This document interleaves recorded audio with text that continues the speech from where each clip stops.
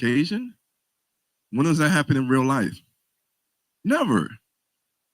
It never happens in real life. So why do people believe this stuff?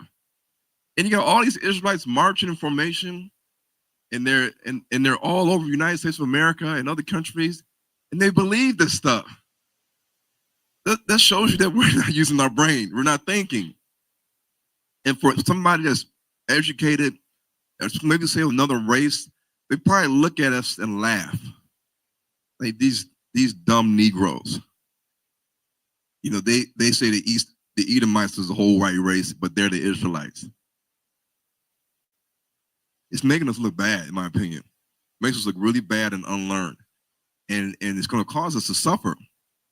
And when a lot of Israelites, they teach these things, and you say, well, okay, well, I was under the understanding that the Gentiles, or the lands of the north, the isles of the north, or the isles of the Gentiles, north is like from Western Europe to Eastern Europe to Scandinavia, to Central Asia, the Pontic Steppes, all the way going to Siberia and China.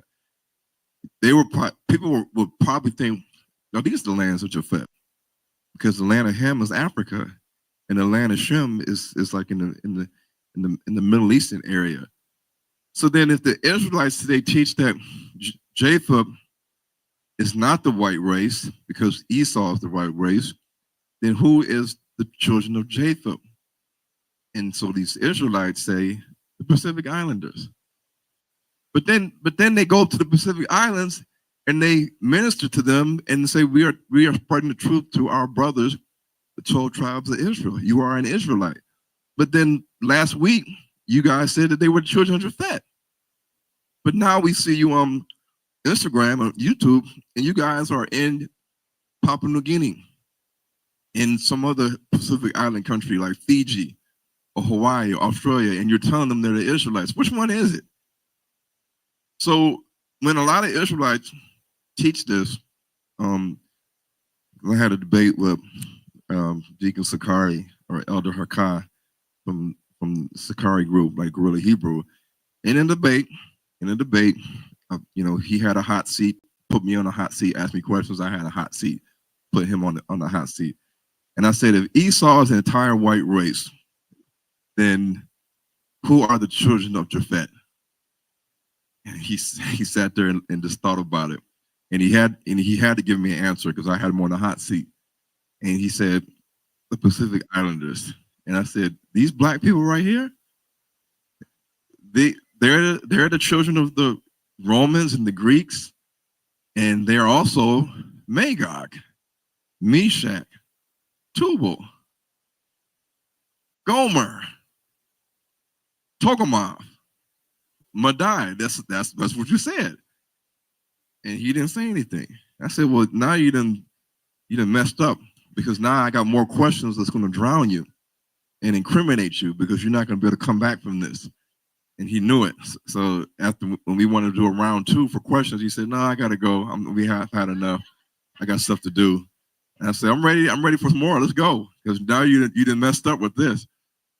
Because this shows that their whole premise of teaching, the foundation is not there. It just crumbles their whole foundation. So these black people, they obviously are black. They have melanin. They have afros. They're not your typical Europoid Caucasian features. But who are they?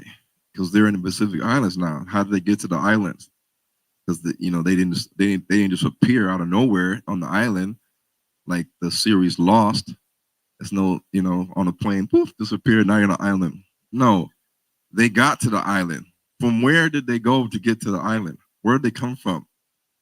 Because some of them kind of look like us, but then they have sort of this Indian black kind of mixture look in them. So if we want to say that these people are the descendants of Japheth, then who are they? The statues from ancient Rome, the ancient Greeks, all over the place. The head busts. Where were they making these head busts? And why were these head busts in ancient Greece and Rome? if they're not the ancient Greeks and Romans. You say they're Edomites, okay. What about these people? And this is a problem because they have a biblical identity too, even though they're in an island, and these islands were colonized by the Europeans. That's why they have islands like New Britain, and Vanuatu in Australia. These are all islands colonized by the British, and then later the Asians. So we have to kind of analyze all the nations and try to figure out, okay, who are they? They're not Jacob's seed, because that would mean that these nations are going to come against us in the land. Because in the book of Ezekiel, these nations are going to wake up one day with an evil thought in their mind, and they're going to say, let us go to the land of unwalled villages, to them that are dwelling at rest, no bars, no gates, all the stuff the Bible says. They're going to cover the land like a cloud. That's what it says. So then all these people are going to cover the land of Israel like a cloud. And we know that's not going to happen. And it says bucklers and shields and helmets. It says this. So that implies bucklers, shields, helmets, swords. It means that they're prepared for battle, prepared for an invasion. So are they going to invade Israel? No. Are they going to invade sub-Saharan Africa? The answer is no.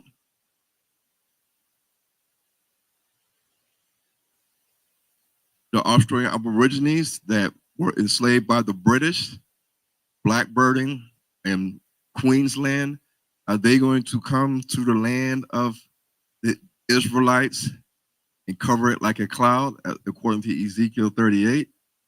No. Why do they stay on an island called New Britain? Well, the name speaks for itself. But they're on this island and they have an identity, and many of them say that they are descendants of the Israelites.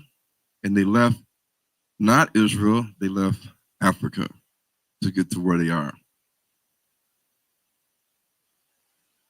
This guy right here, what is he? What race is he? Does anybody know what race he is? Is he an Aboriginal Australian? Is he an Indian? He could be Indian too. They got Indians in South Africa look just like him. Anybody been to South Africa? There's dark-skinned Indians in South Africa, and some of them you wouldn't even know they're black if they had a hat on. I mean, they're Indian if they had a hat on. So we don't talk about who are these people in India as well. Who are these people in these Pacific Islands, Oceania, South India, Indonesia? Why do they got afros? And if they don't have an afro, why do they have melanin? Where do they get it from? In the Mishnah, it does talk about Shem being dark like a raven. It says that. And it says Ham is also dark and Japheth is white. It says this in the Jews' own books. Anybody read that part? And the British, they enlarged themselves. They dwelled and subdued a lot of the true Shemites. Like it says, God shall enlarge Japheth and he shall dwell in the tents of Shem. So we need to know who are the nations Magog, Meshach, Gomer, Tubal, Togarmah, Persia, and Put, because this is in our Bible in Ezekiel 38.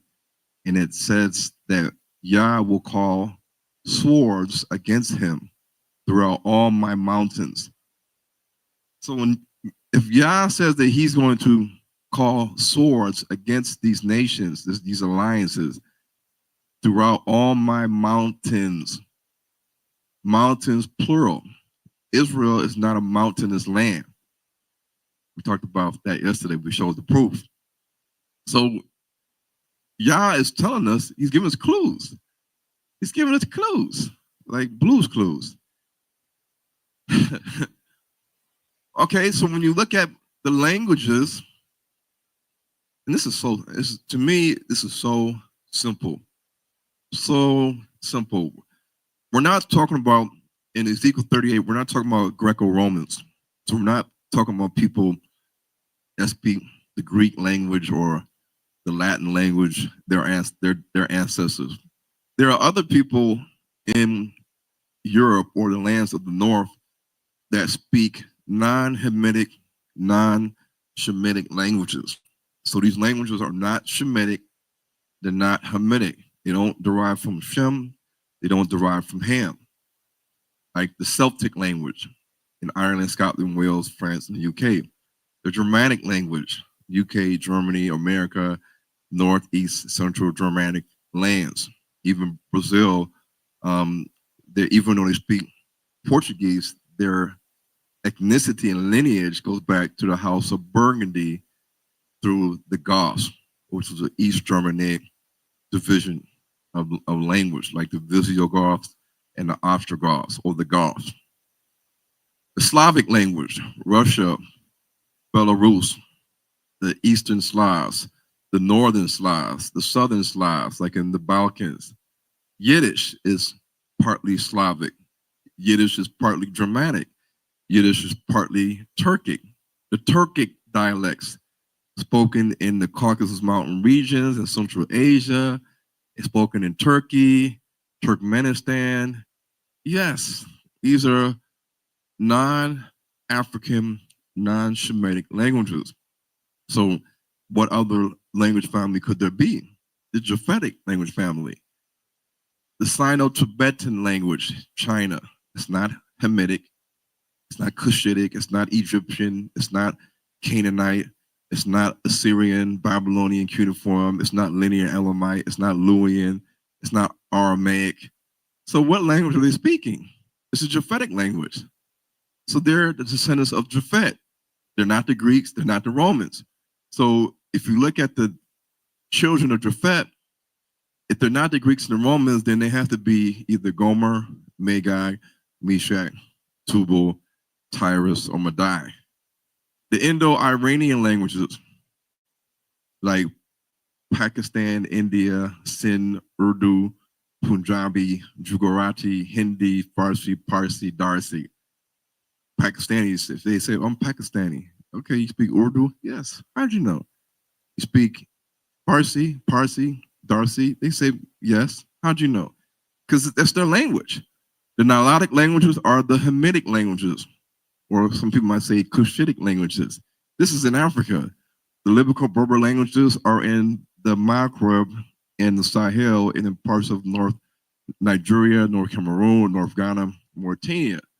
So the nations that are linked to Japhet, that are not the Romans and the Greeks, they are going to be the people that are going to wage war against the Israelites and cover the land of the Israelites. Are they going to do this in Israel? Or are they going to do this in Africa? What do you guys think? Are they covering the land now in Africa or Israel? They're covering the land now in Africa. They've been covering land in Africa, but they're stepping things up now. So the Cushites in Africa, the Puttites in Africa, the Chinese, the Russians, the United States of America, the UK, France, Germany, Netherlands, Belgium, Spain, Portugal, Brazil, the white Arabs, India, Pakistan, are they interested in taking over Israel?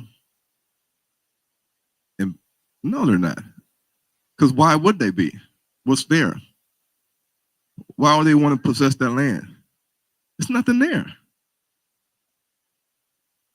So they're not coming to spoil the land like it says in Ezekiel 38. Ezekiel 38 says they're coming to plunder and steal the land. And I read this all the time, and I say this all the time on YouTube. And people look at me like I'm crazy. Linear Elamite, the ancient Babylonian, ancient Assyrian, Aramean, Persian language, the downstream branches of these ancient languages can be seen in the languages in the Indus Valley region, from North India to Pakistan to Central India to South India. Yes, it's there. It's been proven. So we have to use critical thinking, critical thinking, critical thinking. A lot of Israelites, they teach us and they think that we're not using critical thinking, because if we did, then we would challenge them and we would say, we'll raise our hand in class and say, can you show me how all the white races are the Edomites? And you just said that the children of Japhet are the Pacific Islanders. Or it might say, well, no, we didn't say that. They're the Israelites. Okay, so they're the Israelites. So then who are the children of Japhet? You're running out of options. You just told me that Moab and Ammon are the Chinese and the Japanese. You told me all the white races are Esau. You told me that all of the Western hemisphere, the Latinos, the whites, and the Negroes are Shemitic. We're running out of places on earth to choose. We got India left. What about them? You know, so we don't put these leaders to task and tell them, like, this doesn't make sense. No, I'm not accepting this. You want me to accept it, but I'm not accepting this. Challenge the leaders. We don't do that, because all these Israelites are still teaching the same thing, and they get more and more followers by the day, and they get more and more support by the day, and that means more and more money by the day, because more followers and subscribers means more eyeballs, more views, more money from Google if they're monetizing. So these are the people of Fiji, the original people of Fiji, and you see how they have woolly hair, and the British made them pick sugarcane on plantations in the Pacific Islands, just like in America, in the Caribbean. They happen to have a specific marker on the maternal side that is called the 9BP deletion. And the people that have it the most in the world are the African pygmies. So it comes from them, but it's seen in the Pacific Islanders, and it's seen also in select Bantu tribes that have done mixing with the African pygmies, like in Central Africa, South Africa, Southeast Africa, and some parts of East Africa. But the pygmies are mainly in Central Africa and Southeast Africa. So you're going to see people there with that, including the Lemba Jews. It's in South Africa and Zimbabwe. So the 9BP deletion is real. And AI says, yeah, it's real. It's a mutation that occurs when one of the two copies of a 9BP direct repeat sequence is lost in the region 5 of the maternal DNA on the mother's side. And AI says that it's found in nearly all of haplogroup B. Haplogroup B is seen by the African pygmies.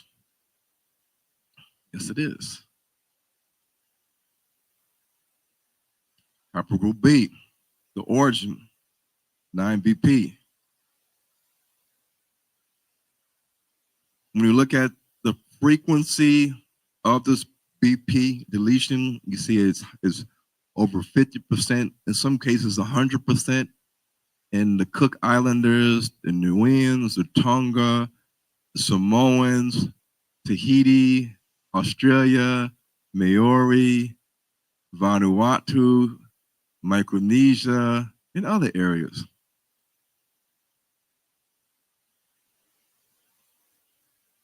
Lower values seen in Native American Indians and others in Central Asia. And you can see them right there, lower values. So the Pacific Islanders, they say they left the area where Lake Tanganyika borders the Congo and Tanzania. So Lake Tanganyika is like in the middle of the Congo and Tanzania. And they say that we left that area where the lake is at. Because if you take a boat on the other side of Lake Tanzania, you're in the Congo. And this is how the boats were depicted that the ancient Phoenicians or the Canaanites used back in ancient times, like with King Solomon and the King of Tyre and their fleet of ships that it talks about. This is what they depicted to look like, these ships. Notice how the front of the ship has this long mast like this, the front and the back. And let's see the ship that the Pacific Islanders, like Fiji and people, sailed on to get from Tanzania to Fiji. And they say they stopped at Melanesia on the way and Papua New Guinea, and then they eventually landed at their final stop in Fiji. More pictures of the ancient boats that they used in that time, where you have Egypt in the Mediterranean Sea. You can see it right there.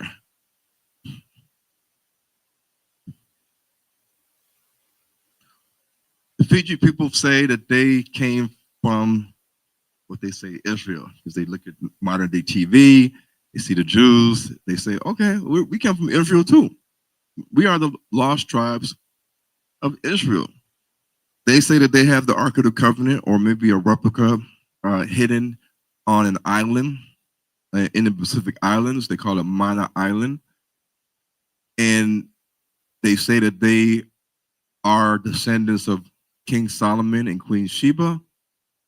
And some of them say they're Benjamin and Levi and Judah.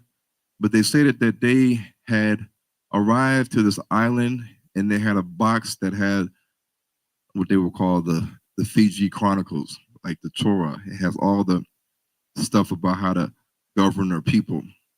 And it fell overboard on the way to Fiji, and it went into the ocean. And because it went into the ocean and the nearest island was Fiji, this is where the people stayed, because they wanted to be close to where the Ark of the Covenant or the box had fell. But they say that their connection and where they brought the box or the replica of the Ark of the Covenant came from the area known as Lake Tanganyika in Africa. And you can't see it, but it says here, traveled from Lake Tanganyika in Africa to Fiji, not traveled from Israel. And here's a video I want to show you guys. Some people might have seen it already.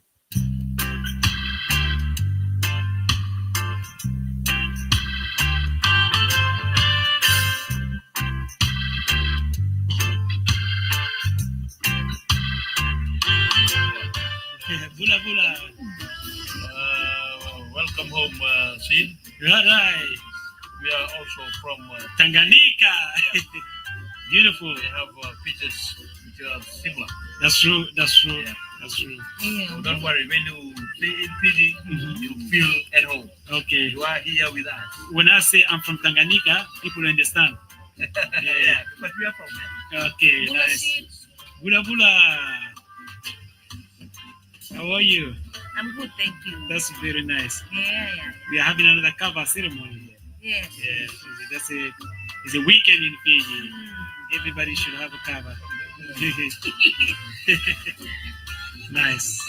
That's beautiful. So when you stay in Fiji, feel at home. Okay.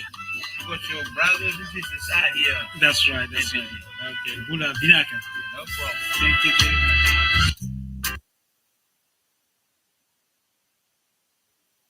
So the word, and we talked about this yesterday, for those that weren't here yesterday, the word Tanganyika is a Bantu word that comes from two words, Tanga, and it means to roam or to wander, and Nyika, or Yika, because the N is silent in many cases in Bantu languages, and Nyika means uninhabited plain or wilderness. So Tanganyika means to roam or to wander in the wilderness. And the Israelites, what did they do? They roamed and wandered in the wilderness. The wilderness is not a magical place. When they left Egypt, they were on the continent of Africa and they wandered in the wilderness, which is still in Africa. And then eventually they got to the land of Canaan or Israel, at least what our Bible says, because the Bible doesn't give us a location for the wilderness. It just says they were in the wilderness for 40 years. So where is this wilderness at that they wandered, and they say that this is their first land, the first country? Even in the Zimbabwean Shona language, Tanganyika means our first country, our first land. And it means that because they say that they lived and had their origin at the land north of the Zambezi River.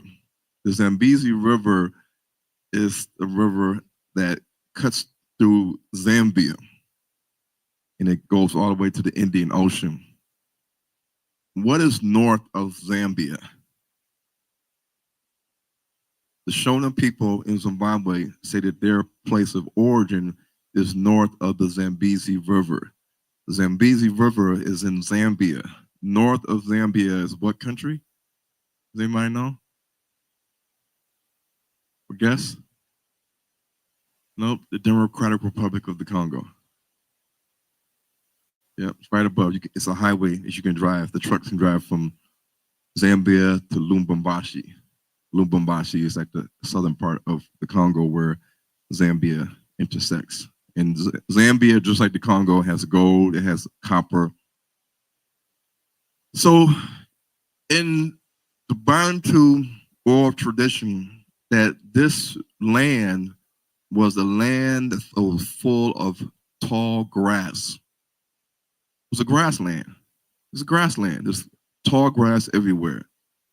And plains and mountains and hills, but an expansive land of grass.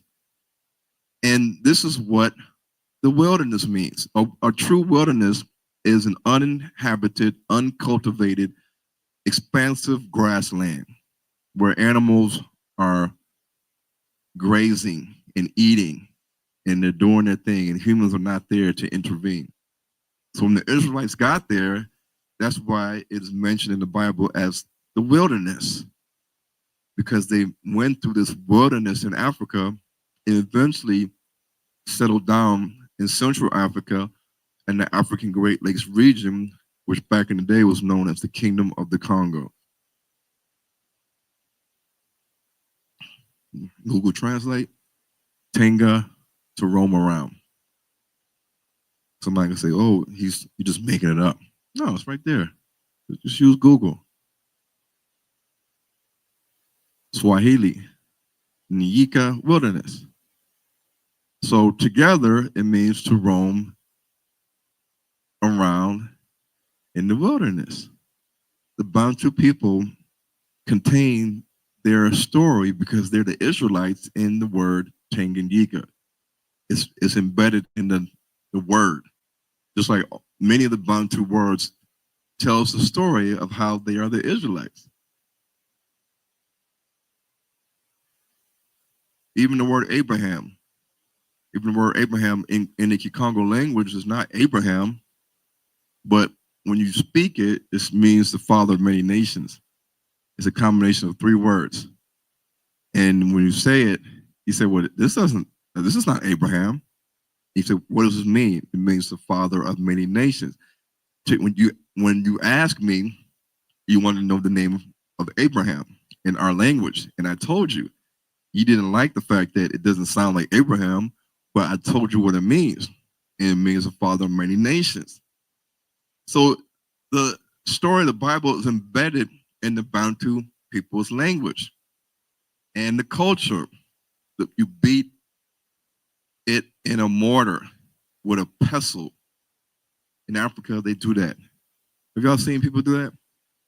They do that in the Caribbean too. This is in the Bible. This is an African tradition. This is an African tradition, and it's in the Bible. What does that tell you?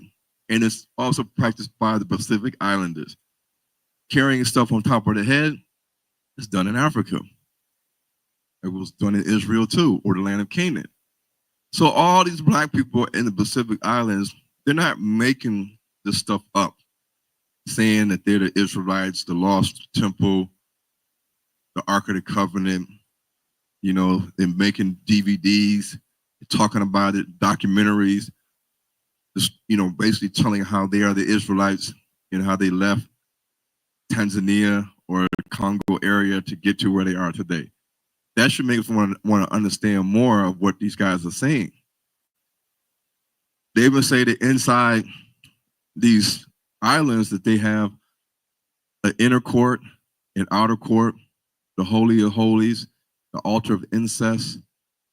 They come there and they gather, they take out their shoes. They have 12 tribes of Maleta. They sing songs. You know, they say all these things. I mean, this is stuff that you just can't just say, nope, I'm gonna discredit it. We don't believe nothing you guys say. Because they too have a common origin and a connection that connects back to Africa. Now, I once studied a DNA article, and I did see small percentages, like 1%, 2% of the DNA that Pacific Islanders carry, like M and S and C and K. And I wonder, I said, what is it doing here in Africa when they're not here? Some of the DNA that the Pacific Islanders have is seen in the Lemba Jews, and they're in Zimbabwe and South Africa. So you got to wonder why do they have DNA of Polynesians when they're over here and they're in Africa? It's because a long time ago they were all in one place, and even though there was mixing amongst people locally, tribally, there still was remaining a small percent that's remained, showing evidence that the Pacific Islanders, just like their story, they were in Africa at one point, 2,000, 3,000 years ago. And so the Christian missionaries, they would do their studies on the lost tribes of Israel in Fiji. Okay. So we have to understand these nations right here. These are not Greeks. These are not Romans. These are not Cushites. These are not Puttites. These are not Canaanites. These are not Egyptians. They are not the Assyrians. They're not the Babylonians. They're not the Elamites. They're not the Arameans. They're not the Luwians, the Luddites. So they're not none of these people. Then who are they? We only have a couple more nations left, and it's in the nations of Gomer, Magog, Meshach, Tubal. What else could it be?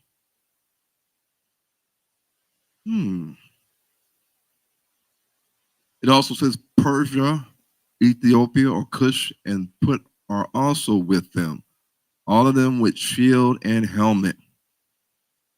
That means that they're ready for something. Invasion, war, colonization. And we know that the ancient Puttites should be connected to Libya. The ancient Cushites should be connected to Sudan. In Sudan, the original people is that guy with the orange hair. They're very tall. They have a lot of cattle. They're uncircumcised. They drink blood, mixed blood and milk. They stand behind the cows and the cows pee on their head. They do all these things. They don't have a dietary law. They don't have any of these things. So these are your true Cushites. They're in Sudan, and Russia has been making alliances with South Sudan and their president. Russia has been making alliances in the Sahel. And in the Sahel, you have the Black Arabs, the Tuaregs, the Hausa, the Fulani. those that call God Allah, Niger, Chad, Burkina Faso, partly, Mauritania, Mali. You see that Russia and the Wagner Group is going there and giving them military support, making alliances, all from Mauritania all the way to Sudan. Why is Russia and their ministers going there now all of a sudden? Not 10 years ago, 20 years ago. Why are they all now making a big tour through the Sahel in Muslim-dominated countries? They're already tied to BRICS, yes, but now they're hitting the Sahel. Why is Russia interested in the Sahel? And Ibrahim Traore and the president of Niger and Chad and their coalition that they have. You have to pay attention to all these things that are happening. Gomer and all his bands, the house of Togarmah of the north, and all his people, many people with thee. Who is Gomer? We don't never talk about this in the Israelite community. Who is Gomer? No Christian pastor talks about it. No Israelite talks about it. If so, who do they say they are? Does anybody hear any Israelite talking about who Gomer is? Any Israelite congregation, teacher, leader? Why not? Why are we ignoring Ezekiel 38? Why are we ignoring it? I don't understand. We live in some kind of weird world where we're not addressing things that are pertinent. In Proverbs, it says, the prudent see danger and take cover, but the simple keep going and they suffer the consequences. Christ says, watch ye therefore and pray always that ye may be counted worthy to escape all these things that shall come to pass. So he told us in Luke 21, verse 1 through the end, he told us what's going to come to pass. He told us that. Pestilences, war, famines, earthquakes, seas roaring, waves roaring, the sun's not giving her light, the moon's not giving her light, stars are falling from the heavens to the earth. Christ is telling you all of this stuff. And he says that all these things are going to come to pass, but you need to pray that you are going to be accounted worthy to escape these things. Because he knows that some people are going to perish.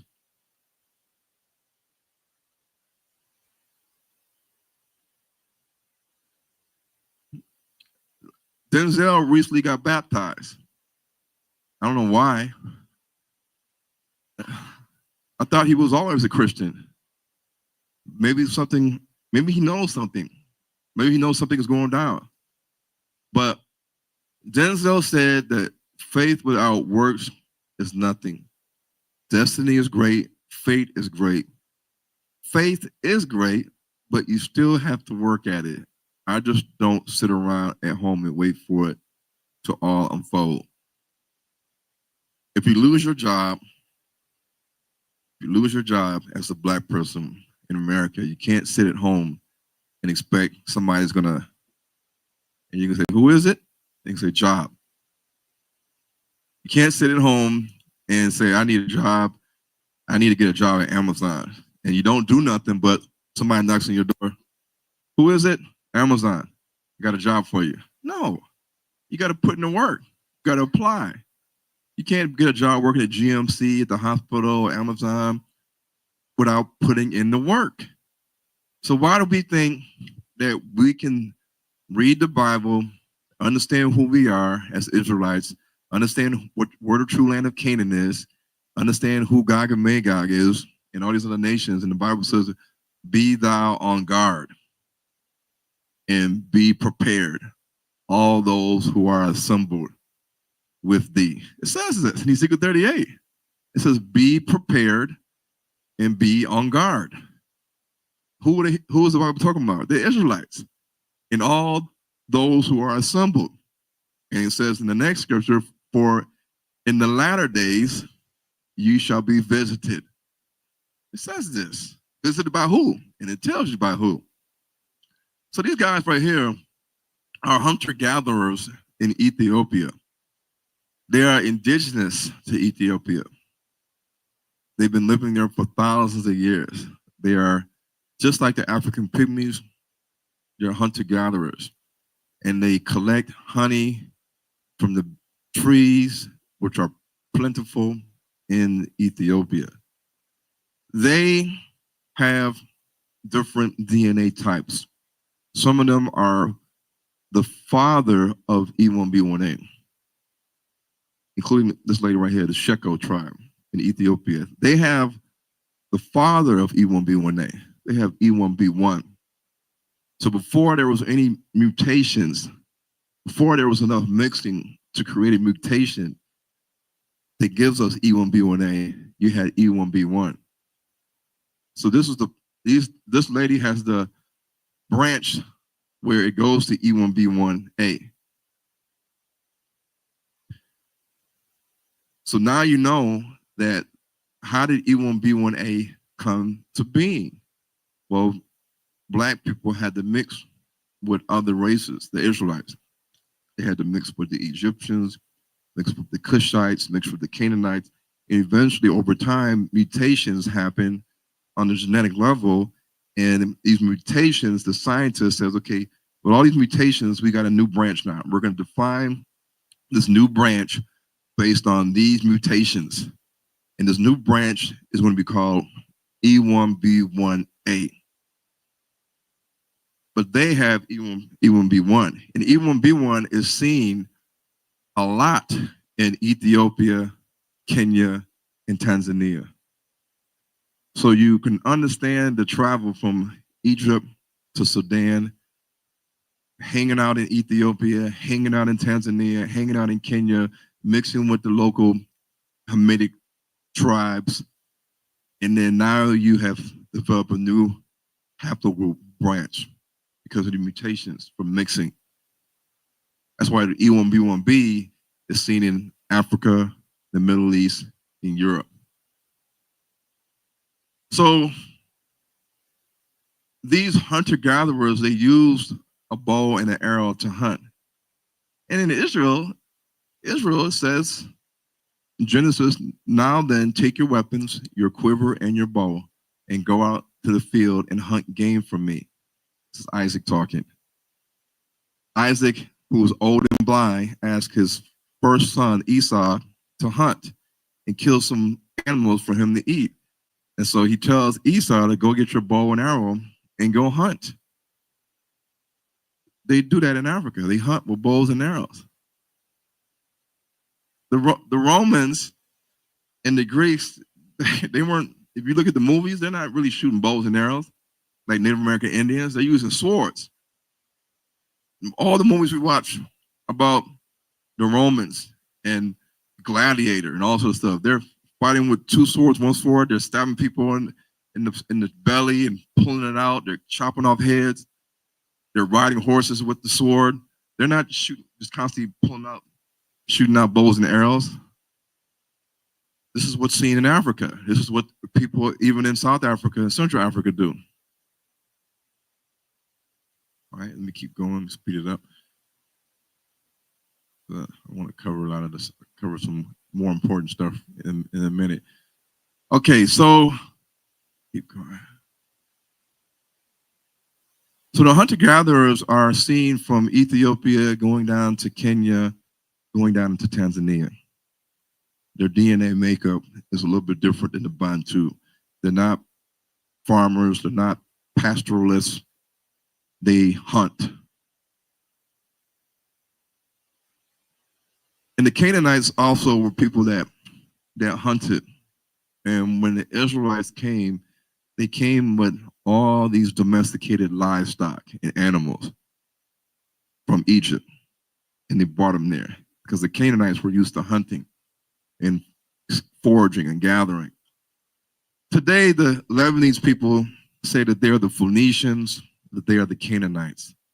However, when you look at their Y DNA distribution, meaning their paternal father lineages, you see a lot of different colors because they are not one ethnic group.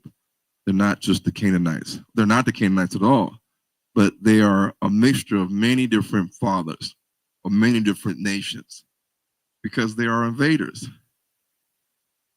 They are invaders over the years of many different nations. But the Jews and the Arabs will conduct their research, and I don't know why they do this, but they'll say the DNA extracted from a 4,000-year-old human remains in Lebanon reveals that 90% of Lebanese people are from the ancient Canaanites. And then they give a DNA haplogroup that is not seen nowhere in Africa. And they just say, okay, well, if the Lebanese people are here in the so-called land of Phoenicia or Canaan, and we look at this skeleton that's 4,000 years old that we're collecting from what we say is the land of Canaan, Israel, therefore we're going to connect this DNA and say that it is a Canaanite DNA or skeleton. This is how we are miseducated all day long by the Europeans.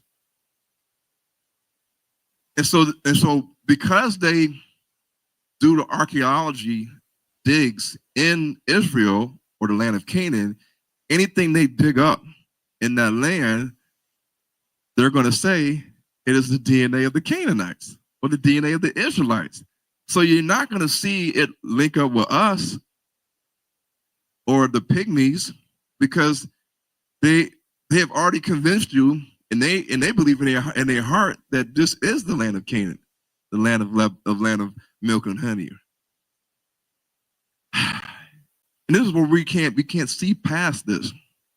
So the DNA studies that they took from Lebanon shows all these DNA haplogroups on the far right: N1A, HV, K1A, R2, H1.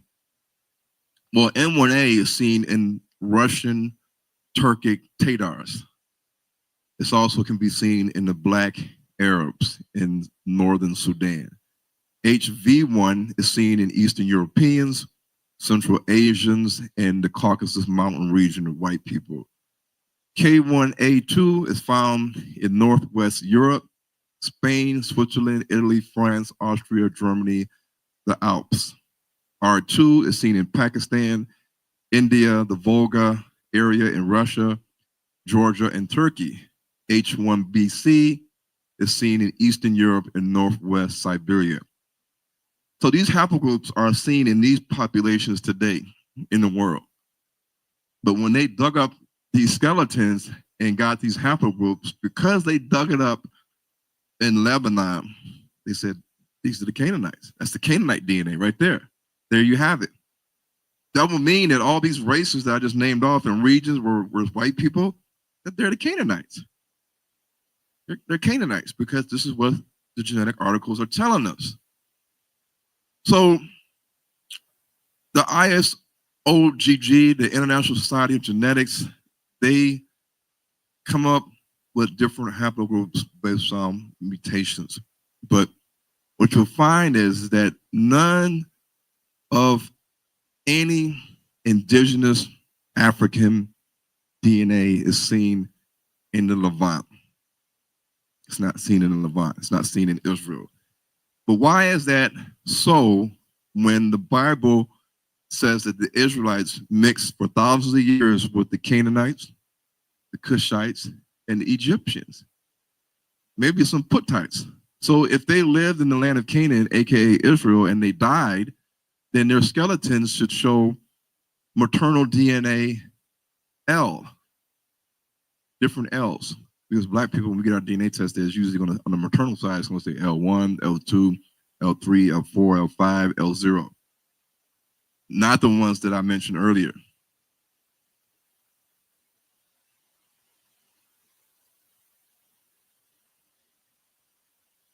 So the little people and the Bushmen in South Africa that have the Asian eyes, like Nelson Mandela, they're also in Kenya.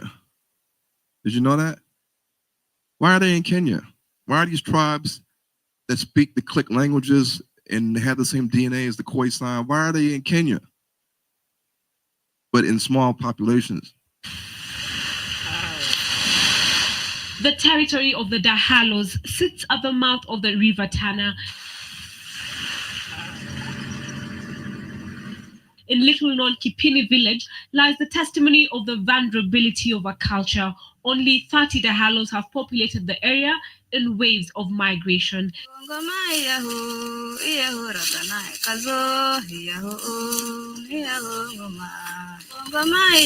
Yet they send out a signal to the world that they still exist. Though a tiny population, they can still be counted. A people who look detached from a struggle to pass on their birthright, as Mzee Maulidi, the eldest of the Dahalos in this village, lets on. Ile asili ndio hapo mimi sifahamu.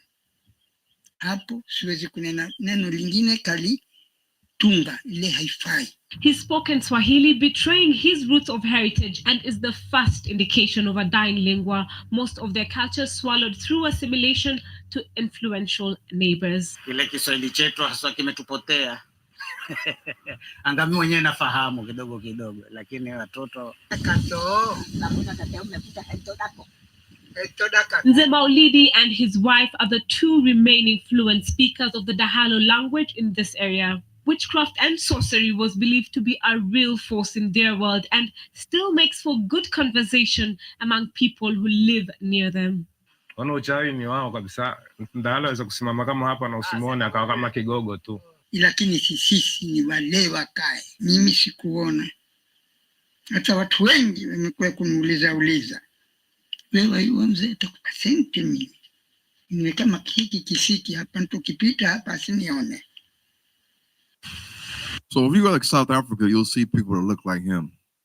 But he's in Kenya, and of a small remaining group of Bushmen people that live in Kenya, because in the ancient days before the Bantu left Egypt, that whole land in sub-Saharan Africa, in East Africa and Ethiopia was populated by the African pygmies and the Khoisan Bushmen until the Bantu people arrived and displaced them. Abraham came to the land of Canaan and he dwelt amongst the Canaanites. And he told his servant to not get a wife for his son from the land of Canaan, but to go to his land of nativity and get a wife for his son.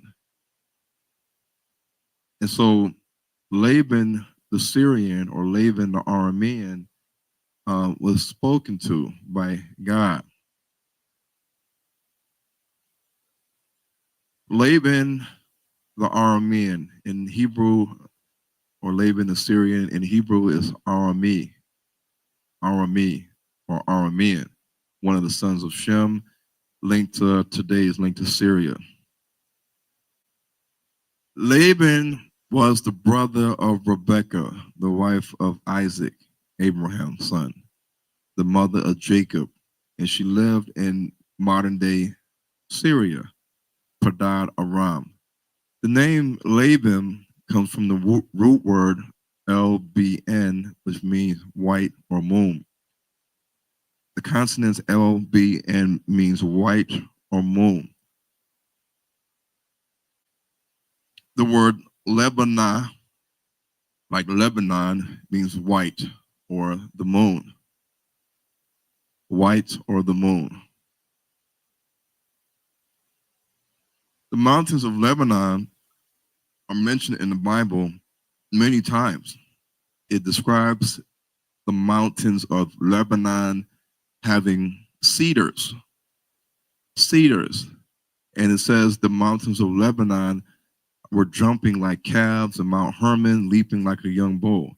The tallest cedars and choice cypress of the mountainous region of Lebanon being felled. Deuteronomy 1:7, 3:25, 11:24 says that Lebanon is part of the land of Israel. It says this.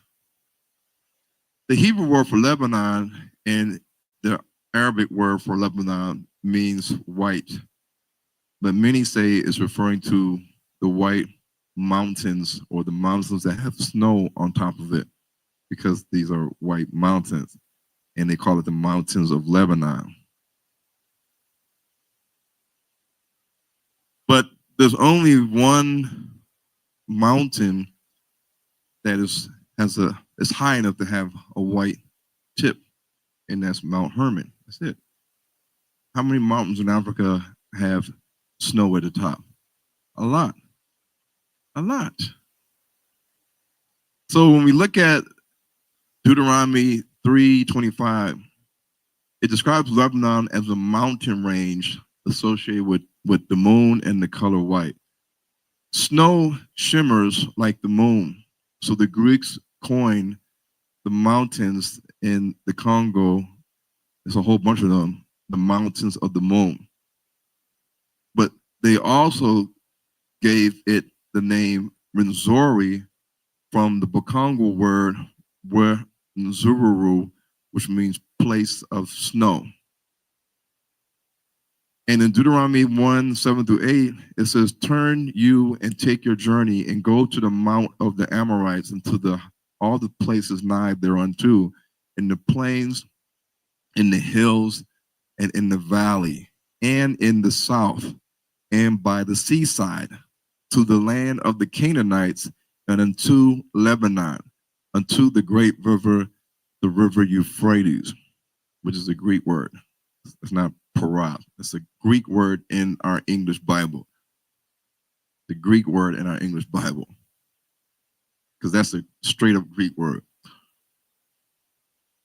These are some things that you got to pick up. So in Israel, only one mountain has snow on it, Mount Hermon. But in Africa, you got all these mountains that have snow-capped summits, and there are multiple summits. It's like a chain of mountains, and they all have snow at the top because they're high mountains, 16,000 feet. Israel is not a mountainous land. We talked about just yesterday. The Bible mentions this mountainous land of Lebanon as having very tall cedar trees. Well, the scientific name for the cedar trees is the African pencil cedar, also known as the Juniperus procera. This tree is native to mountainous areas in Africa and the Arabian Peninsula. These cedar trees are found in Ethiopia, Kenya, Uganda, Tanzania, Republic of the Congo, the Democratic Republic of the Congo, Malawi, Djibouti, Eritrea, Mozambique, Somalia, Sudan, Zambia, and Zimbabwe. These cedar trees in Africa can grow up to 80 feet and in some cases above 100 feet. So what cedar trees are we talking about? And what mountains are we talking about? Is it the ones in Israel, Mount Hermon, or we've been deceived and these cedar trees that are amongst the snow-capped white mountains, aka Lebanon mountains? Which one are we going to go with? These are the tall cedar trees that grow in the forest along the mountain ranges in sub-Saharan Africa, including Mount Rwenzori, which is a snow-capped mountain in Uganda and the Congo, including Mount Kilimanjaro in Tanzania, including Mount Kenya and Mount Meru. So along the base of these mountain ranges are these giant cedar trees in these countries I just listed. What's the coincidence that the Bible talks about cedar trees, tall cedar trees, mountains that are called Lebanon, which equates to snow, moon, and white, and we see this in Africa? Okay. The Lebanese people are so-called the Phoenicians, but Ham is the father of the black races, they would say. Africa is the land of Ham. Kemet means land of the blacks. Cush is associated with black. Ethiopia is associated with black. the word, the etymology. So how in the world can the Canaanites look like them? But no Israelite wants to address this. No Israelite wants to address this in their teachings on YouTube. Is there a reason why? Are they trying to deceive us or just not let us go down the rabbit hole to find the truth and then start calling them out? Okay, so I'm gonna skip to this. The last thing I wanted to show before we break here. Yeah, here we go. Okay, this is a geneticist, Eosif Lazardis. He's a geneticist at Harvard University. They did a study on Israel and the Natufians. And in the study, of course, you know, he's not really saying anything. He just gives you the data. But the data that he's going to give you and some other data is going to prove to you that Black people, Bantu people, were not living in the land of modern day Israel. They weren't there. We think that they went there. We want to hold on to that they went there too. They went there too, and they went to Africa. No, we're going to show you the proof. So these Palestinians or Lebanese people, they're not connected to the Canaanites. They're not connected to the Jews. They're not connected to the Philistines. We have to use critical thinking. They have all types of wide DNA haplogroups, many that are not even found in Africa. They're not connected to Africa in any way. So if they're the Canaanites, then the Dinka woman is their cousin, the son of Cush. Canaan, Cush, no, doesn't make any sense. So when you look at the DNA samples that they took in Israel during the pre-pottery Neolithic B and C, you'll see that it has a precursor. It has E, and from E, you get many different haplogroups. They're not telling you, for like right here, they're not telling you that they found a specific DNA E1B1A. It means that they just found DNA that was E.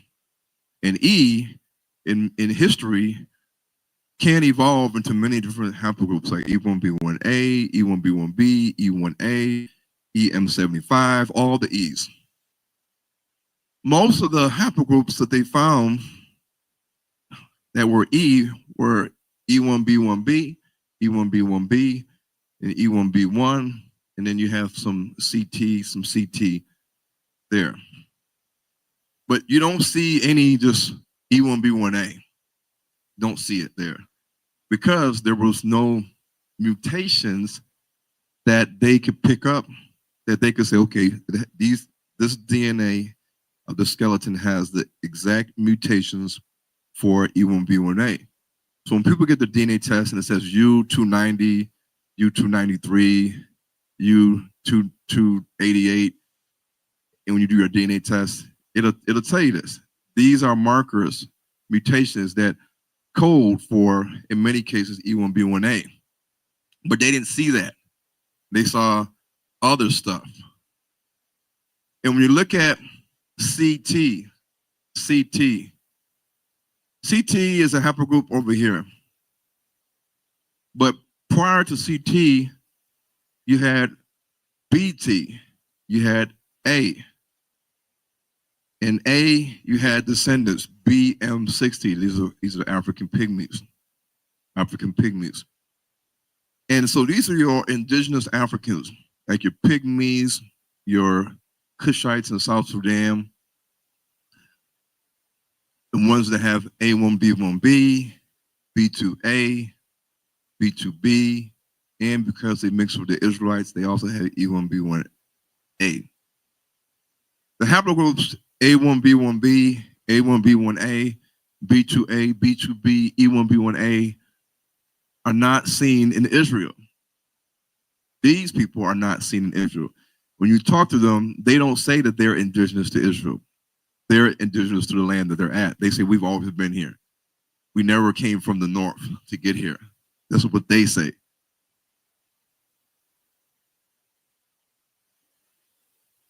E1B1A, B2A, E2B1A is seen in Bantu people, Nigerians, the DRC, the RC. This lady here is a bioanthropologist. She studies skulls, jaws, and the teeth. Skulls, jaw, and teeth. And with the skull, you also have the nose.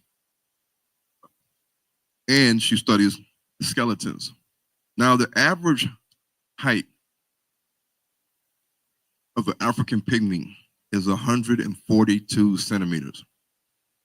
The average height of an African pygmy woman is 137 centimeters. They live in the Central African region of the Congo. This lady studies the skeletons, skulls, and teeth of Israel, ancient Israel specimens. She is the professor, she's the emeritus professor in the Institute of Dental Sciences and the Institute of Neurobiology at the Hebrew University of Jerusalem. Her focus is also biological anthropology, Near Eastern Levantine archaeology, dental evolution, growth and development in populations in the Levant. So she's tried and tested. She's your receipt. She's your sources that Israelites always want. So again, the average height of the pygmy man is 142 centimeters, and the woman is 137 centimeters.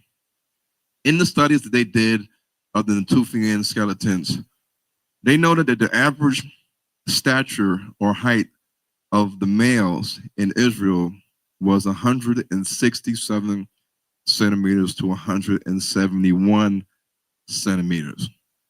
That is way higher than what the African pygmies had. The African pygmies average height is 137 to 149 centimeters. The average height of the Natufian, or the skeletons they found in the Natufian age and the Iron Age in Israel during the biblical times of 1200 to 500 AD, their heights were 167 to 171. So basically, the pygmies are about 4 foot 8 inches tall. The skeletons in Israel height was 5 foot 6, 5 foot 7. This is during the time when the Israelites would have first had entered into the land of Canaan. They had judges, then they had King Saul. Then they had to deal with the Canaanites, mixing with them, battling with them, trying to dispossess their land. They couldn't get rid of all the Canaanites. That's what the Bible says. So these skeletons found in ancient Israel from the Natufian age, the Copper Age, the Bronze Age, the Iron Age, did not show the type of skeletons you will see in African pygmies. So the African pygmies, if they're the Canaanites, one of the sons of Ham, not the Cushites, not the Egyptians, not the Putzites, if they are the Canaanites, then how come their DNA and how come their skeletons and the stature of their skeletons, which is short, why is it not seen in Israel? Why is it average height skeletons seen in Israel, but not pygmy stature skeletons? Because the Bushmen, the Khoisan, the pygmies, they're very short, like less than 5 feet. So she noticed this, but she's not gonna say anything about it because she's not trying to prove who's an Israelite, who's not. Now let's look at the nasal breath of these skulls that they found in Israel from the Natufian age, the Copper Age, the Bronze Age, the Iron Age. This is all throughout the time of Abraham and the Israelites. Let's look at the nasal breath. Nasal breath is the width of the nose. And Negroes have a wider nasal breath than other races, correct?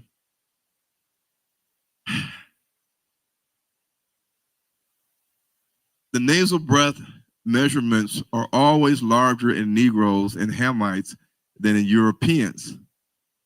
Can anyone debunk this? No, this is reality. Even in the African pygmies, they have wide noses. Even in the Cushites, they can have wide noses too. Even in the Somalians, their noses are a little bit narrower, but they still can have on the higher normal range of a wider nose. Europeans typically have this type of a nose. Asians will have something like this in the middle. Negroes will have a short vertical height with a wide nose. The vertical height is short, but the nose is wider.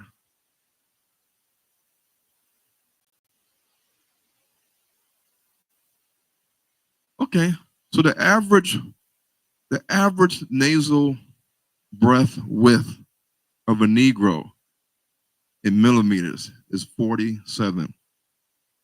The average nasal breath of a Negro is 47 millimeters.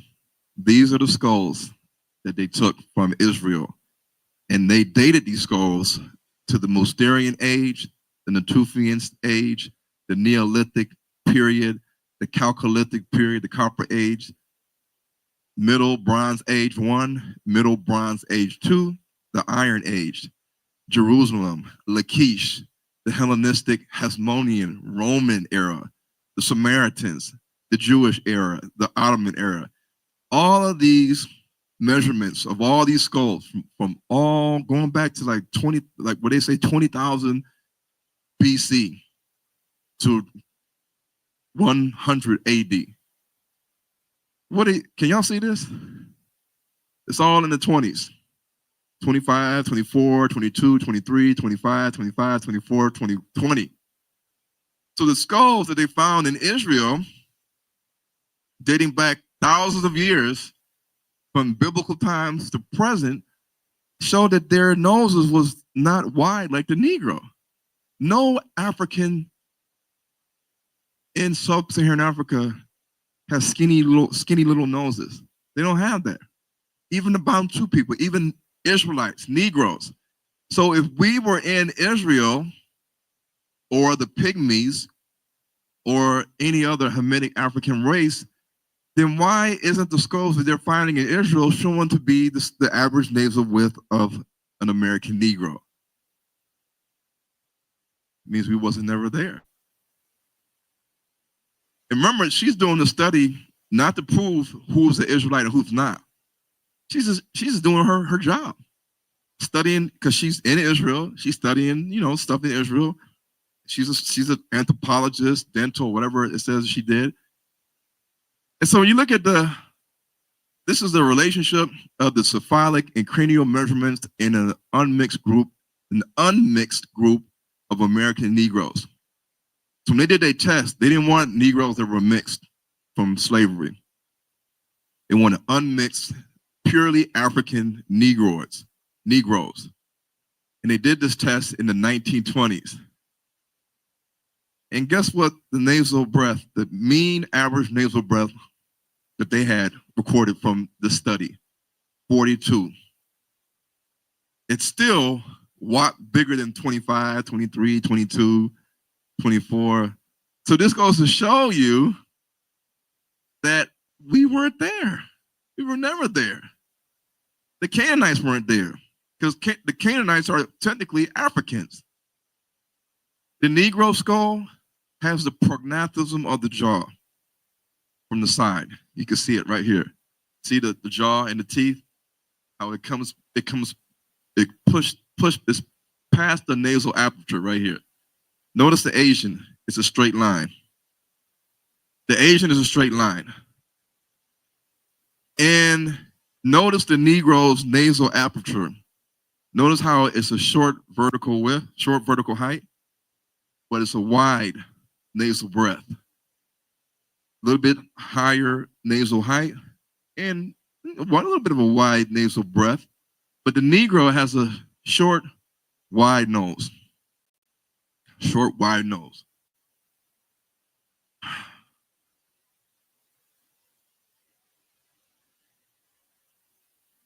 And that actually was a skull of somebody in Israel, right here, right there. That's a skull. Yep. And so basically, even when she tested the cephalic index and she divided it into three categories: dolichocephalic, mesatocephalic, brachycephalic. She said that Australian Aborigines and South Africans are dolichocephalic. She said Europeans and Chinese are kind of, they would classify as normal. Mesatocephalic. Mongolians and the Andaman Islanders have brachycephalic skulls, meaning their skulls are kind of small. Negroes, Papua New Guinea, Polynesians, Pacific Islanders, Australian Aborigines, African Pygmies have dolichocephalic skulls, along with Bantu Negroes. Also, in African Pygmies and other Black races exhibit marked mandibular prognathism. This combination they found is not seen in the skulls found in ancient Israel.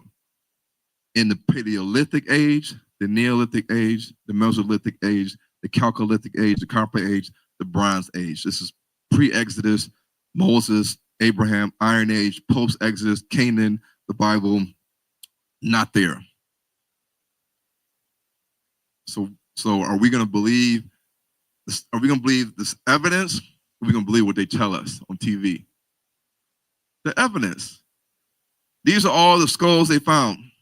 Middle Bronze Age, Judea, Hellenistic age, the Maccabees. We say the Maccabees were black. Black, Judah the Hammer. These are black people. Yeah, the Greeks. Northern Israel, Iron Age, Northern Israel. Notice how there's no prognathism. Look at the Negro skull. Prognathism all day long.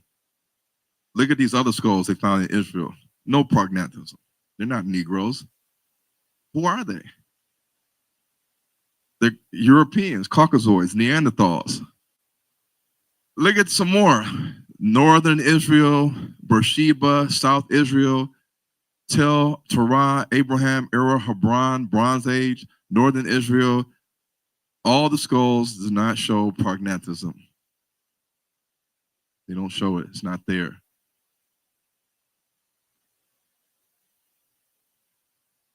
So when they went into Africa, of course, they're going to notice that these pygmies have prognathism. They got woolly hair, just like the Negroes, but they're short.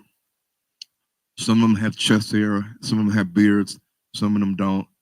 And they called them the Aka. When Europeans went into West Africa, they also went and traveled the Nile region in 1863, 66, and again in 1861 and 1871.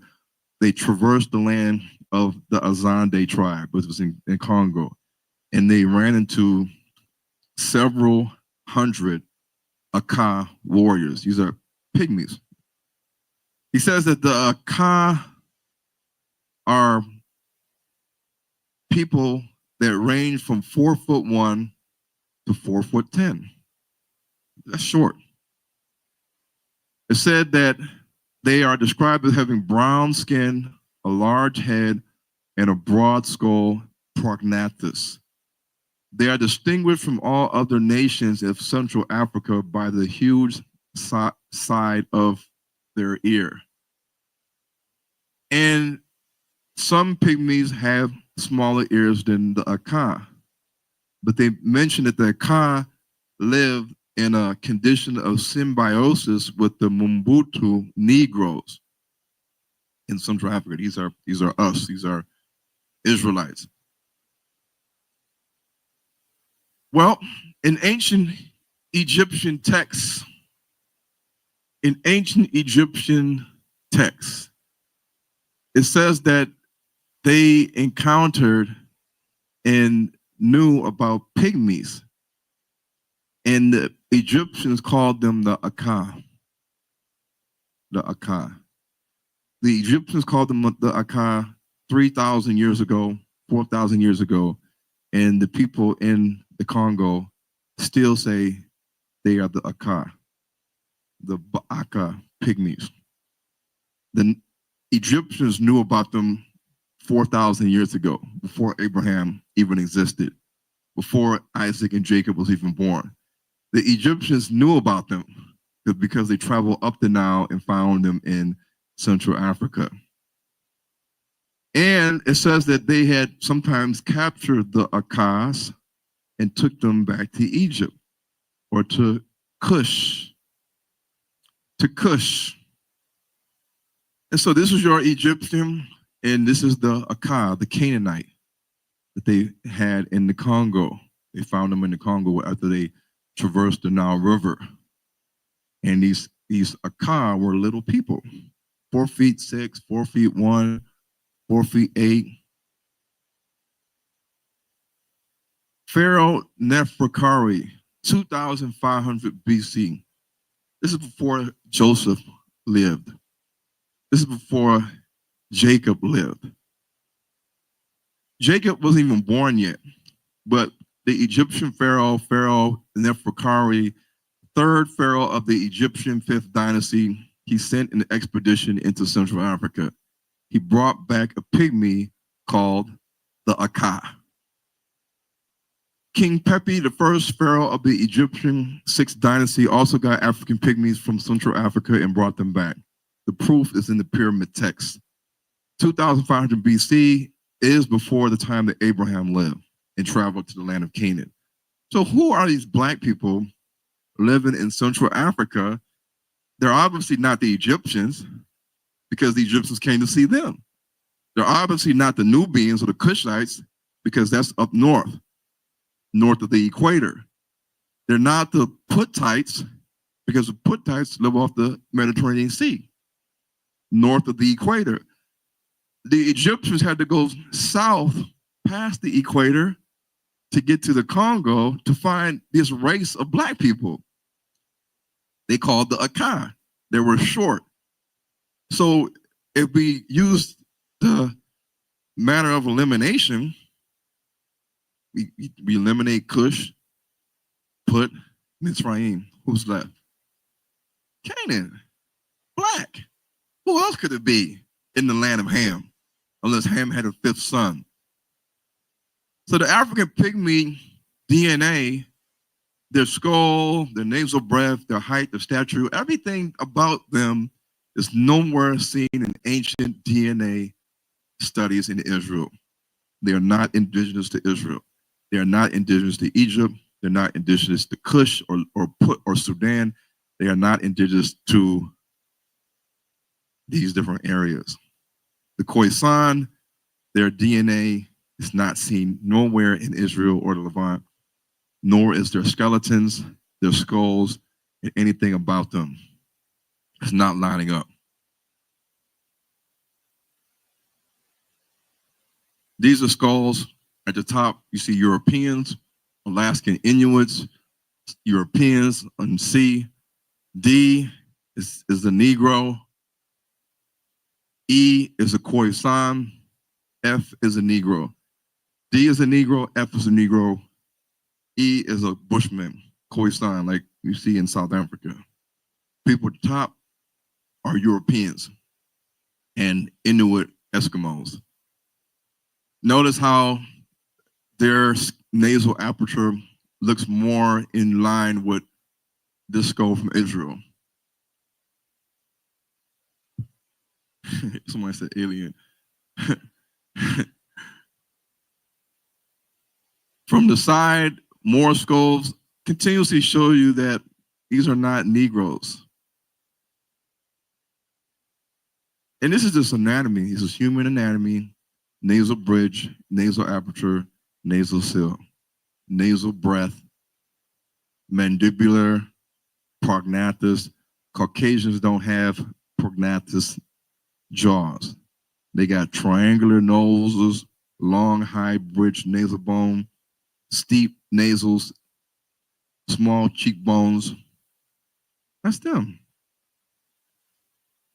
Africans are different in their skull, their nasal aperture, their teeth, their jaws, And all of this shows forth in the testing of all the skeletons that they dug up in Israel, dating back to all these biblical times and before Abraham existed and Jacob existed, proving that if we are the Israelites, like we say we are, but you can't find our DNA, you can't find our skull, you can't find our skeleton, you can't find any comparisons, it means that we never were there. We may say we came from Israel, we came from Israel, but the facts are showing us, no, we've always been in Africa. And we left Egypt and we didn't go northeast, we went south. But who did live in Israel many, many years ago? And I showed this in the movie Hebrews to Negroes 3, Sound Alarm, Volume 1 and 2. Anybody seen that movie? Volume 1 and 2? Neanderthals? The Neanderthals. There was more Neanderthal caves in Israel than any other place in the world. In northern Israel and southern Israel. Why is there more Neanderthal caves in Israel than anywhere else? And why does this most southern part of where you find the Neanderthal skulls, at least in this region, is in Israel, and then they seem to migrate to Europe and then in this direction? They don't go to the areas where it's hot and people are black. Neanderthals, when they left Israel, they skedaddled to the North nations, where there were people that were light like them, and they didn't have to deal with the sun. And the Neanderthals were white. They had blue eyes, red hair, blonde hair. This is what they looked like. And the Neanderthals were cave dwellers. They found the Neanderthal skeletons and skulls inside the caves in Israel. And when you look at the word core, it means cave in Hebrew. The word seer means hairy. Seer the Horite means hairy cave dweller. Did anybody know that? Who knew that?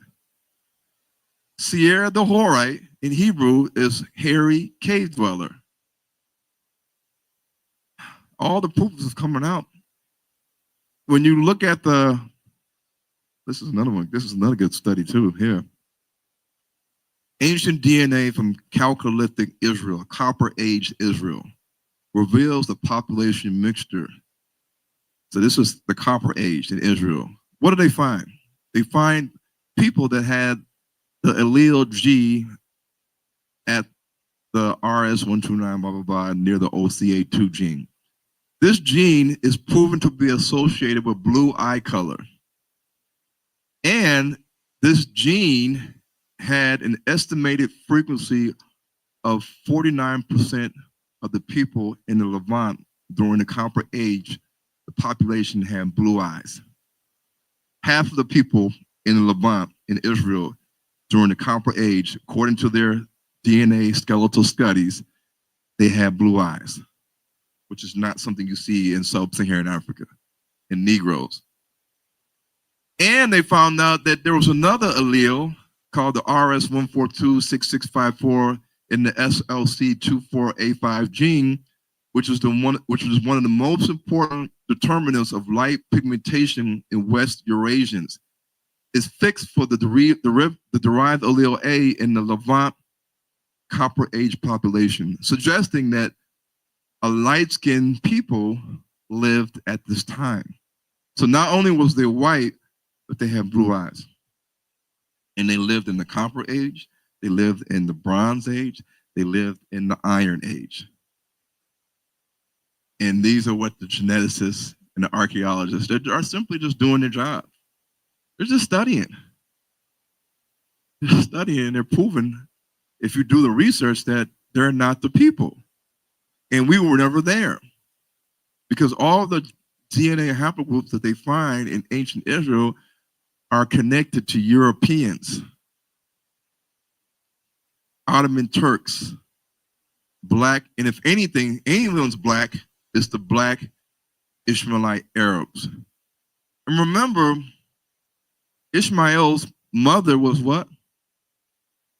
And his wife was what? Egyptian. And Egypt is right next door to Israel. It's like, it's like Ohio or Michigan.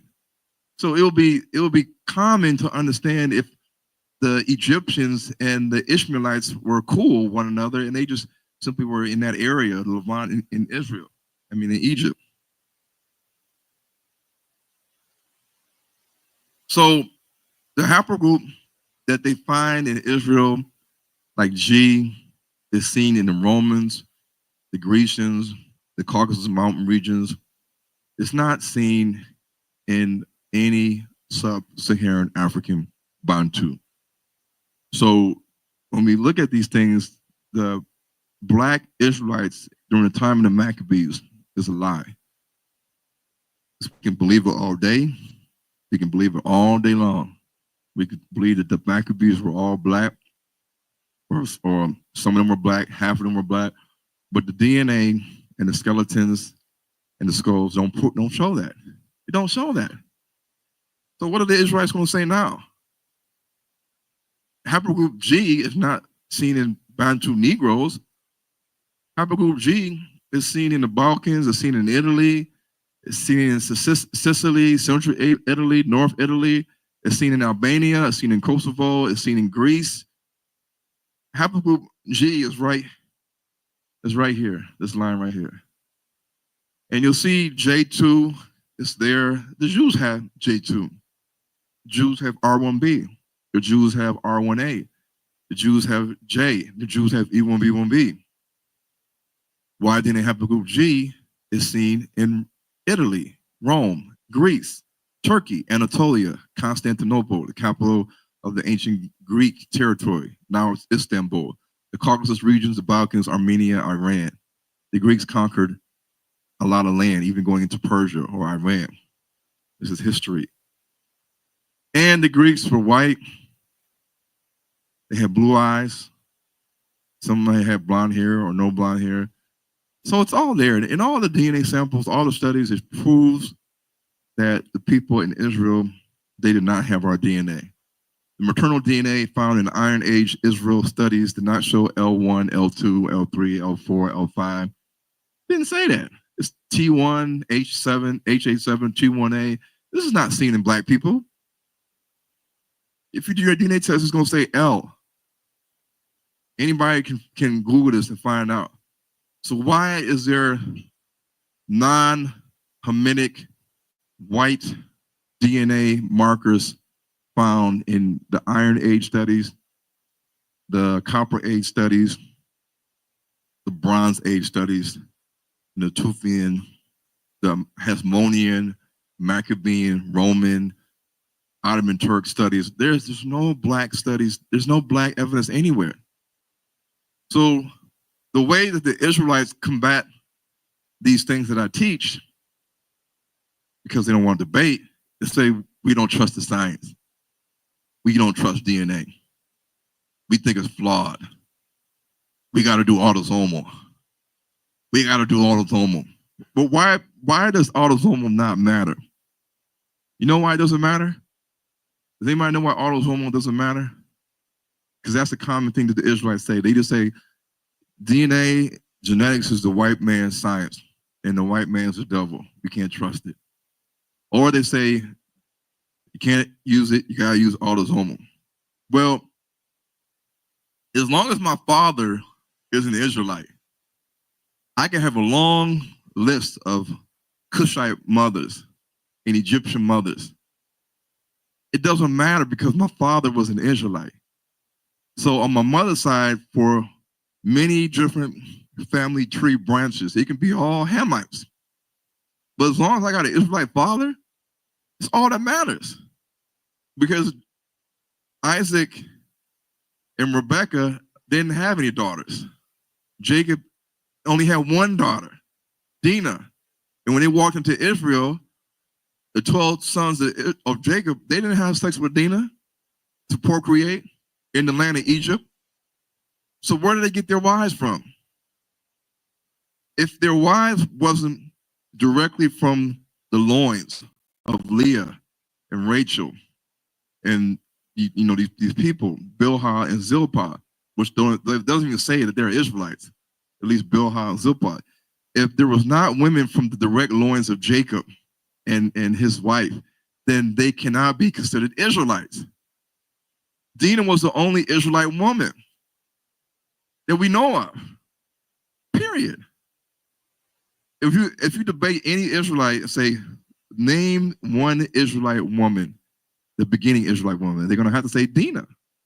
And when they went into Egypt, they were mixing with other Hamitic women. So autosoma can show you that you have all this heritage from Ham, but as long as your father's lineage is constantly an Israelite, according to Numbers 1:18, your pedigree is based off your father's house. So technically, back in those days in ancient Israel, you could look like Pharrell, like half Asian, half black. You can look like, Drake. You can be a different shade. You can have different phenotypes. But as long as you can say that my father, his father, his father, his father, his father were an unbroken line from Israelite fathers, then you're an Israelite. You're an Israelite. It don't matter how dark you are or how light you are or your nappiness of your hair or your phenotype. Because in South Africa, you have light-skinned blacks, dark-skinned blacks. You got some black people that have a little Asian look to them. Some of them don't. We see this a lot on the movies that you see on Netflix. So that's why autosomal is a cop-out. And so when we say we deny the science, we're denying humanity, social sciences, natural sciences, formal sciences, applied sciences, zoology, pathology, genetics, meteorology, computer sciences, mathematics, economic law, archaeology, history, medicine, health, dentistry, cardiology, ophthalmology, otology. So you mean to tell me that your answer is we can't trust science is the white man's creation? So why go to the doctor? Why go to the dentist? Why get surgery? Why get checkups? Why go to school to be an engineer or computer science or analyst, or data analyst? These are all falling under the sciences. So this is the reason why the Israelites don't want to deal with this concrete, hard information, because they know that it debunks everything that they teach you. That the true Holy Land is in Israel. Ron is crazy. He's telling you to leave, to go to the promised land, to the land of Canaan. This is a false second Exodus. That's not even the land. He can't prove that it's the land. They didn't Exodus there. The wilderness wasn't there. The Israelites, the Canaanites were not there. They can't prove any of this stuff because the facts are right there. So they're just not going to debate you. They're not going to have a discussion. They're not going to entertain you on their channel and talk about it and share this information to their followers on YouTube so that they all can see and see what they have to say about that. What are they going to say about all of this? What can they say?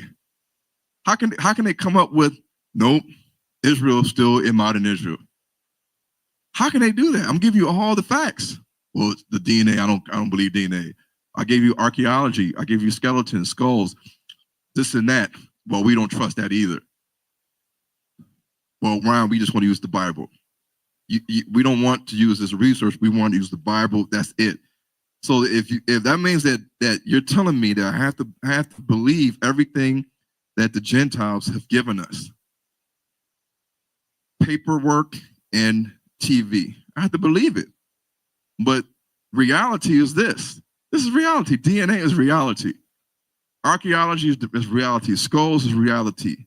Skeletons is reality. Looking at skulls, holding skulls, touching, look at the stature, the height of a person. DNA is all tangible facts, is reality. But we too often just want to keep reading the Bible and looking at TV and seeing Israel there. And we constantly can't let go the fact that the true land of Canaan and Israel is in sub-Saharan Africa. And with that, I think we're going to go to break.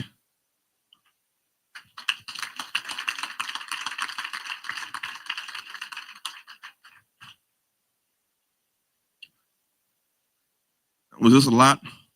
Was it a lot? Okay. Okay, I hope it didn't go over your heads. Yeah. It's like a college lesson.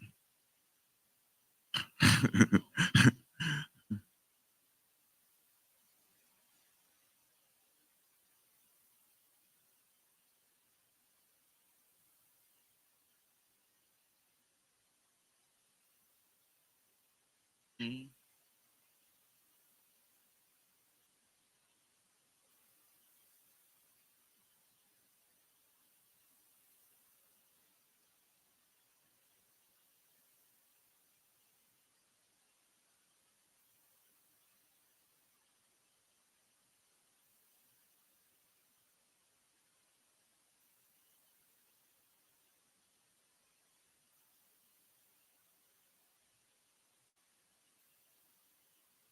We're going to get Navi to come and bless the food, and then she's going to give us instructions of what we need to do.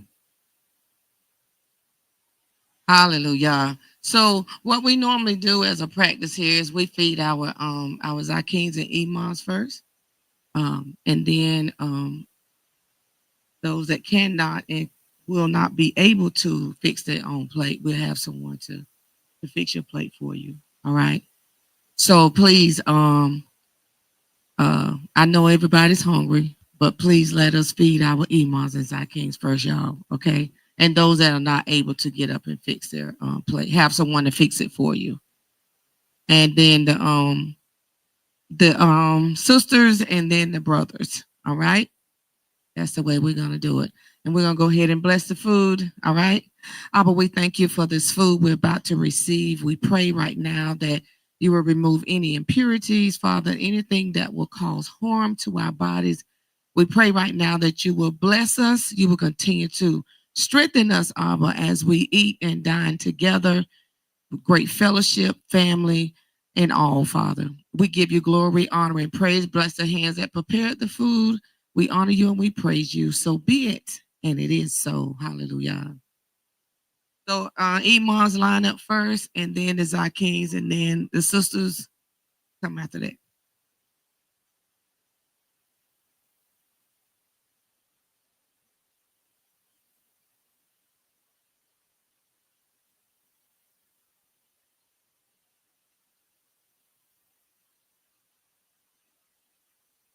Shabbat shalom, everybody. Just to let you know, we are live, so you don't have to worry about holding up your cameras to take pictures and everything.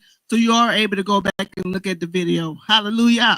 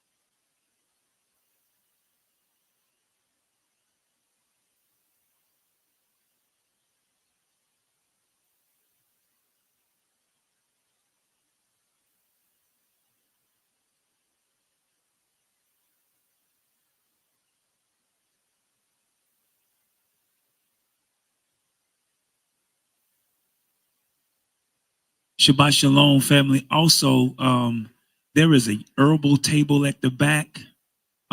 We call him the medicine man, Apostle Azariah, and he has some wonderful herbs in the back. Just wanted to let you guys know, and also Morai Yara Israel has a table in the back as well with some wonderful items in the back. So just wanted to let you guys know.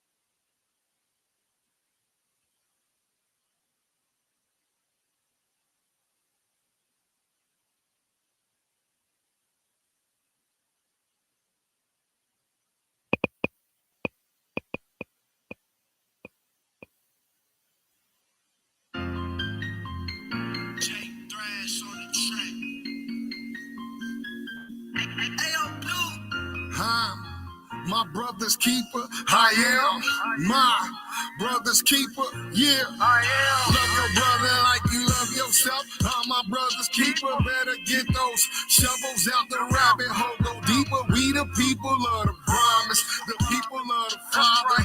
When you're rapping for him, you gotta go harder. Love your brother like you love yourself. I'm my brother's keeper. Better get those shovels out the rabbit hole. Go deeper. We the people of the promise. The people of the Father.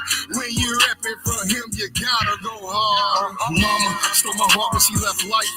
At least that's what it felt like. Hard times coming, here comes trouble. Middle finger to the world, I'ma do what I felt like. Banging on them black flag, hanging on my left side. Just with the team, no love for the other side. 4 fingers up, 2 twisted in the middle. Let them know it was us. Yep, that's for the west side. To myself, I don't need no help. I'm so official, I don't need no rep. My brother kept me right when I was trying to go left. Wasn't trying to hit nothing, I was trying to go deaf. Put the pistol down, still killing with the wordplay. 071376 was my curse day. Represent the city, shook it up in the worst way. Earthquake, Indiana is my birthplace. Made a lot of mistakes. Nope, that ain't right. The Abba woke me up, son, that ain't life. Woke me up, that's a fact. Now I'm a truth seeking, no trap rap. I gotta do it for the people. Don't let them box me in, won't foul out. My brother's keeping, I vowed out. Don't let them box me in, won't foul out. Love your brother like you love yourself. I'm my brother's keeper. Better get those shovels out the rabbit hole. Go deeper. We the people of the promise. The people of the Father. When you're rapping for him, you gotta go hard. Love your brother like you love yourself. I'm my brother's keeper. Better get those shovels out the rabbit hole. Go deeper. We the people of the promise. The people of the Father. When you're rapping for him, you gotta go hard. I love my brothers like myself. Choosing between life and death. We came through the gutter. Milk and butter, Lord, we need your help. Never will I turn my back. No, I can't turn my back. Fighting back. Watching demons shake like a bed. Grab some on in. I will keep on calling. Rank foul in order. Let the soldiers come and fall in. Marching to a different drum. Lord, let thy kingdom come. Raise up my brothers out they slumber. Let thy will be done. All I got is Yasharel. I will first if y'all can't tell. Purged in the fire, so I fight through this living hell. Why the world keep hurting me? Why the world keep cursing me? All praises for my brothers that was built for adversity. Love your brother like you love yourself. I'm my brother's keeper. Better get those shovels out the rabbit hole. Go deeper. We the people of the promise. The people of the Father. When you're rapping for him, you gotta go hard. Love your brother like you love yourself. I'm my brother's keeper. Better get those shovels out the rabbit hole. Go deeper. We the people of the promise. The people of the Father.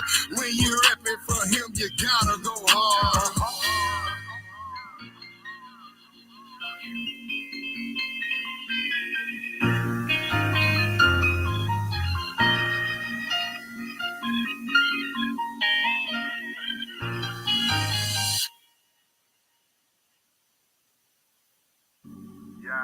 Dear Yah, please watch over me. Please watch over mine. Don't let them sit for me. Don't let them sit for mine. 144, K Gold, Truth Music, Paisley the Hebrew, Co-Ring, let's go. Yeah, we gonna prove it.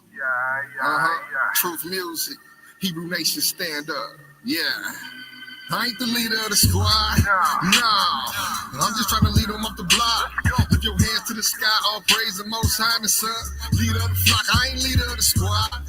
Nah, I'm just trying to lead them up the block. Lift your hands to the sky, all praise the Most High and the Son.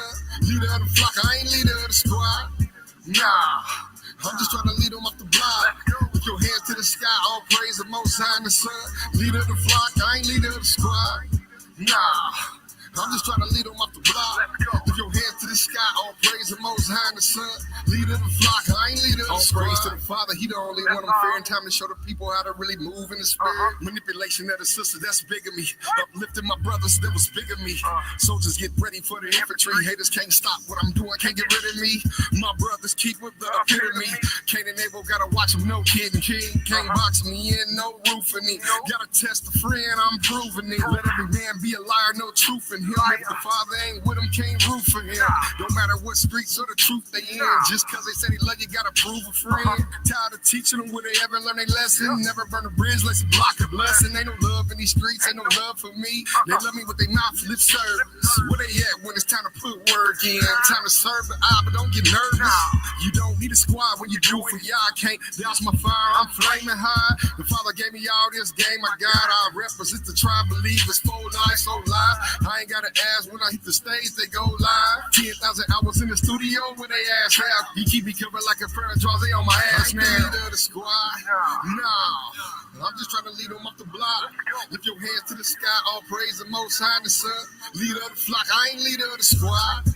Nah, I'm just trying to lead them off the block. Lift your hands to the sky, all praise the most high in the sun. Leader of the flock, I ain't leader of the squad. Nah, I'm just trying to lead them off the block. Lift your hands to the sky, all praise the most high in the sun. Leader of the flock, I ain't leader of the squad. Nah, I'm just trying to lead them off the block. Lift your hands to the sky, all praise the most high in the sun. Leader of the flock, I ain't leader of the squad. I'm just trying to lead them off the block, trying to be a feeder of the flock. Regal people, but believing that they're not. Poison in the needle of the shot. Slave to the seekers, it's a rock. Slave to the fiend for the rock. Tased and enslaved by the cops. I'm just trying to lead them out the blackness. Help them see the snares and distractions. Teach them about the tigers and the dragons. Crouching and they hidden and they acting. Fear for the engine of the madness. The trap is a trap. Treat you like a toy. Find you in the box, either cell or a casket. Scale in the plastic. Try to show them love, but they always lash out wagging. They ain't never had it. They ain't have a daddy. Trained as a savage game, brain to the game. And some status ain't the game when them double L's coming for your name on the status. Kill all the men, they ain't taking no prisoners. Take all our women and turn them against us. System they built out the backs of our children. Seed of the serpent and war with the lizards. Stole it off from us, what more can we give them? Drowning in debt, but we started as lenders. Masculine, feminine, clash of the jealous. We sat and we wept and remembered our young battle Babylon rivers. Willing syndrome divided the people. Inferno was on it, then bring us together like zippers. And it's all in the scriptures.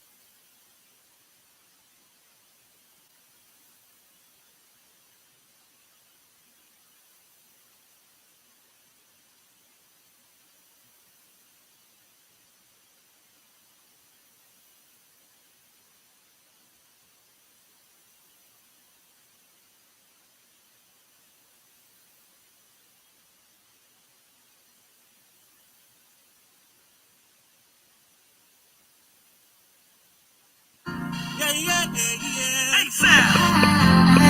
Florida. Yeah, yeah, yeah, yeah. Yeah, yeah, yeah, yeah. Two sticks coming together. Yeah, yeah, yeah, yeah. Okay, we're gonna get ready to start soon.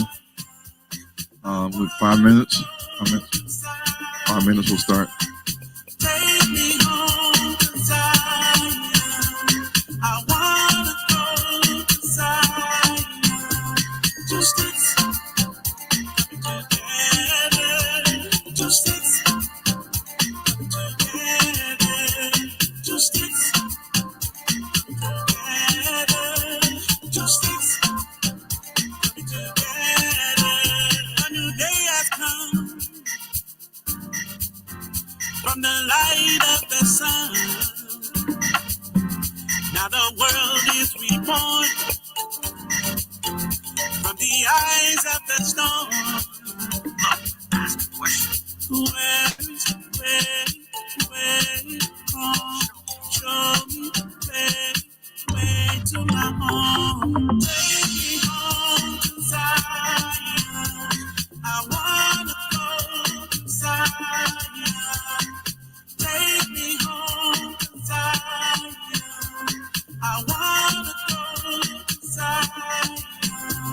Just to see you together. Two sticks together. Two sticks together. Two sticks together. The door is open wide. Don't be afraid to walk inside. Shalom, family. Shalom. There's also some Hebrew calendars at the door. You look over towards the door. Y'all can inquire about those Hebrew calendars. It's not just a regular calendar, but it's a Hebrew calendar. It has all the information upon that. Just see Sister Morai Lakeisha Yah. Show me the way.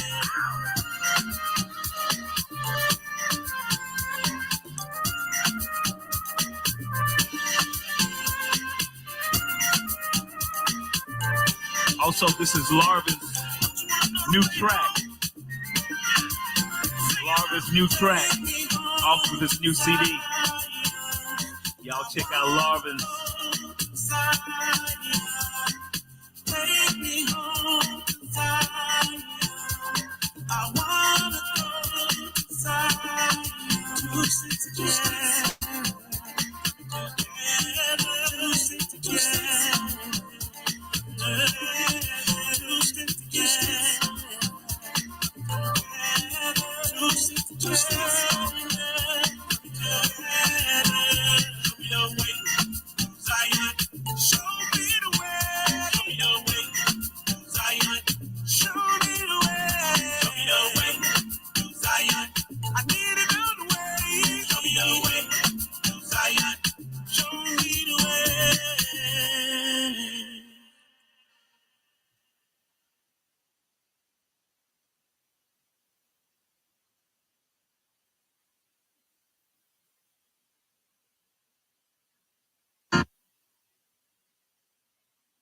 Yeah, yeah, yeah, yeah. Hey, Sam. Lord. Yeah, yeah, yeah, yeah. Yeah, yeah, yeah, yeah. Two sticks coming together. Yeah, yeah, yeah, yeah. That's about it. Take me home to Zion. I wanna go to Zion. Take me home to Zion. I wanna go to Zion. Two sticks together. Two sticks together. Two sticks together. Two sticks together. A new day has come from the light of the sun. Now the world is reborn from the eyes of the storm. Ask the question. Where, come, show me where to my home. Take me home to Zion. I wanna go to Zion. Take me home to Zion. I wanna go to Zion. Two sticks together.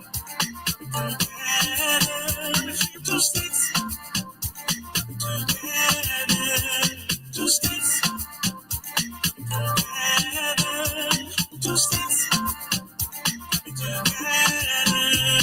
The door is open wide.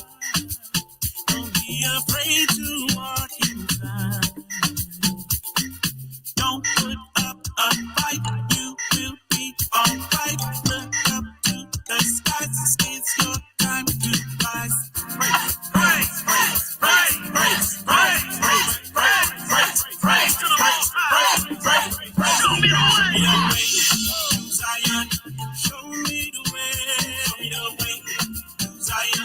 I need to know the way. Show me the way. Zion, show me the way. Show me the way. Zion, show me the way.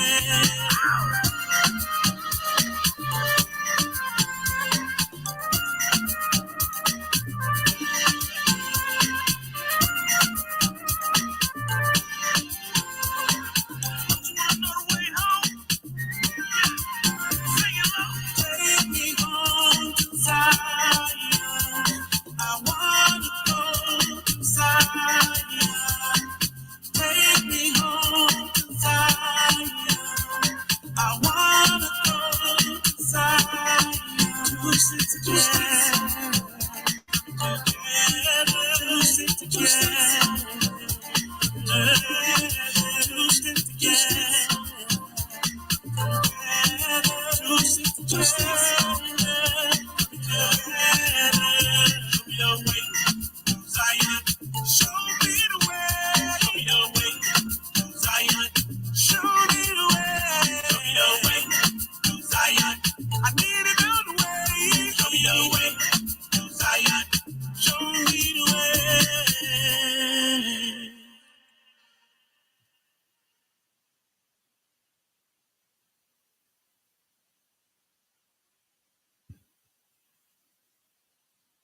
Test, test, test.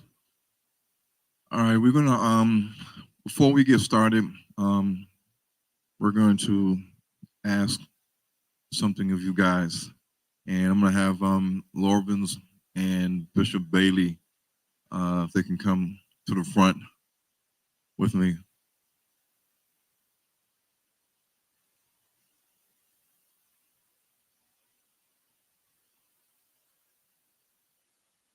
I don't know if you want me to tell the whole.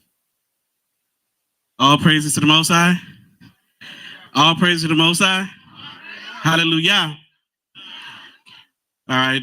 I know we've been getting a lot of information, and so we praise the Most High for being able to be edified, using his servant, Ron Dalton, to be able to help us out, to gain further knowledge into what's going on in this world, things that are hidden, things that are unseen that we cannot see. But you know, the enemy is always lurking. You know, the enemy is always there to make sure that he gives him a hard time. I don't know. I wish y'all could be a fly on the wall and sort of kind of live the life, or even be in my shoes, because I witnessed so much. You know, sometimes it's heartbreaking, and sometimes you feel like you can't do much. And all we can really do is call on the Most High. You know, sometimes when you ask the Most High, he's going to do things in his own timing. But we know he always uses people to accomplish what it is that he purposed to accomplish. And we know his words do not go void in anything that he say or speak. And so we'll have you give the testimony real quick. But listen, and we cannot help one another if we don't heed the call, if we don't see what it is that the Most High is doing, but also to see what the adversary or the enemy is trying to prevent, because it's constant. Like, I always have to watch this dude go through so much. You know what I'm saying? Driving all the way from Detroit to here with 9 kids and the wife, and still be attacked. You see what I'm saying? So you have to understand, this is a constant battle. This is a constant fight. And we know it's not physical. We know it's not carnal, right? Carnal, but it is reality too. Because everything that is pronounced in the Shemayim, everything that is spiritual, if you don't have eyes to see, you won't be able to see it in the physical. So tell them what's going on with you, and then we will call on the people really to help. We have to, people. We have to. Because we have to see what's going on. Okay, for those that have been to Africa, how much are the plane tickets? Does anybody know? 1,500, 2,000. And we try to do these conferences every year. And to do that, that means I got to fly back from Africa to America. I had to go to Detroit and then hop in my truck because I got tired of using Enterprise, renting a truck, and it's $1,000 a week, and that's $4,000 a month. And then you stay here another month, that's another 4,000, 8,000, and you could basically bought a truck for 8,000 or 15,000. So I flew back to Detroit.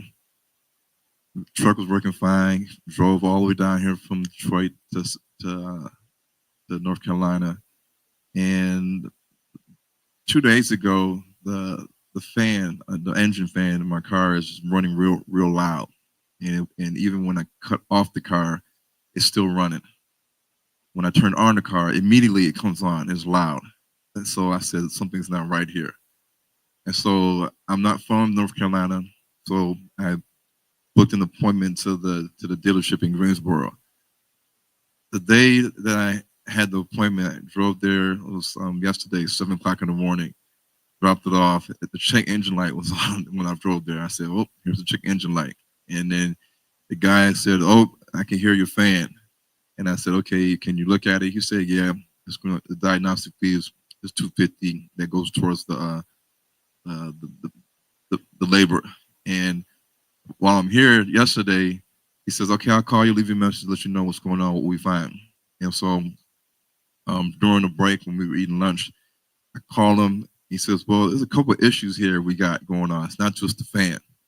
And usually in the past, I know that when you take your car to the dealership and you bring it for one thing, then they say, "Oh, we got this, we got this, we got this." And you're like, "Well, I just want the car to run. I don't want to, how do I got all these things now wrong with the car? And can the car run and is it safe to drive?" So he said, "We've got a thermostat issue." He said, "You got an oil pump that's bad." He said, "You got this axle capsule that's leaking in the back, differential." And I said, "How did all this stuff just happen?" I said, "Was this tampered, manipulated with, or just all of a sudden happened at this time?" He said, "No, it could have just happened, just this wear and tear."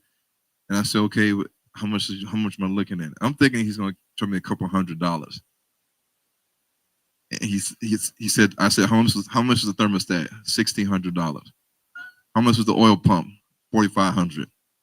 How much is this other thing? Like $800. And I said, "What is that? The parts? Is that labor? What is that?" And yeah, and I said, "Well, I got to check out my Airbnb on Tuesday." The Airbnb guy said, "I can't let you extend. Somebody else is coming on Tuesday, so you got to leave. You guys got to go." And so I asked the dealership, "If you have the part, can you fix it and be done on Monday?" He said, "Yeah, we had to get the part on Monday. We could do it on Monday." But because I'm not from North Carolina, I don't have any shops that I can take it to that could possibly do it or see if it's really the oil pump or the thermostat, and if it is, how much are they going to charge versus the dealership? Because I don't know anybody here. So I told my wife, and she said, "Well, what are we going to do? Because we got to leave here and go to South Carolina, and then we got to get back to Detroit. Are we going to make it? Is the engine going to shut down? Is it going to overheat? What are we going to do?"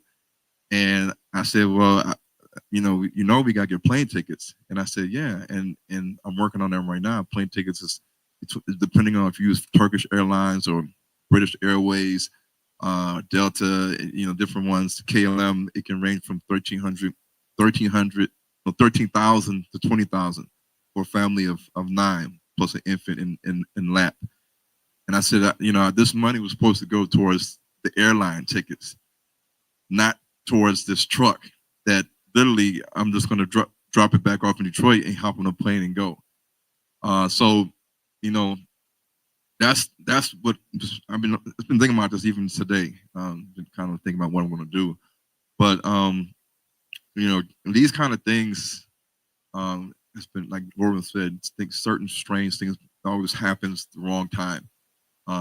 And it can be financial, it could be things on the job, it could be the Jews attacking me, it could be somebody banning my movie, book, GoFundMe, Cash App, Zelle, whatever it is, always some type of obstacle that's always coming in front of me that I have to navigate around. But we did the venue last year in Tampa, and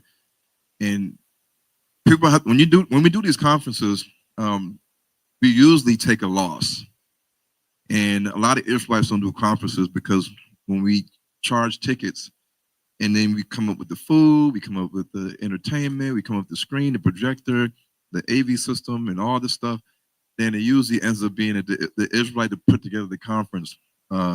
He's taking a huge loss, $5,000 loss for his family. And so he's like, I can't do it no more. The last conference we did, we had a lot of people. We didn't think so many people would have showed up. And we went and got food and everything. We thought that we had enough money for budget for food to pay for everything, the venue, the security, the AV system guy, and everything. But we did understand that, you know, we needed to ask the people for help. And at that time, Bishop Bailey was there too.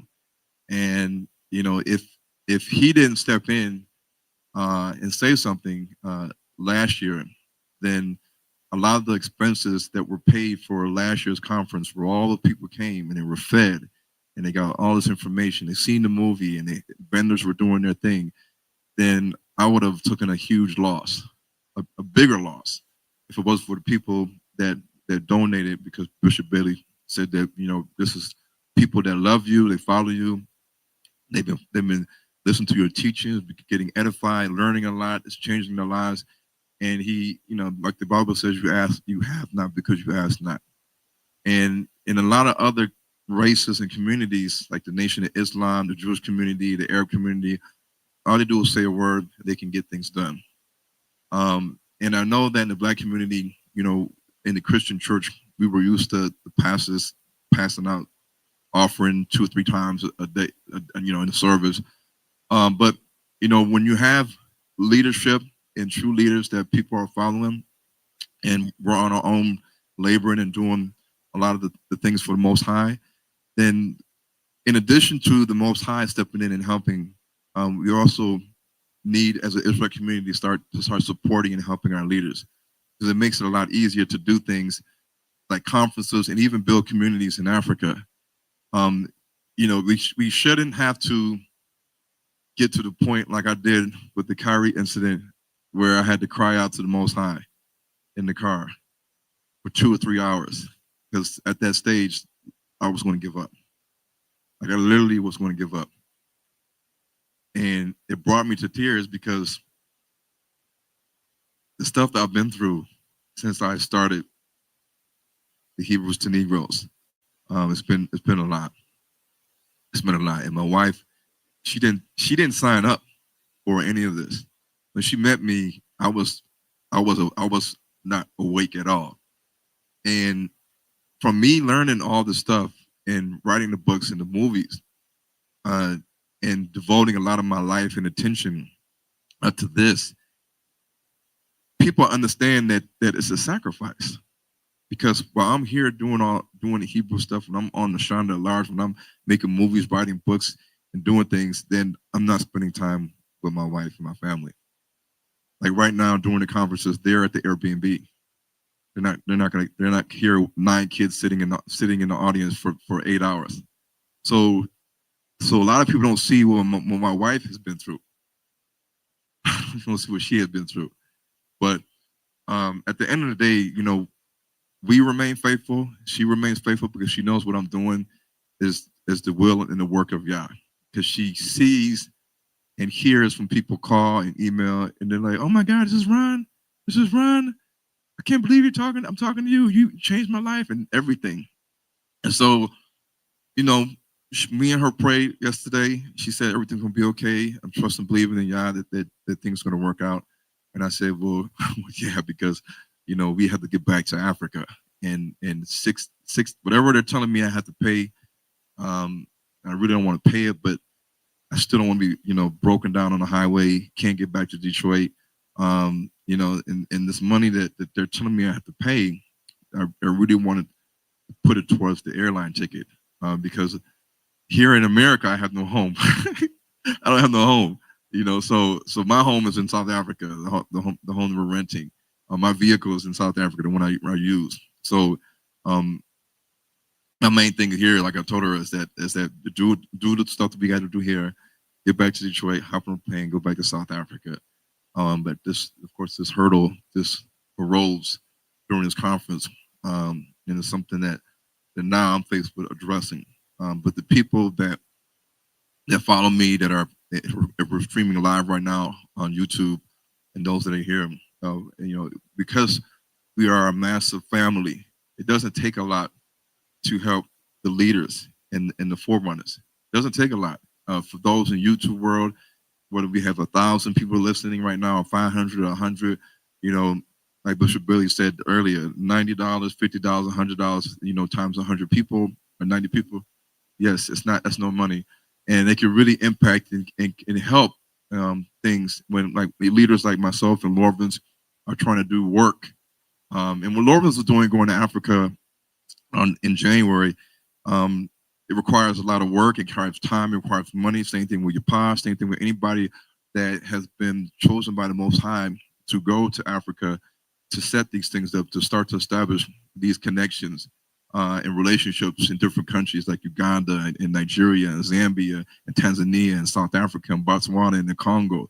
So, these are one of the big issues that I've been seeing in the Israelite community that we talk about, me and Ashonda, the leaders and the communities and the members, people worldwide and on YouTube.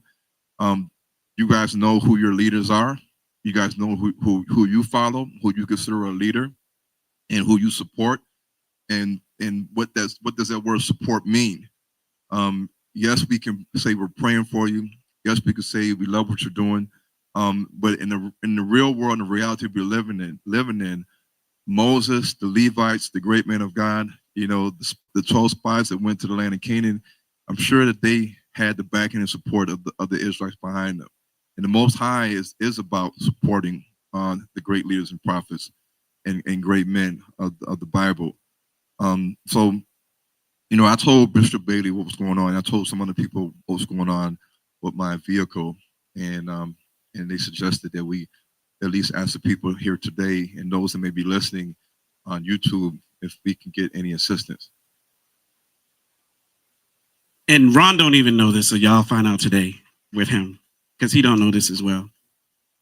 I'm one of those people. I hate asking for stuff.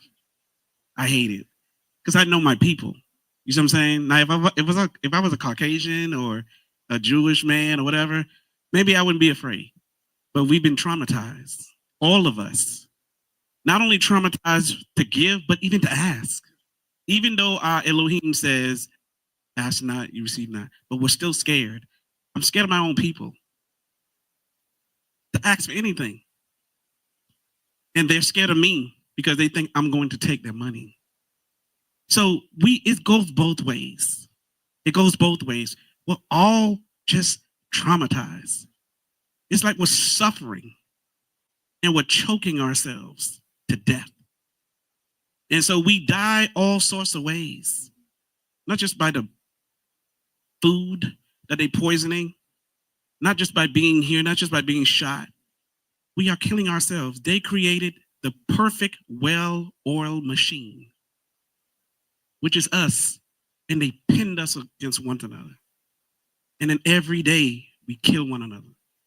We always talk about those folks that are killing each other in the street, shooting each other. But what about the ones without the guns? Scripture said there's power and when we speak it, speak life or death. So we all are in this, whether it be spiritually or physically, however you want to believe. And I met an old woman a few months ago. Me and her was talking, and she said, "Brother, what do you do?" I said, "Well, I make music." "What kind of music?" Spiritual music. She said, "I knew it was something because you sound so eloquent, and not because of what you say, because I've heard it many times. It's the energy and how you say it. I can hear you mean everything you say. And it's almost not," she said, "it's almost like you're not the one speaking." She said, "I am an international event planner. I deal with all sorts of governments, things of that nature. This lady has prepared me in a way. Matter of fact, I'm going to Ghana and Nigeria to do 2 concerts, right, with GAI. So on the side, She's prepped me to speak to the delegates and politicians pretty much all over Africa. These are the initiatives that's going to happen, especially next year. He don't even know that. And these are things that have been prophesied on my life since I got in this truth. Since I got in this truth about what it is I'm going to do. That's why when I go talk about the sabbatical and to operate in that authority that the Most High give me, that I'm scared to do.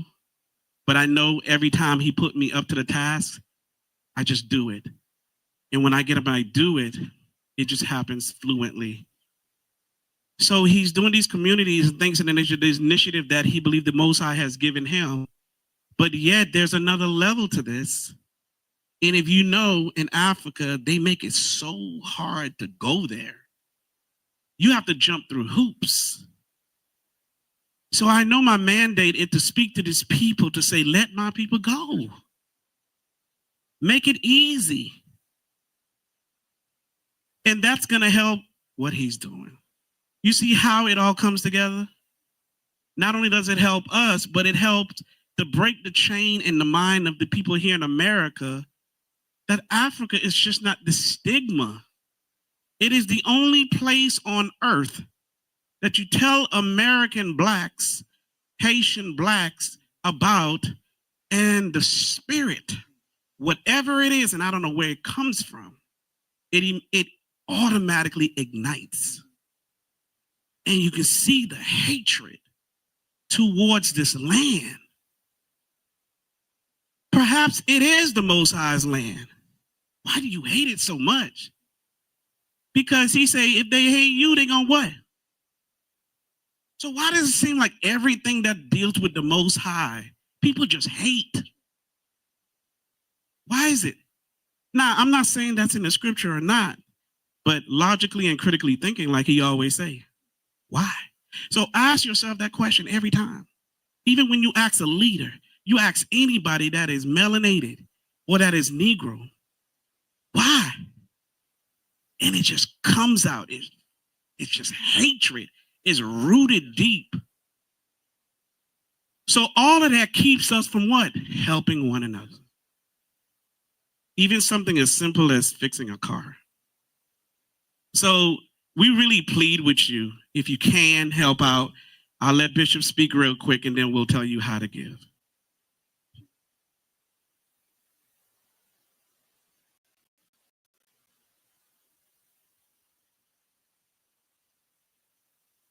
Praise the Most High. Praise the Most High. Praise the Most High. Thank you. Shabbat Shalom. Shabbat Shalom. I didn't hear you. Who are you? Are you Israel? Shabbat Shalom. Now say hallelujah. My name is Bishop G.W. Bailey. I'm from the great state of Kentucky. Hello, somebody. Church that I pastor our peoples. They are Hebrew Israelites. Tell them that they're not Gentile. They're Shemitic. We are the peoples of Yah. Say it again, sister. Come on, come on. Now, the way I'm talking to you, you acting like you might not never heard nobody talk to you before like this. You know you came out of the world of churches. You ain't forgot what I'm talking about. But now you know who you are. You are the prize of Yah eyes. Let me tell you what happened to me. My wife is not here with me tonight. Came from the great state of Kentucky. Left Kentucky, went down to Nashville.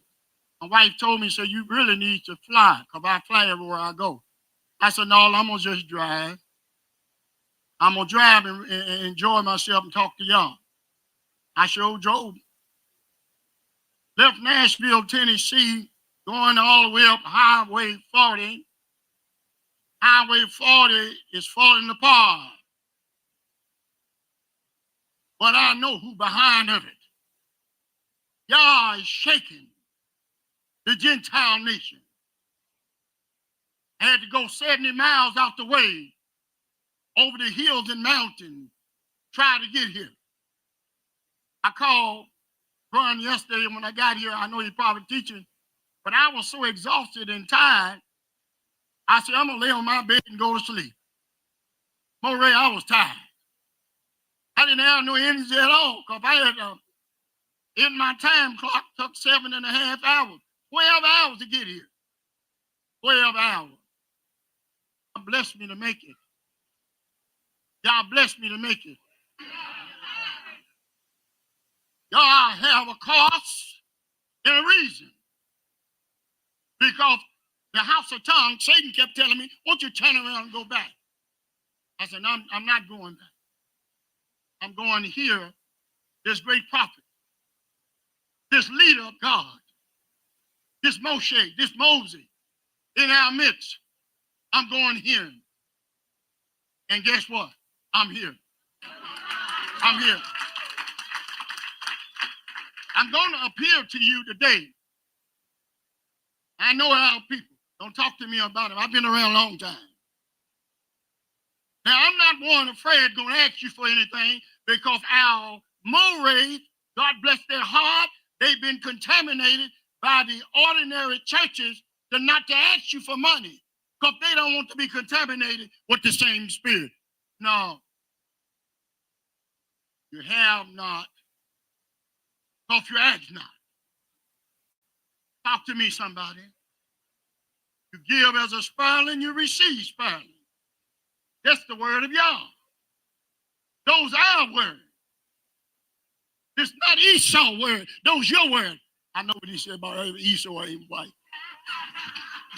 Somebody say he got it. He's right. But the Bible is our history book that's been contaminated by the enemy. Book has been contaminated, and the semi-ordinary churches have done things that are out of order, and it have contaminated you. Then when it comes time to giving, instead of giving, drop your head. Let me tell you something. Don't be surprised when you get up out of here to sit with Yah in heavenly places, that this man here, a suffering prophet, would be set next to Christ, even at his feet. He's a servant. Now listen, I've been around a long time. I've been a Christian. You know, they mocked us. I don't even call myself Christian no more. Huh? You know, they picked up and called us over everything. But I'm not a Christian. Israelite. Check my line, it comes from the Levites. I'm going to appeal to you, my brothers and sisters. I'm going to talk to you like the church talk to you. We need some money. This man got a bill for over $6,000. It is enough of us in here to get it. No. Don't look at me like that. Don't you act that way with me. Because what you won't give, you take it to Walmart, give it to Sam Walmart, and he dead. Come on, somebody, like I tell them back home, am I right about it? And we Israelites. Our brethren need help. Let me say this. I'm going to be through. I'm long-winded. Now, you think they long-winded. I'm really long-winded. This man have a wife. I got one. And I know when things are not going well, financial or either spiritual, it bothers my wife. Don't you think that his wife is not going to be bothered by over a $6,000 bill, and she know that she got to get back to Africa and try to get in a car and trust going down the road to South Carolina and break down? Mother help.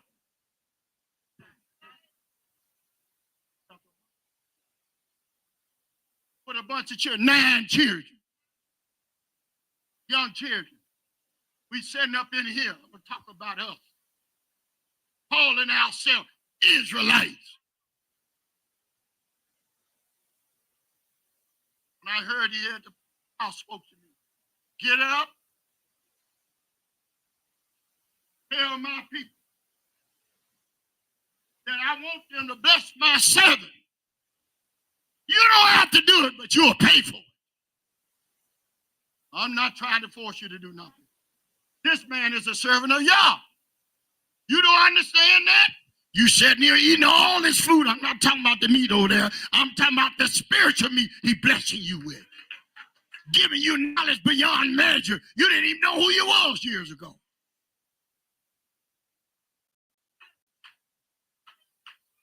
Thank you, baby, for saying amen. Hallelujah. I feel like crying. When I heard that Satan, the house of Tan, had attacked him with over $6,000 bill, pile up bill, $6,000, and put this burden on him. I watched him as he was teaching. He knew it, but he was still teaching. Up under a nun and couldn't get him to stop. He kept on. The leader right here had to come up and say, wave it down. He waved it down. I watch it. I am a watchman. I know who I am. I know who you are. You are the children of Yah. And I want you to help me tonight to put Satan to a shame. A lot of you leaders lead by example.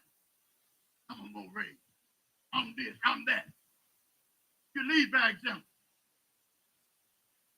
Minister under me, I teach them lead by example. I'm the first one. Life is life. Lead it off. Thank you, Brother Moray. I'm the first one. I can ask my people to do a thing and I won't do it. Let us all be a doer of the word. Not only here. You know what I need? I'm going to give more than you. But I ain't telling you. I'm a man of truth. I'm not a man that lies. I need. You want me to say it again? If you want me to say it again, say hallelujah. Man, why y'all so quiet? Mother said, why the plate? Where's the plate? Where's the plate? You got the basket? No, get a box or something. I don't care what you get. Get a box or something. Cash App. What is the Cash App, Pastor? Give it back to me. Well, you know, they took them away from Cash App, so send it to $. See how dirty they are? So $LNL tracks. That's $. If you're online and if you're here also, $LN as in Nancy, L tracks, TRACKS. So it should say my full name, Lawrence. So $LNL tracks. Yes, $LNL tracks, TRACKS. Yes, ma'am. Our people take a mission. So $LN as in Nancy, L tracks, TRACKS. That's Cash App. Okay, so now we're going to give you Zelle, if you can do Zelle.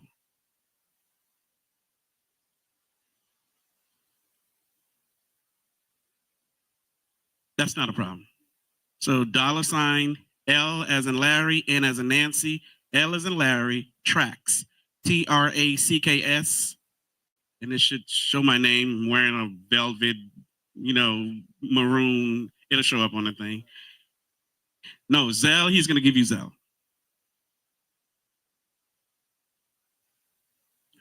The Zelle is R as in Ron, B as in boy, D.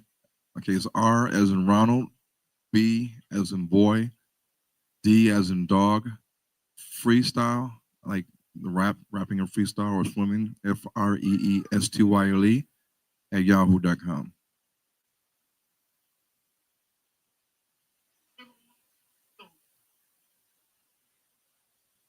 Give $100 a piece. I'm gonna give more than you. I'm from Kentucky. Now, thank everyone that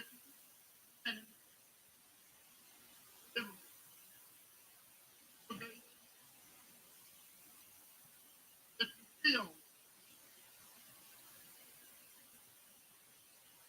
often go back in order to $1,000. Some of you are my people. Let's do this. Devil or liar. Don't talk to me. Now, let me ask this question. The bad to do my day. I didn't listen. Yeah. Okay.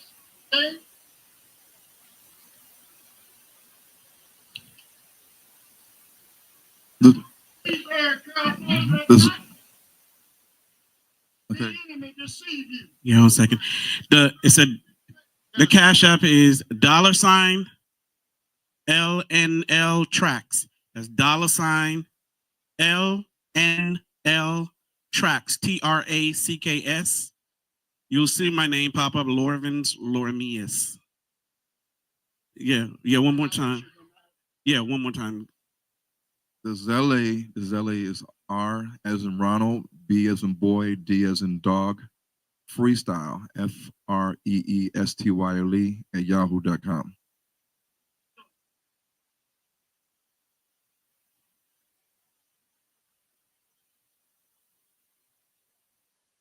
All right, thank y'all so much.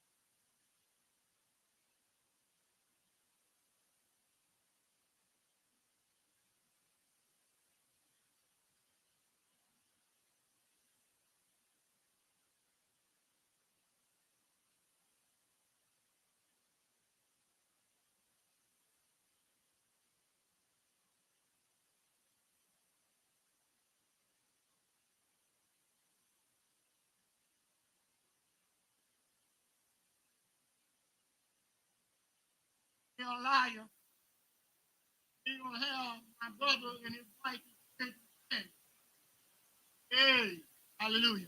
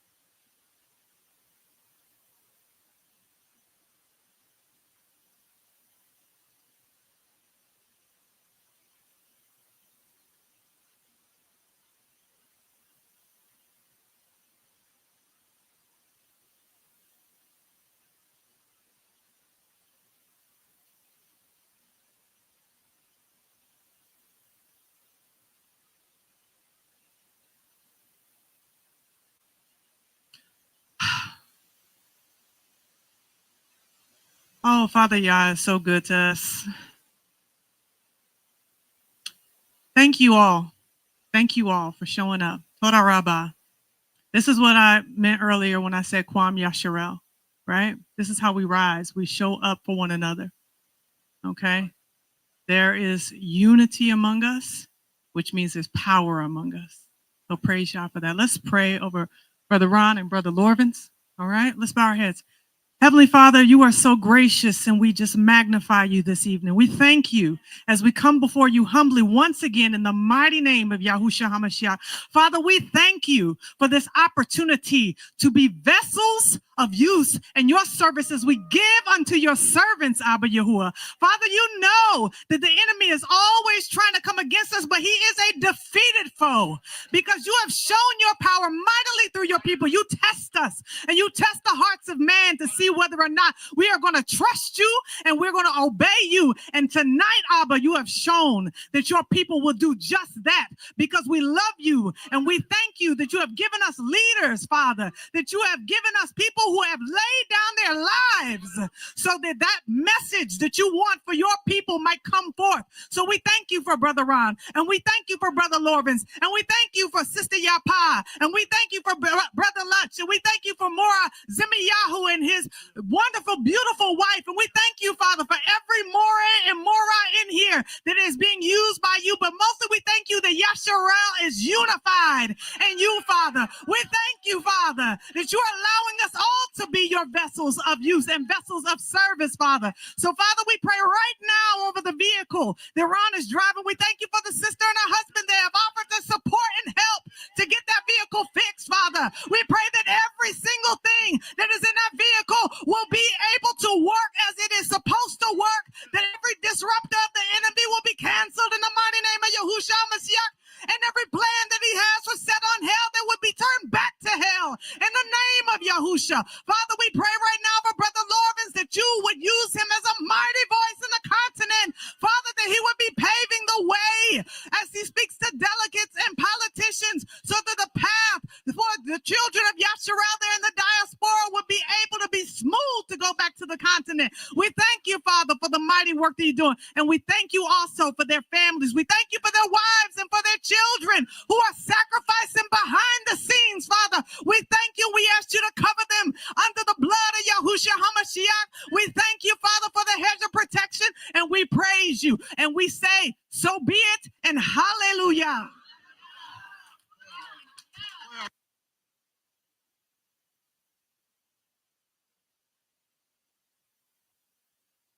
Yeah, praise the Most High.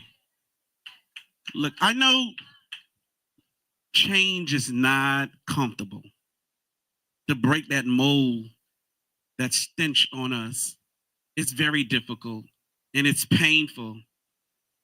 And I know people watching online, they're probably going to come against this, but let them. Because the one who fights for us is Yahuwah. That's who we depend on. That's who fights our battle. You guys we could have easily said we needed something. You guys could have easily said, just pray on it. But see, there's a difference between when you're doers of the word versus just hearers of the word. And we thank you for doing and not just hearing. So that means you what? You fulfill the scriptures. Thank you.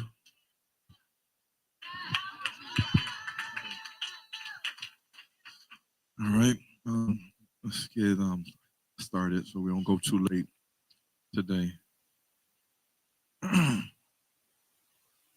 If we dim the lights down if you can, on at least so that we can see, and then people that's on YouTube can see.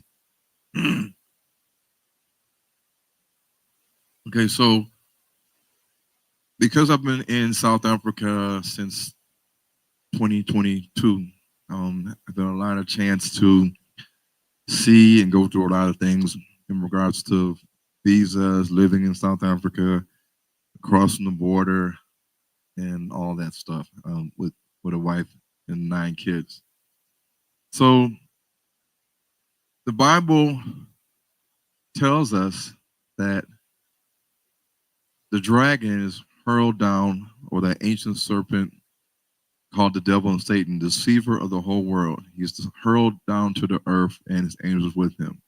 His job is to deceive the world. And if you are here today, it is for a reason. It is not by chance. And if you pay attention to your surroundings in America, regardless of your family, your friends, your spouse, you will see that many people's mindset is not thinking about leaving America. Even those who have the knowledge of the Bible or have been devout Christians for decades, they still are not thinking about leaving America. They don't see anything, any impending doom. They don't connect everything and say, this is not the place that we need to be. The Most High, however, has selected you out of your family, your friends, your co-workers, your spouse, if you're married and you understand what's at stake, they don't understand. A lot of these things are happening, and I hear it all the time from people that want to leave, but their spouse or their kids don't want to leave. But the Most High is allowing you an opportunity to learn how to escape what is coming to America. And while the world is preoccupied with Black Friday and Christmas, and New Year's Eve and Thanksgiving and all these things, and we're going to Walmart and buying all these toys and TVs and devices, this is exactly what Satan and the world wants you to be preoccupied with all the way until the end. And African Americans, we are not just only lost by our identity, but when you look at it, despite our ability to access information online, the mass media, including social media, have become more tools of our destruction than our liberation. The mass media should be a place for us to get information, be educated, and to create action, to create action of the things that we're learning. But while we're learning from YouTube and Instagram and Facebook and TikTok, we're not using it to our advantage. And with religion being a stronghold in America and Africa, and the new shadow banning techniques that those that run the media are using in the shadow government and the adversaries of the truth, it has become very, very difficult for Black Americans, even Israelites, to see the big picture and walk in their biblical destiny. So I on the airplane coming here, I saw this movie. Anybody seen this movie? I saw it TV Glow. It's a crazy movie. And this guy is sucked into this show, and he loses touch with reality because he's so into this show and what it's all about and what it talks about. He's hanging on to every episode. Every week he gets ready, he sits down, he's watching the episode, and it shows you how he progresses, because this episode has seasons, and each season is like another year. And he's just gung-ho into this episode and the season, and he's grown up now, and he's still addicted to this show that has him lost touch with reality. And this is kind of how the youth today, and even people my age, are being deceived.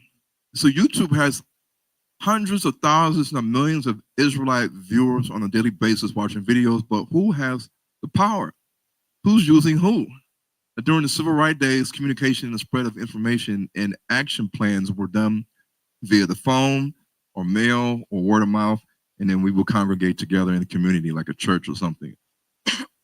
But today we have access to millions of people as Israelite YouTube content channel creators.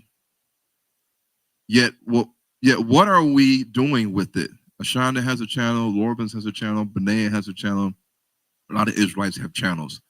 How has YouTube provided any solutions for our people? And what true work has it inspired us to do? As a Christian coming out of Christianity, knowing you're Israelite, okay, is now we're not eating pork, we're not eating shrimp, we're wearing fringes, we're worshiping on the Sabbath, we're keeping all the feast days. Is that it? Is that all we're supposed to do? Because it seems like that's all that they tell you need to do, and that's it. You're done. Just keep doing that and keep following me on YouTube, and that's it. Meanwhile, the world is crumbling. In Africa, it's a different story. Their stronghold is a little bit different. And yes, Christianity and Islam is a stronghold. Religion is a major stronghold in Africa. But when you understand that your identity makes you either want to find it or not want to find it, it's harder to want to search for your identity in homeland if you are not lost. Many Africans already have an identity. They have a tribe. I'm Igbo. They know their ancestral oral history. They have their own culture and traditions, their dress, the dishes of food, the dishes that they eat, they cook. They have their own culture, traditions. They have their own heritage. They have their own language. And they look at us and say, we don't have no language. We don't have no culture. We don't have any history. We don't know what tribe we come from. We have no identity. They even have their own land that they are native to. So, but we don't have that.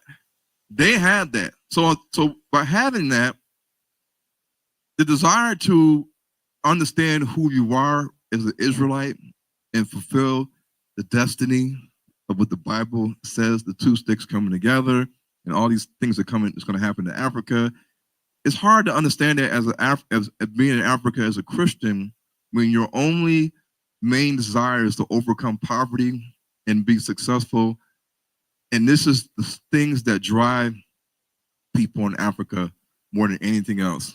So when you want to tell somebody in Africa that they're an Israelite and what that means and all the future prophecies is coming down the pipeline, the main thing that you're going to have to battle is Christianity and the fact that how's this going to feed my family? How's it going to take care of me? Because I got to go to work every day. What you're telling me is not going to improve my life because I'm struggling. I'm not working, you know. So this is the main factor why information is not necessarily on the top of the list when you're on YouTube channels in Africa and you're talking to people in Africa in Uber or in passing.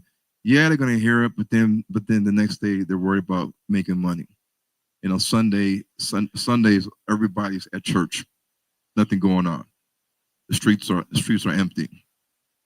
So this is why it's important that the two sticks unite and we bring our own things together. We in America have a lot of knowledge about who we are and how it connects back to the Israelites, and we know about the prophecies, and we're not so much hung up on religion anymore. We don't know who we are, but we can share certain things with one another so that we can benefit one another and restore the 12 tribes. So as in the days of Noah, as in these a lot, so shall be in the days of coming of the Son of Man. So we look at the Bible, we read the Bible, we look at the world, we look at the Gentiles, and we read about Mystery Babylon. And me personally, I don't see anything safe or anything good happening in the future for America. When I go back to Africa, I feel really good. I mean, I just love being in Africa now. When I come here, I just want to do what I got to do, see family members. But then after we do all of that, we've seen our cousins and our aunties and mothers and fathers and children that are left behind here if they're adults in college or working. After you've seen it all and done it all, you say, okay, we're just here. We're just here. We're going to Food Line every day. We're going to Kroger's every day. We're going to Walmart every other day. We're looking at TV. We're laying down, we're waking up. It's the same thing. Nothing has changed. It's a constant cycle. And so when that point comes, my wife is like, let's just go. Let's get a plane. Let's get out of here. I miss Africa. And before we left to come to Africa, she didn't want to come. She was scared. Everybody made her seem like it was fearful. Be careful. Are you sure you want to do this? Is Ron holding you hostage? Did is he put you up to this, but you don't want to do this, but you don't want to say no? Just let us know. We'll take care of you. You can come live with us. It's all the stuff they were telling her. It's true. It's true. But in America, we see that throughout the last couple of years, people went through the changes that the government and Bill Gates and the World Health Organization and Fauci gave us. We got the vaccine, we got the boosters. Some people in our family and their kids got vaccinated and the boosters. I have brothers and sisters that got vaccinated and they got the boosters, and their children. I have friends of mine that have children and they're married and they got the vaccine and they got the boosters. Children. They trusted the science. They said, Ron, there's nothing wrong with the vaccines. I vaccinated all my kids and we got vaccinated and we took the boosters. We're okay. So Black people panic. A lot of us panicked during this time because their employment was at stake. Everyone wanted someone to email them a religious letter showing religious or philosophical reasons why they oppose the vaccine, and others had to quit their jobs. Some people just gave in to the vaccine. Some people had to lie and they had to make up some fake cards and tell their job, I got the vaccine. So now you committed a sin. And you might say, well, forgive me, God, but you knowingly committed a sin because of what they did in America. Now a lot of people are sick from it. Some people have died or dying. These are some of the signs that I saw that's like, nah, we got to leave America. So when we talk about the scripture earlier, what are we escaping? Like the Bible says, wars, great earthquakes, famine, starvation, pestilence, fearful sights and signs from the heavens. It does say that.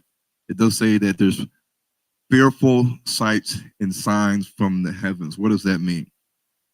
These drones, what are they looking for? There's a lot of talk about what's going on behind the scenes, and it could potentially mean that something's going to go down in America soon while these drones are out there. So, because remember, drones are used to surveil and look, and they can attack. So, the Bible says they will be brought into synagogues and prisons, nations rise against nation, betrayed by parents, family members, and friends. It says that Jerusalem, or the land that Yah provides peace to his people, is going to be compassed with armies. It says that Canaan is going to be controlled by the Gentiles, sign in the suns, moon, and stars, the sea and the waves roaring, men's heart failing because of fear and distress of many countries and nations. So the main agenda at hand is survive, survive, survive, survive. It's the main agenda. I mean, that's my agenda too, is to stay alive and survive. That should be all of our agendas. That's natural human instinct, is to stay alive and to survive. So when you look at this movie called The Road, anybody seen The Road? You seen it? It was really sad to see what happened with this guy in the beginning and at the end. And this was post-apocalyptic world, just like they keep showing us. And we don't want to be caught in this situation. Who wants to be caught in this situation? Nobody does. But there are people that are paying attention to what's happening in America, Gentiles, and they're preparing. That's why they made movies like Homestead, and who are they showing you? White people are preparing. This is some people, white people, that showing you what they're doing right now. How to exit the matrix, the 5 components needed for freedom from the mainstream system. Number 1, land. This is the foundational resource upon which freedom from the mainstream system is built. Without access to land, all the other components of freedom are inaccessible.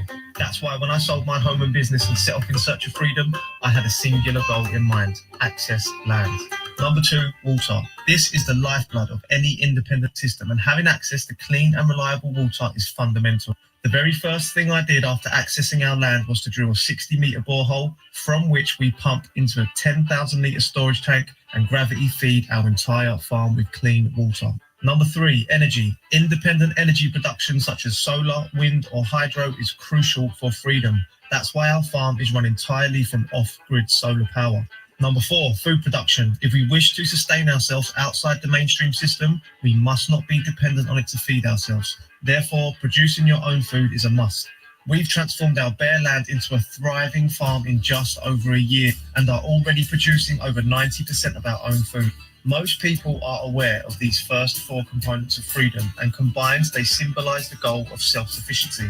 but self-sufficiency is a scam. Becoming self-sufficient, you may be able to survive outside the mainstream system, but you will never thrive. And you definitely won't have freedom because you will have swapped your slavery to the mainstream system for slavery to your own system. Systems do not have a mind of their own. They operate as they were designed, and the system designed around a single person or family, i.e. self-sufficiency, by default can never offer freedom.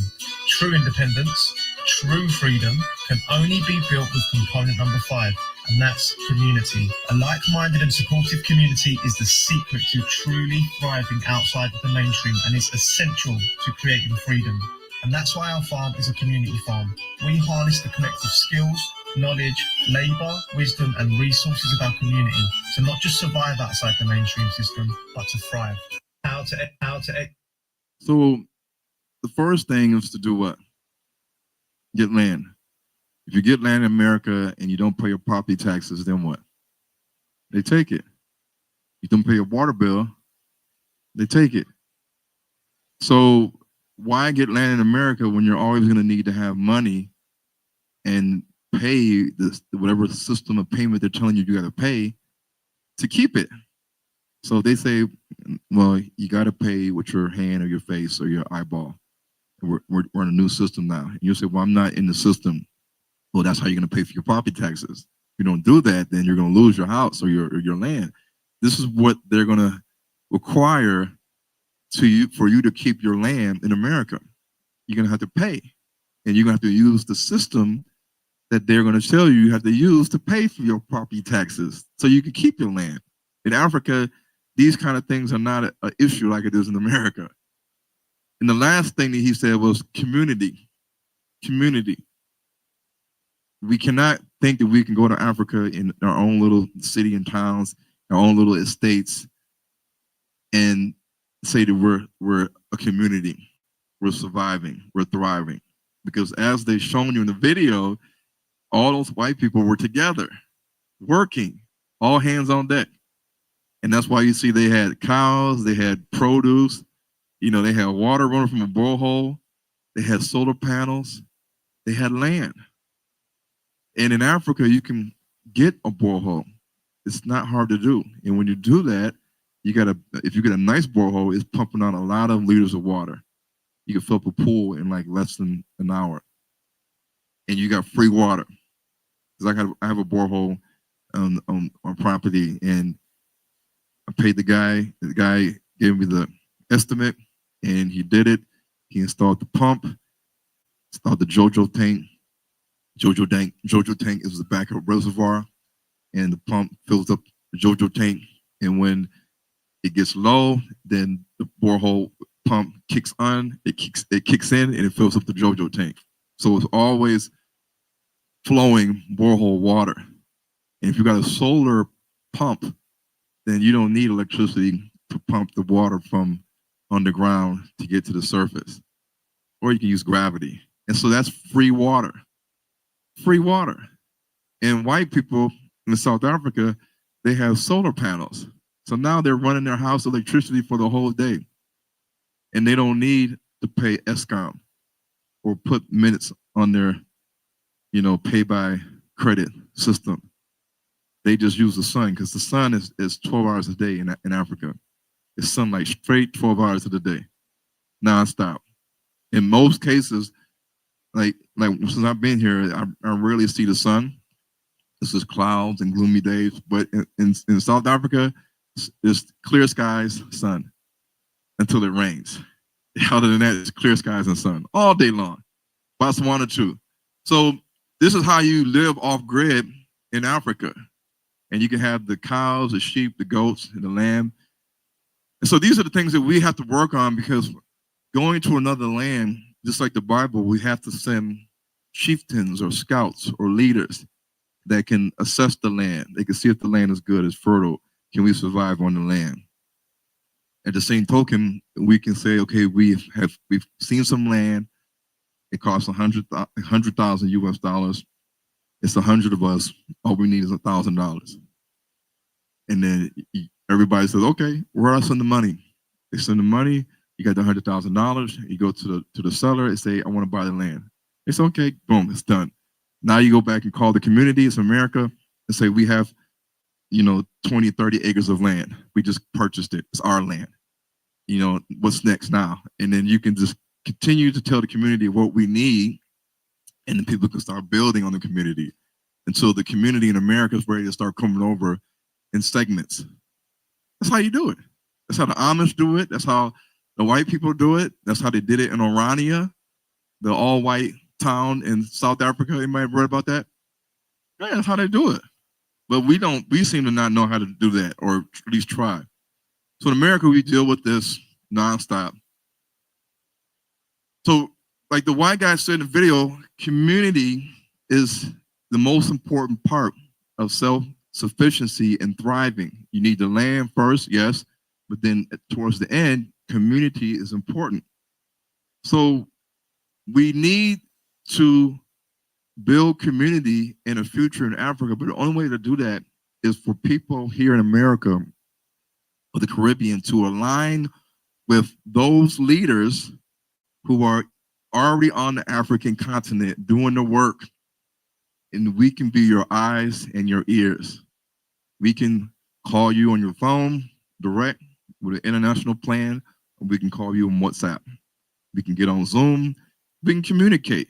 You can understand our English. You don't have to worry about, I can't understand their dialect, their accent. We don't have to deal with any of that because you know the leaders. And so it's easy to trust the leaders than to say, I'm going to call somebody, or I met some guy named Kofi, and he said that he can take care of all these things. And Kofi is your only point of contact. If something happens to him, if he runs off, if you can't contact him, if he's slow to contact you, then, or if he doesn't have data on his phone, then he can't call you. If his internet gets shut off, then he can't email you. He can't do a Zoom call. So then you got to deal with these things. And trust is very important in Africa. Trusting who you're dealing with is very important in Africa. So the leaders have to be people that we know. Just like the 12 spies, they knew Moses. Moses knew the leaders of the Israelite tribes, and they sent the people that they knew. They didn't go to Canaan and say, okay, we need to get some people that we think we can work with. They sent their own people. So in 2010, I was putting together the Hebrews to Negroes book. And I was sitting down on a couch with my computer on my lap. And I was preparing a PowerPoint slide. And all I had was this picture right here. And I turned around and talked to my wife. She was in the kitchen. And then after I finished talking to her, I turned back around and looked at my screen, and that was on the screen. And the words are, "The Most High will drive you." And I said, "What?" I said, "What is this?" I said, "What? How'd this get here?" And I told my wife, and I said, "Look at this." And she looked at it, and I said, "What does it say?" And she read it. She said, "You sure you didn't copy it there?" I said, "No, I did Control V. Nothing came up. Nothing came up." And then I Googled "Most High will drive you" Bible verse, and I didn't get anything. So I was like, well, why would I put that there? If I'm preparing a PowerPoint presentation for anybody to look at, why would I put on the PowerPoint screen "Most High will drive you"? But it just showed up. There's a lot of things that happened when I was making the Hebrews to Negroes books. And I don't know if some people didn't know about these things. When I did the first book, there's a chapter called "The Synagogue of Satan" in the first book. When I was typing that chapter, every time I typed the word "Synagogue of Satan" and then hit the period, an unhappy face popped up on the screen. Not a period, an unhappy face. Every time in that chapter that you see the word "Synagogue of Satan," when I press enter for the period, an unhappy face popped up. And I thought I was crazy. And then I had a chapter in the book about the Holy Spirit. Every time I typed in the word Holy Spirit and hit the dot, the period, a happy face showed up on the screen. And I quickly deleted it. And then I did it again, a happy face. And I said, I didn't hit no F3 or F2 button to do this. And so I continued to type that chapter, and I kept seeing this happy face. And I called his junior pastor named Ed, and I told him, I said, man, this is crazy what's happening to me. I said, the scriptures you gave me about the Holy Spirit, I'm using them. You know, every time I type in the word Holy Spirit, a happy face pops up. So there's a lot to get done with that first book. I went through a lot. My computer crashed, and I took it to Best Buy, Geek Squad, and I said, "Can you recover it?" And they said, "We can't get the computer on. You might lose everything."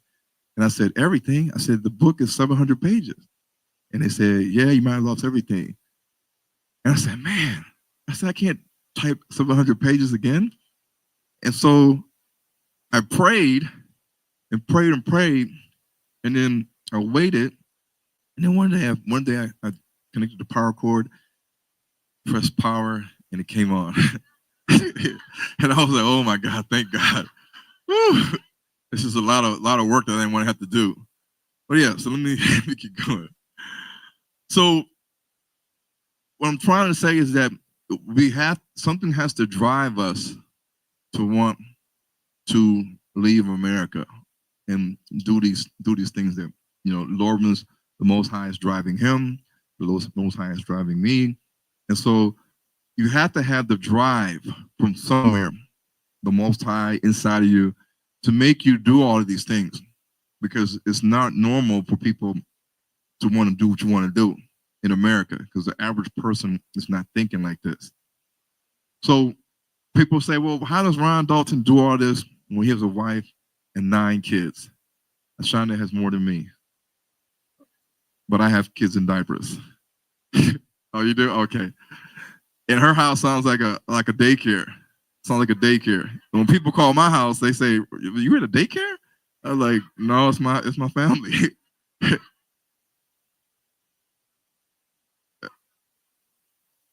Yeah. Yeah. So how do we do this? It can't be easy to do all this, but we managed to do it because it's needed. So what drives you? Everybody wants to survive. This should be why everybody wants to do this, moving to Africa if they can. Because being able to provide and continue to provide food, water, and shelter, no matter what situation may arise, should be something that any parent that has children or any individual should want to do. Because we cannot survive in America without money. And if we don't have money, are we going to depend on the government, universal basic income, like Elon Musk talks about? And Elon Musk has enough money to where he can donate $1 million to everybody and still be a millionaire. Because he's like, he's a billionaire, right? Or trillionaire? Yeah. So if it's, you know, a certain number of people in the world, he can give each one of them, you know, $1 million and still have money. So he himself could fund universal basic income. So the Hebrew word for worship and worship the beast is shakah. And shakah, it says to bow down, to prostrate oneself, to worship. In the context of showing respect and submission and acknowledgement of a higher authority or a majesty. So shakah is rooted in the words like obeisance and to obey. Just as a slave obeys his master and a subject obeys his lord or king, or you obey God and you bow down to them. So this is where obeisance, obey, comes in, and it ties into worshiping and bowing down and prostrating down in front of the king. or the emperor. Project 2025 is seen to be dangerous, but Donald Trump is connected to the Jews. He does not tolerate hate speech, discrimination against the Jews. He does not tolerate it. He said it. He said that he'll remove any funding from any institution that promotes hate speech and supports the genocide and all this stuff. He supports that. He will take away your funding and your accreditation if he finds out that this is being allowed on any college campus or university. He said that. And just like all the other presidents that went to the Wailing Wall and put on the kippah, they all meet with this man with the black hat and the beard. They all meet with him. He's always there at the Wailing Wall. And Jared Kushner, he's Jewish. And he's friends with Benjamin Netanyahu. And you see his daughter. And so he's intertwined with AIPAC and the Jewish interests. So we're in trouble. No matter how we look at it, we are in trouble. America is basically like Israel.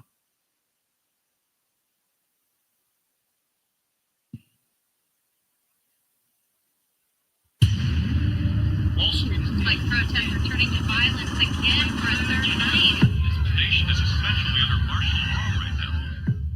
It's getting bad out there. I'm scared. What is it? The fence is electric. You need to go talk to them. You ain't got but one neighbor for 10 or 15 miles. You might want to know who they are. Lights off at night, and the hatch stays locked. Yes, sir.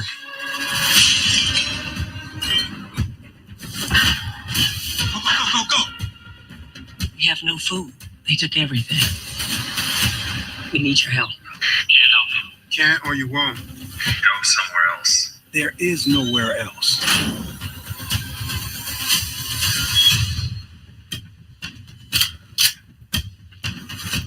I know you're scared.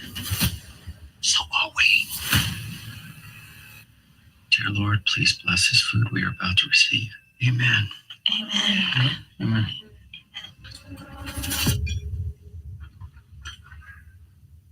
Why didn't you say amen? Are we safe here? Get some sleep. I don't think you know what's going on out there. Why do you think I'm in here? This baby is coming. To stay, we have to prove our value. We got a breach. Wait, you taking your son out there? I'm taking you. You're either an asset or a liability. Down here. You'll answer to me. This is your fault. The world is collapsing. That's not my fault.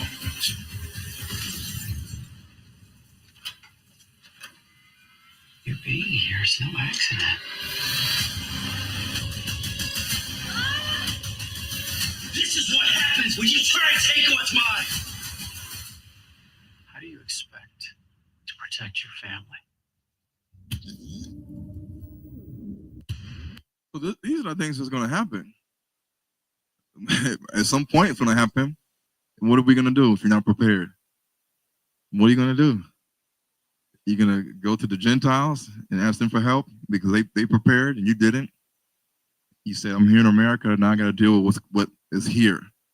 You didn't decide to leave America behind. You decided to stay behind. And now you got to deal with those that did prepare and you didn't prepare. And you got to beg for people to help to take you in or survive on your own.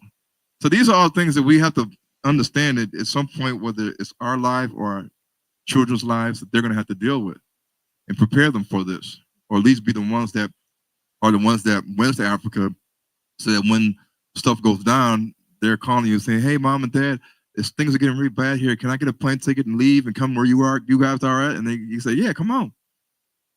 Come on, we got you. Let's go. Get a ticket. Let's go. So in America, food costs rising, large families, expensive food. You can't keep up with inflation. You lose your job, a decrease in pay. What do? America runs out of food. What do? Mass hoarding at the grocery stores because of some kind of pandemic or some kind of supernatural weather phenomena that's created a panic and everybody's hitting the grocery stores and you can't find anything. What are you gonna do? Hyperinflation because bricks collapsed the dollar. What are you gonna do? You have no farm. What are you gonna do? How long can you keep up in America when your paycheck is not rising, but everything else is increasing? It's time to use your dollar to an advantage while you can in Africa before it's not worth anything. We have to understand that. And as food costs continue to rise, we can't afford to eat healthy.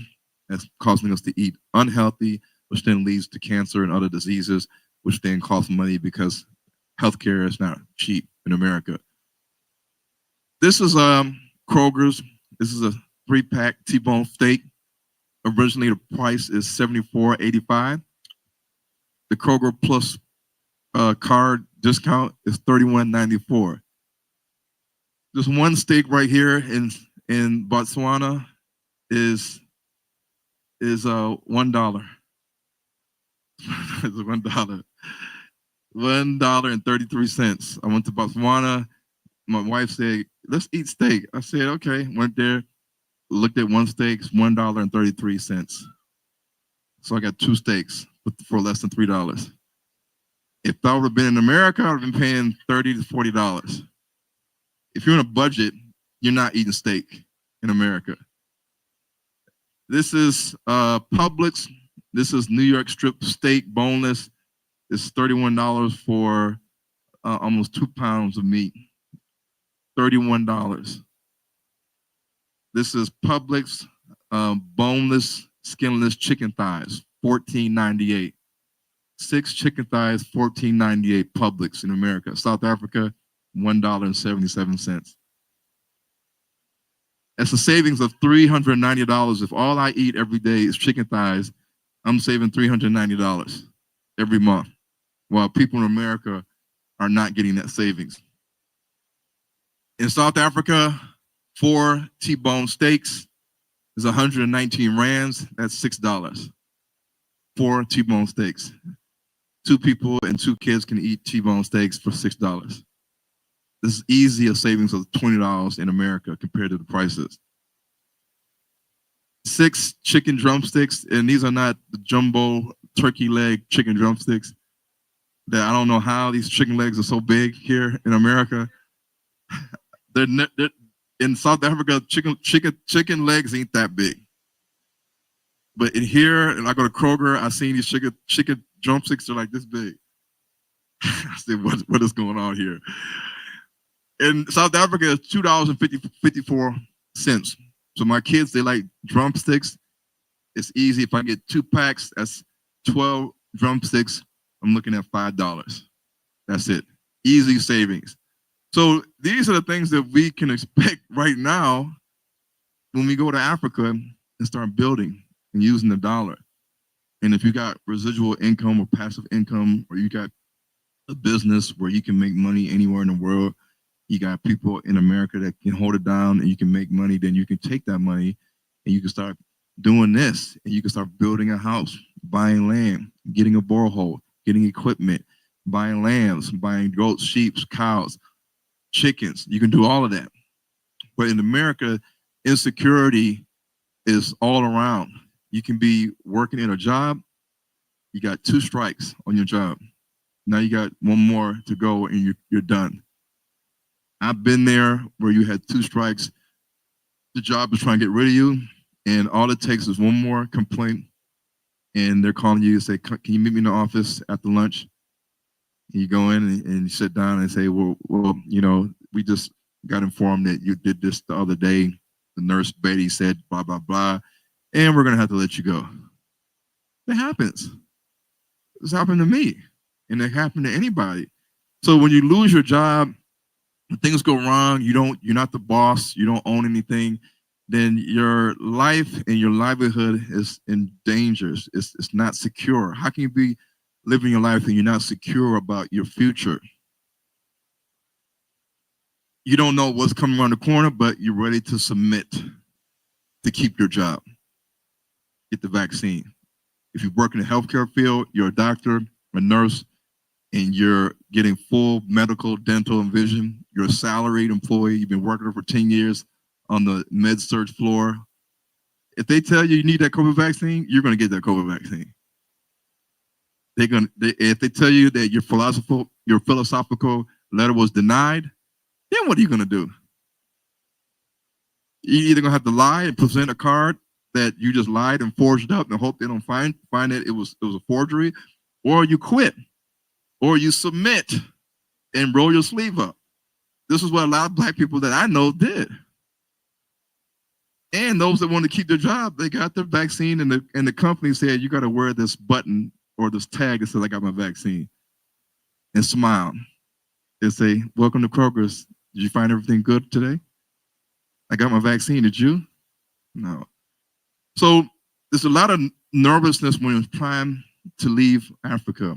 But being nervous is natural, but ignoring the problem month after month, year after year, without coming up with a plan is not the way to go. Somebody has to act, even if it's one person in the family that needs to go to Africa. It's like send your husband, send your wife, send somebody, your uncle. Somebody needs to be the one to go to see for yourself what you can get into, what you can do, who you can join up with. So we need to do these things so that we don't sink when things get tough. How much time do we have left to prepare? Some people say 3 years, 5 years, 2030. How much time do you think we have? 2030? We got to, yeah. So you don't really know what's going to happen because things are so unpredictable. But we know that dollar collapse is around the corner, inflation, violence, civil war, war with Iran, Russia, China, maybe another pandemic, job closures and layoffs, rising cost of living, the migrants are here. You know, things are getting out of hand, increasing immorality and sin, car, family, health, court issues. A lot of things can keep you here in America. You can get pulled up by police. Now you got to go to court. Now you're on probation. You can have health issues where now you got to get treated for cardiovascular diseases or cancer, chemo, radiation, medication, follow-up checkups. And these things are going to keep you here unless you're healthy or you handle it ASAP. And the key points that we cannot avoid when moving to Africa right now is financial sustainability. When you come to Africa, the reality is you have to be able to financially sustain yourself. Unless you come to a community and the community helps to take care of you and you just earn your keep. Like the trailer where the Black family was taken in by the white people, and he had to be an asset and not a liability. So he could sit down at the table, they could eat the white man's food and be under his roof of protection, but the Black man can't just sit there and just kick up his feet and watch TV and do nothing. The white man's not going to allow that. He's going to say, we're going outside. So see how he said, are you and your son going out there to take care of that? He said, no, you and me. He said, you and me. The Black guy thought he was going to sit back while the white guy goes out with the guns to defend his property.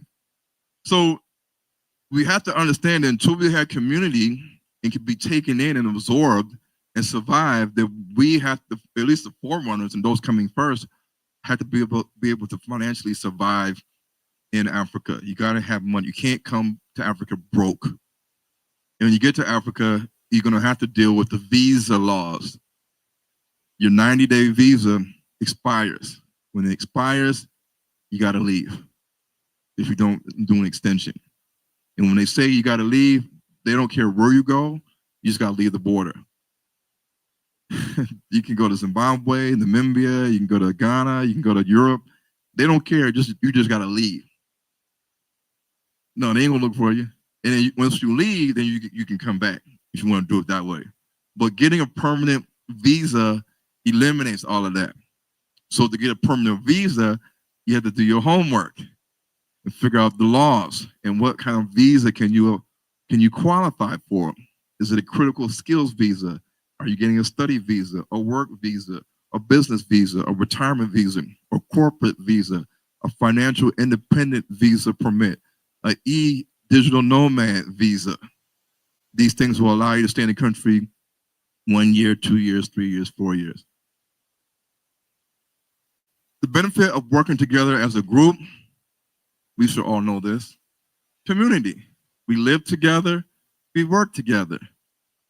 We don't necessarily have to live in homes like this, but we live together. If your money is not where it needs to be, then a simple functional house that works is good enough. And the good thing is in Africa, if you buy your own land, build your own community in the state, then you make the rules. If you become the body corporate, then you guys set the rules. If you buy your own property, it doesn't matter. Y'all can have any kind of house design you want. If y'all want to have a house, this is a yellow house, this is red, this is purple, this house is gigantic, this house is little. If that's what y'all want, you can have it. Because you bought the land and you're going to erect your wall and you decide to build your house the way you decide to be. Usually in the States, they have colors that you can use your blinds and your curtains, and you got to have, you just can't have all your big houses in this little small shack on a plot. But when you own the land, then you can do what you want. You can set up in houses however you see fit. So the one thing that I always think about is that, I'll be 50 years old soon. Me and my wife are not young anymore. We're older, we have kids, we get tired, my knees are cracking, I can't do certain things that I used to do when I was younger. I got to see the doctor, I got to make sure I get my 50-year or 45 to 50-year digital rectal exam, colonoscopy, all these things that you got to deal with. We all know about this. You can ignore it, but between 45 and 50, you should get your colonoscopy. As a Black man, you need to get your digital rectal exam, whether you like it or not, and your PSA tests, and your mammograms, and your chest X-rays, your Pap smears, your vaginal exams, so you don't have pelvic cancer, ovarian cancer, uterine cancer. All these things are happening in your life, and you need to escape America. And you want to leave America for Africa and practice group economics and be in community, but you have to know, who am I going to team up with? When like 3 years ago in 2022, I didn't see anybody doing anything. And so I could have said, well, I'm not going to do anything because I don't know who to team up with. There's nobody I can link up with. I just said, forget it. I'm just going to go. And it is scary to leave America and then land in Africa. You don't know nobody. And you get your driver, he takes you to the Uber, and now you're day one in Africa. You spent the night, you wake up, it's the morning, you're day one in Africa. You walk outside, you don't know anybody. You're like, where's the grocery store at? Hey, where time's it closed? And I need to get this, I need to get that. You got to ask everybody for things to help you because you're a stranger. And you got to develop friendships and people you can trust. But when I was back in 2022, I looked as an Israelite, I said, okay, Pastor Dowell's not in Africa. Roberto Renation's not there. Yoshi Yahu's not there. The Watchman Deborah Yah's not there. Big Judah's not there. Truth Unedited is not there. Truth Unveiled is not there. Pastor Kelly is not there. B'nai Israel's not there. Dante's not there. TOTW's not there. IUIC, ISUBK, G-Man, Sakari, Genesis, Israelite, Jews, the Israel God, African Hebrew Israelites, they're not there. I said, so what am I supposed to do? I just had to leave. I had to leave. And this is where we are today. So the two groups I'm going to talk about today is the South African group, Land Acquisition and Development Group, and the Botswana group. But one of the things that we have to understand when joining the groups is that it's important to group up because of group economics. If land costs $100,000, it's easier if the group chips in the money, because one person doesn't need 30 acres of land, but if 30 of y'all jump in, then you can each give a couple $100,000, and then you got the land. Now you can do what you want with it. One person doesn't have to take a financial risk of buying the land and then telling the Israelites, come with me. And they might not come. So while we're here in America, you need to save money, need to clear off your debt. All these things are necessary because when you go to Africa, you don't want to have bill collectors garnishing your check or your bank account. You don't want to have judgments against you that you have to deal with, and you're in another country and they're trying to collect money from you. You want to try to keep that to a minimum. All the bills, keep that to a minimum. And one of the things that is happening right now in South Africa is that the Khoisan people are the first nation. They're considered indigenous, like Native American Indians. And the king and the princess, they're working on bringing the African diaspora to South Africa under their umbrella of their First Nation Aboriginal status, to where we can not deal with the visa laws or the visa shuffle or gatekeeping or even permanent residency. So that means that they have their own indigenous land in South Africa, in the Western Cape, in other areas, and they are recognized as being sovereign Aboriginal indigenous people. So they have some protection under the law because they are the original people of that land before the Bantu people got there or the white man got there. So they want to do this. And I asked them, I said, why do you want to do this for us? And they said that they want to help us because they see us as their brothers, like we're their brothers and sisters. So they're currently working on this right now. And one of the guys that's been elected as he's African American, he's been elected as sort of an ambassador or leader in this initiative. He said he's going to let me know once the green light is a go, and African Americans can come to South Africa under their umbrella and be able to stay and not have to leave because they didn't get qualified for the retirement visa and all sort of stuff. Yeah, that's something that just came up a couple months before I left to come here. So the Most High is working. So in Africa, you can build a simple home, 3-bedroom, 2-bath for $50,000. Now, if you want to do non-traditional materials and methods like a modular home or prefab home, you can have that home cost even less than that. They're not using your regular brick and mortar. It's not the same process. It's like a mobile home basically, and they're using cheaper materials. It's still functional, but it's not like these kind of homes here. So depending on what your budget is, if you just need a 2-bedroom house, a 1-bedroom house, then you're going to be looking at 30, 40,000, 50,000 if you need a proper brick house, certain size with 3 bedrooms, 2 baths. And literally, if we had community, a team of 50 people can put in $1,000 every 2 to 3 months and have the money to build 4 to 6 homes a year. If we were to work like that, because some people aren't ready to come right now, but they want to start building something to where they can live in, or at least stay in short term, and then maybe go back to Africa, go back to another African country, or go back to America. Because everybody's not ready to make that permanent move to come to Africa and then stay and not go back.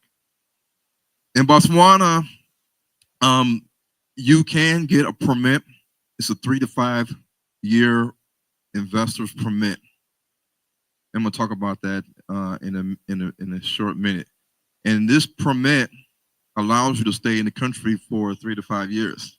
And the gatekeeping is not as much as in Botswana, but I'm gonna tell you what you got to do. Because if we don't take advantage of some of these countries and their incentives that they have, in getting into the country and getting a long-term permit, then you may be forced to be in this kind of situation. If your house was destroyed by a hurricane or a tornado or an earthquake, or a missile dropping in America, or you just lose your money, lose your job, and now you're homeless, like a lot of homeless cities and tents are erecting in Minnesota and Detroit and other areas. California is more and more people living in tents. The way that Africa is kind of working right now is that this is America, or it can be even Europe. And the way that they set up the visa passport laws is that a lot of times it favors other groups getting in. So that while people in America are trying to get in, let's just say African diaspora are the orange balls and the red balls are the Gentiles, the upper class, that due to the visa passport laws, less of us are getting into Africa and more of the Gentiles are getting in. So over time, the surviving population that exists year after year after year in Africa, such as South Africa, you're going to see not a lot of African Americans. You're going to see a lot of Pakistani, East Indian, Chinese, Arab, Jewish people. And the Arabs are from everywhere: Iraq, Iran, Lebanon, Turkey, UAE, Dubai. Why are they all coming to South Africa? They're living really good in South Africa, the Arabs. They love it. This is what's happening. Corporate visas. These visas are for people that own corporations like Walmart, Mercedes-Benz, grocery store chains, Puma, Nike, things of that nature. They're coming from other countries and they're setting up their businesses in Africa. And with that, they're bringing skilled workers and they're going to transfer their skills to the local population. And this is how they get their corporate visas, because they're bringing their own skilled workers. And then they say, we're going to start this business here. We have our team and we're going to transfer our skills to the local population and employ them at the lowest wage possible. And then they get granted these visas, and all these white people and Chinese people and East Indians and Arabs, they're now legit in the country. And because they have their businesses in the country, they can continue to hire their own people as long as they keep the 60-40 rule, where 60% of the workforce is locals and the other 40 is foreign nationals. This is how they do it. And then their kids go to school, they go to private school, they study, they're swimming, they're climbing mountains, they're doing rugby, they're doing all that stuff. Have y'all seen the series, was it Blood and Water on Netflix? The two South African girls? Yeah, that's Johannesburg, Cape Town. And you see it's a mixture of white, Indian, black. Yeah, that's South Africa.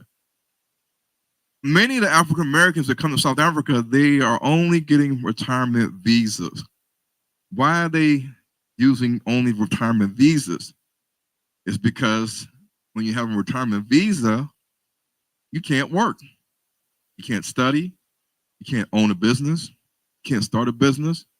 You can't receive money from your own business. You cannot employ people. You cannot create jobs for the locals. So your only thing is that you're allowed to stay in the country, yes, but you're retired. You get your Social Security, your pension, your VA disability, and you're just in South Africa just chilling. That's all. That's all you're doing. That's not a threat to South Africa, because business and economics is what's building up South Africa. They're controlling the economy. Who? The other nations. they're building up the economy of South Africa in terms of grocery store, supermarkets, drugstore, Home Depot, Lowe's, agriculture, real estate, education, everything, health sector, health insurance owned by the Jews, all this stuff. Yeah. So if you want to get health insurance in South Africa, one of the largest health insurance companies is owned by the Jews. You want to market and advertise in South Africa, it's owned by the Jews. You want to go to the grocery stores, most of them are owned by the Jews. You want to go to the you want to go to the drugstore, like CVS or Walgreens, it's owned by the Jews. You want to go to Home Depot or Lowe's or get some plumbing material because you're a plumber, it's owned by the Jews. Real estate, owned by the Jews. Media, entertainment, hotel, casinos, amusement parks, owned by the Jews. It's all owned by the Jews. And now the Arabs and the East Indians are jumping in the scene. So the Gentile nations, they will gladly do whatever it takes to come to Africa, to stay in Africa long enough to get a business visa, a corporate visa, a work visa, and then we can hire our own people, even locals at cheap labor, and insert our people in managerial positions. Somalians come in and they have been there for sometimes 10 years. And they allow their family and friends to come and they set them up with shops. They call it spaza shops. And then each one comes and they start helping each other like the Arabs do in America.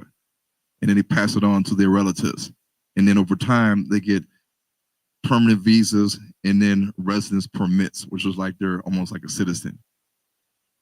They're working it. They know how to work the system. Where I belong, coming up with a plan, somewhere I can begin. Memories of my hometown keep crawling back in my head. Been around the world all this time, still couldn't match how we felt. I can't wait to get home.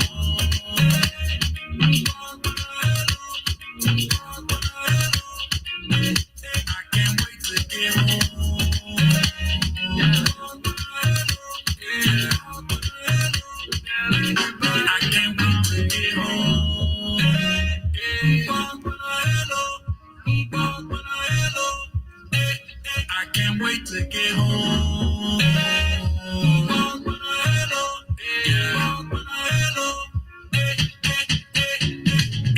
Nothing else can compare. On my way, I'll be there. Sunshine like a heavenly oasis. I can feel the love from the family of faces. The sound of my homeland. She calling, I'm all in. Been traveling the globe for a while and I had a good time, but memories of my hometown keep crawling back in my head. Been around the world all this time, still couldn't match how we felt. I can't wait to get home. I can't wait to get home.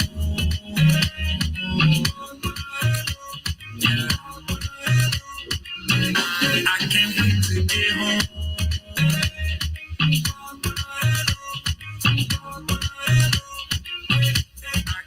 to get home.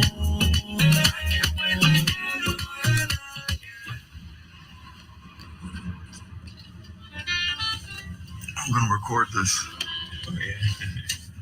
so I can see exactly how you get it. Okay, so this is a new development. I got an Airbnb. I didn't know it was in a new development, and they were still working on the roads. But people have already started building their house on the land because they have electricity, and it's really kind of like all you need for people in Botswana to get started. Because they can use a septic tank. If you don't have a sewer system, you just get a septic tank, and then you can get a borehole or a potty tank, like 10,000 liter or 50,000 liter, and that's your water supply.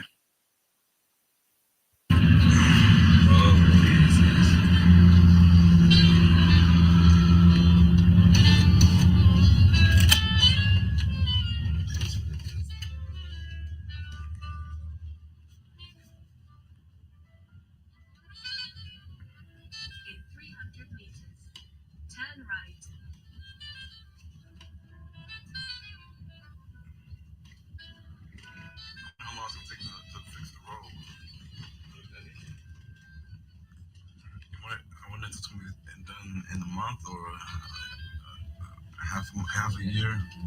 Could be years.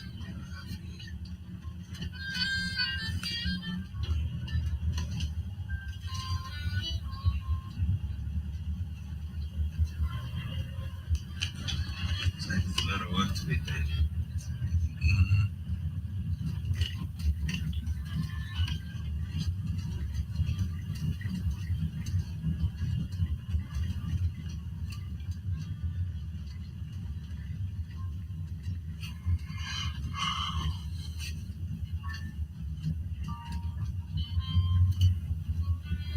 Turn right.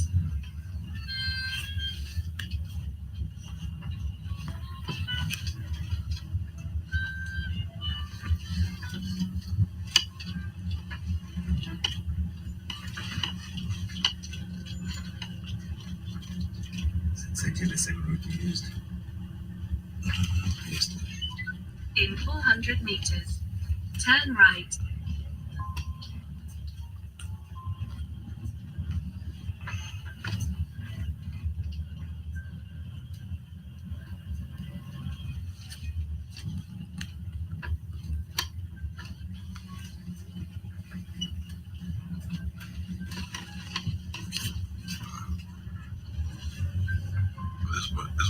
This what you did this morning? Yeah. In 300 meters, turn right.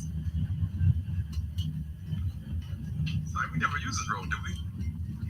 Yesterday we did, yeah. We did? Yeah.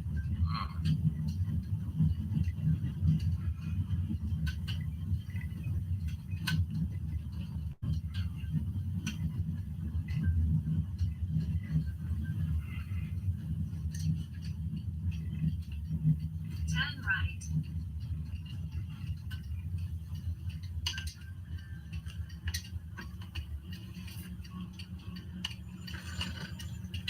Oh, we gotta go around? How do we go? Oh, right there.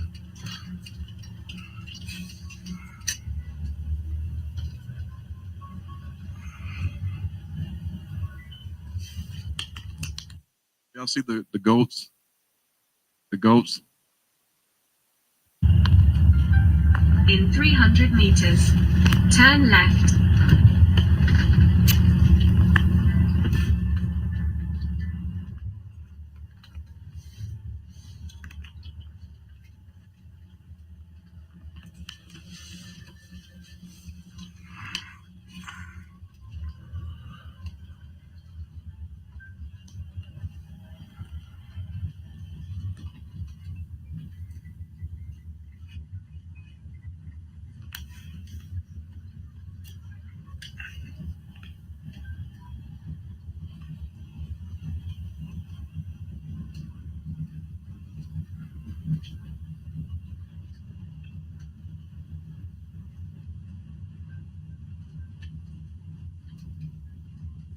Turn left, then turn right.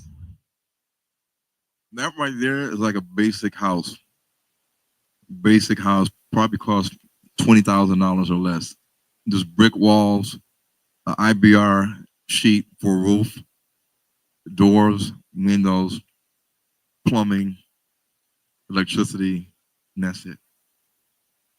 That's it. But this house right here is a little bit bigger. You'll see. Turn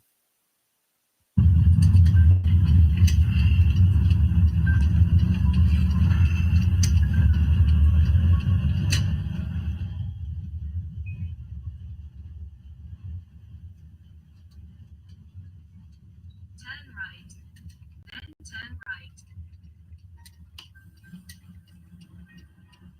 That's a bigger house that from the corner. That they have concrete tiles for the roof, and they probably have 4 or 5 bedrooms and AC units on the side. They have a gate to get in.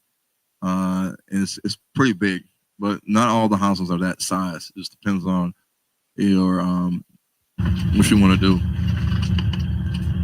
How much is that one? Maybe like 60,000, 60. Turn right, then turn left.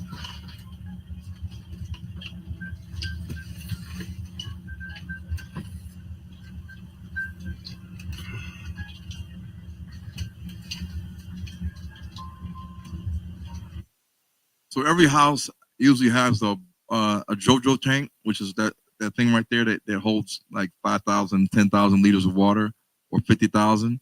So you always have water, even if there is no water. And the electricity poles are right there. So this is a 2-story house. This right here on the side of the wall is the geyser. It holds the hot water. It's like a hot water tank, and the water is always hot because it's hot because of electricity. So as long as the geyser switch is on, then the electricity is heating the water. It's always scorching hot. It never runs out.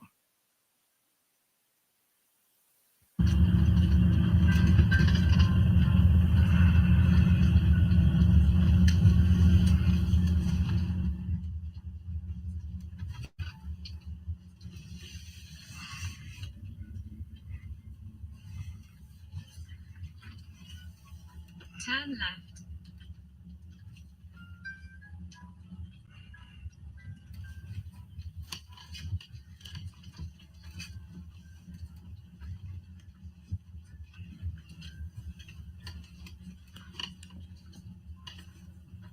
We almost there?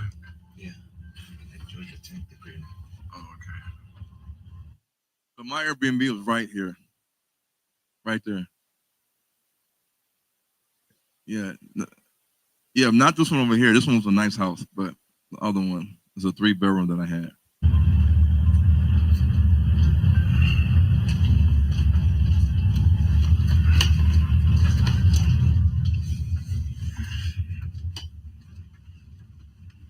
Oh, it's the one. It's the one down here, not this one.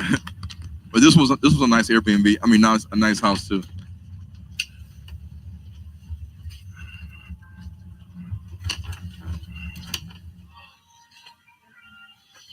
This is a septic, where the septic tank is, and this is the JoJo tank that supplies water to the house, and the pump is inside this cage, and the power for the pump to pump the water into the house for the kitchen and the shower and the sinks is right here. The power supply is right here. Supplies the pump.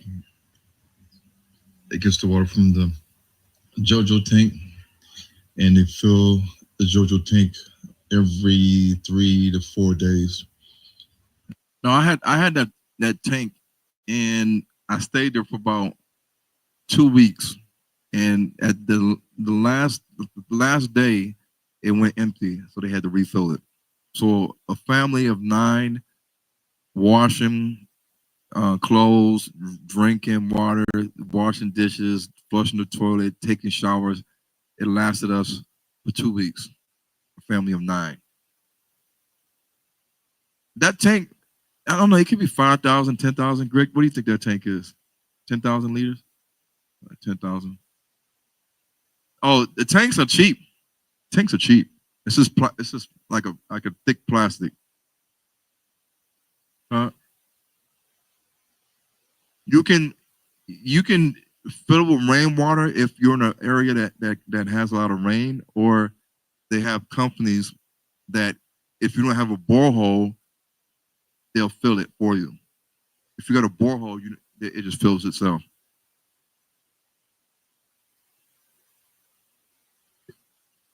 Yeah, borehole is like you drill a hole in the ground, like 50 meters, 100 meters, and then you have water. To do a borehole is like a couple $1,000s. The deeper you go, the more money it can cost. But typically it's going to cost you maybe a max 5,000 to fill it up. No, well, I didn't. The Airbnb guy didn't charge me. He just, because I was in the Airbnb, so he just called a company and they filled it up. To fill it up, I don't think it's a lot of money, but I mean, he didn't tell me. He just called the company. They came out, filled it up, and that was it. They have trucks that have the water on the back, just as they have trucks that come and empty the septic tank whenever you need to.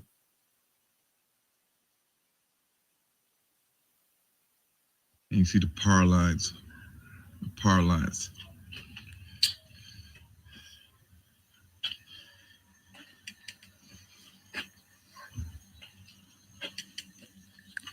This is the air con units, the air AC.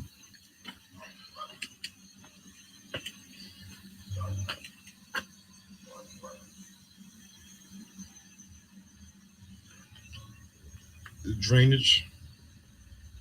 This is the drainage from the bathroom sink, and those are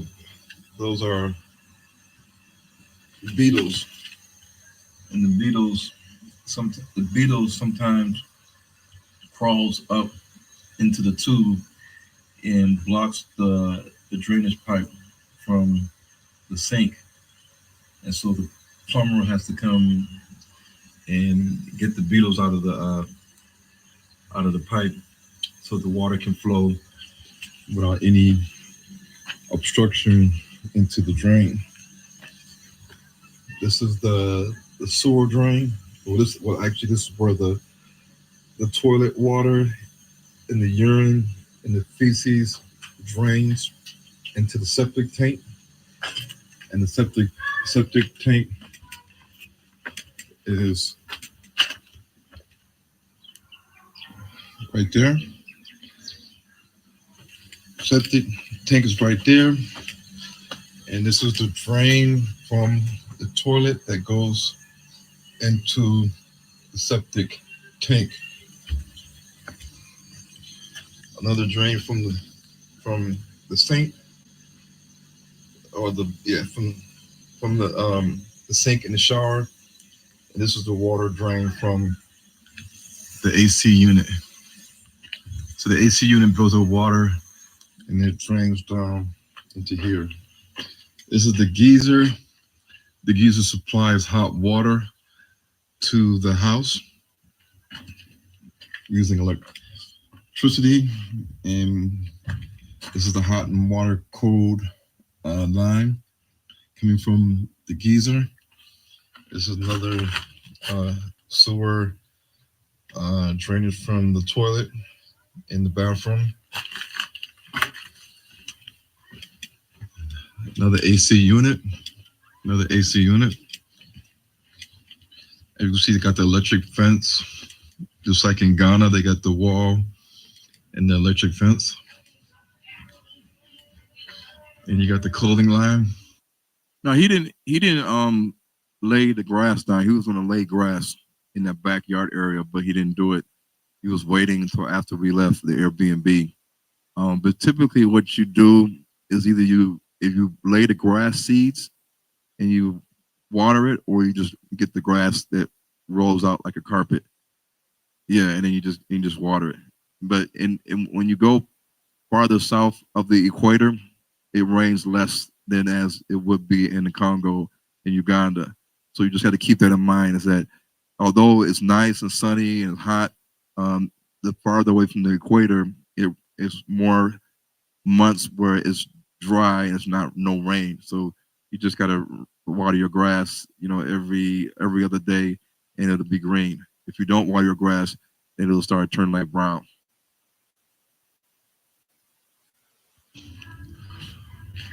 The clothing line to hang your clothes.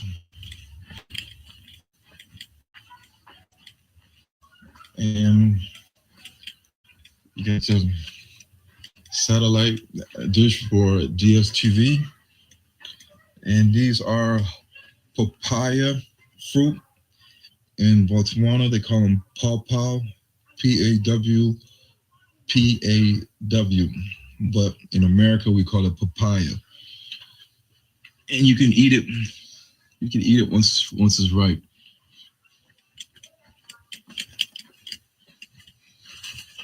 This is the drain from the kitchen sink. The kitchen sink drain. You can see that's the kitchen sink right there, and drains into here.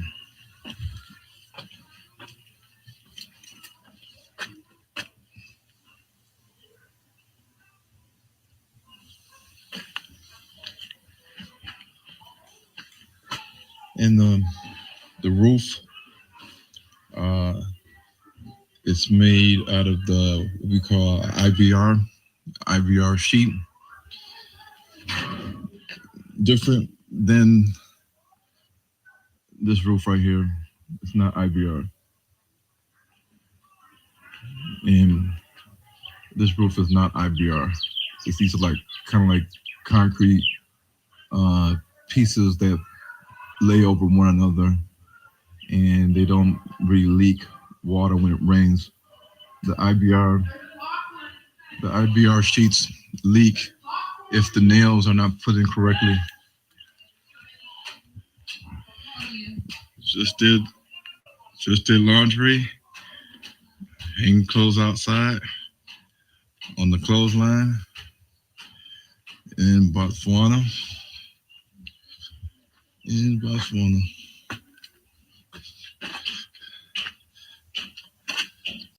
This is a plot, or maybe 2 plots of land that is available for. So if you bought that plot in the middle, then you could decide to build have more land, or build a gigantic house and have this land. This is a plot. This is like what a plot size look like, and you can build your house to where you have a lot of land in the front or a lot of land in the back, or equal, or you can build a gigantic house and forsake the land. So people, when you buy a plot, you just have to just determine what size house you want on the plot, because it's going to determine how much yard you have that the kids might want to play, or if you want a driveway or something like that. So yeah, that's a house over there. This guy, somebody built. As you can see, it's another development not done.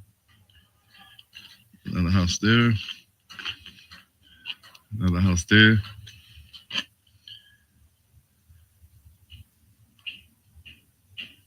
This is winter time. Winter time.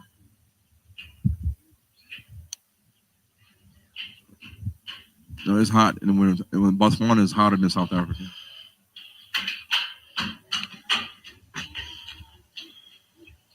All this place needs is a little bit of grass laid down here. This community is mostly black people living here.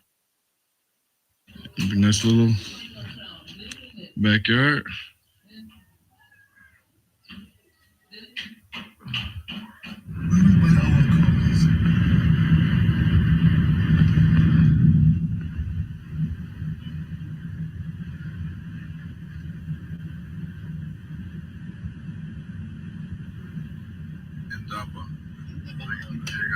They got that South Africa.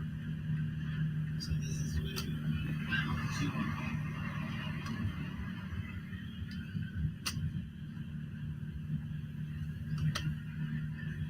KFC. KFC is like addictive in America. Black people love KFC in America. I remember the first time I have a cousin who stays in the UK. He's in They got KFC in UK? Yeah, they do.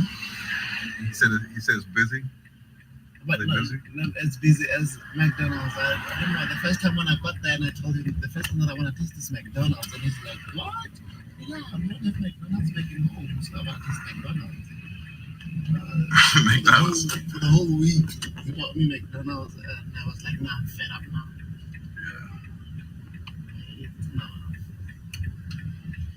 Oh, where we're going now? You're gonna change the code. Change the card? Code. Oh, are we already home?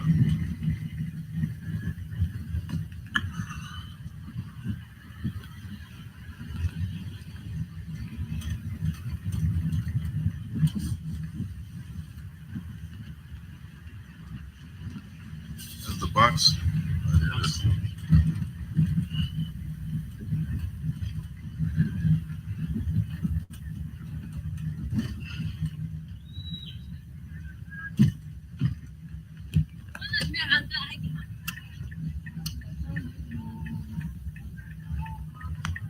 think this is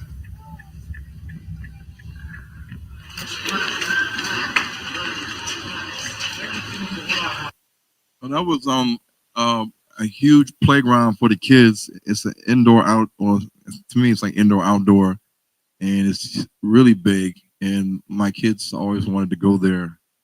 When I decided to take them, and they have a Toys R Us or Kids R Us right next door, and an ice cream shop, and then they got a lot of restaurants and different things in that area. It's like a plaza center that has these things, and usually at these kids playgrounds they have people that work there that stand around and watch the kids, like black people. They stand and watch the kids when they're playing.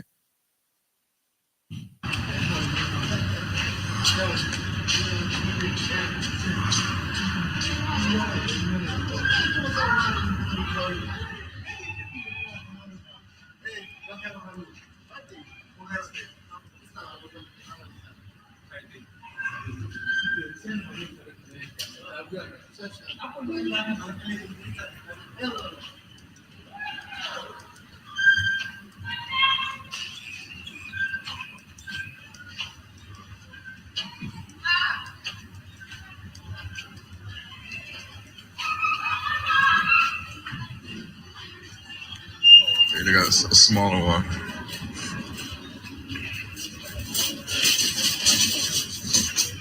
It's real small.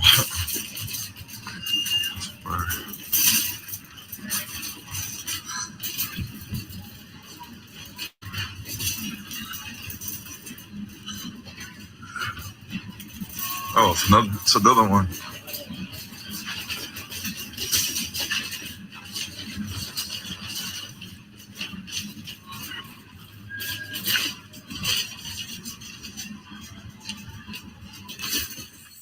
Visitors, they bring them here to the country.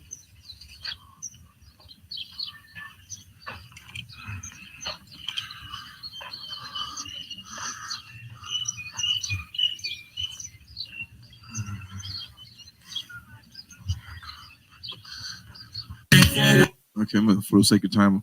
Okay, so the Botswana group that we have about 80 members, 80.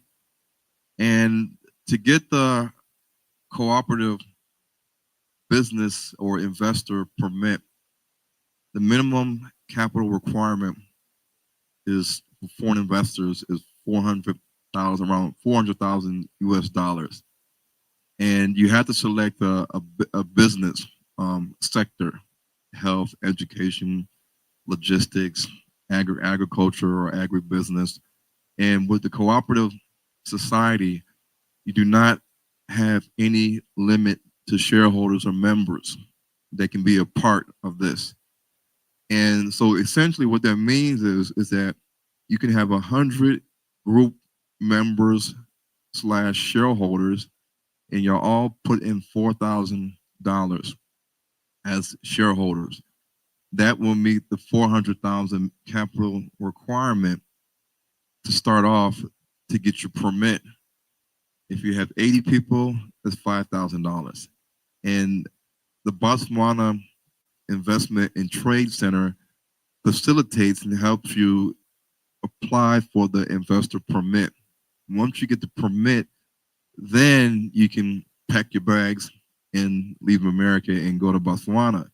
You don't have to stay there for 3 to 5 years. You can go there and stay there for like 6 months, and then hop into South Africa for a while until you're done doing what you got to do in South Africa. Then you can pop back into Botswana. You just have the right to stay in the country for 3 to 5 years. They're not going to multi-manage if you're going to fly to Ghana or to Europe or to, Mauritius, or go to South Africa or go back to America. You still going to have your investor's permit. So this group we have is $50 a month membership, and we do have people on board that are locals, that are doctors or PhD holders in agronomy, and they are local farmers and people that I know and connected with in Botswana that are going to be assisting us in this joint business venture. They're already local citizens and residents.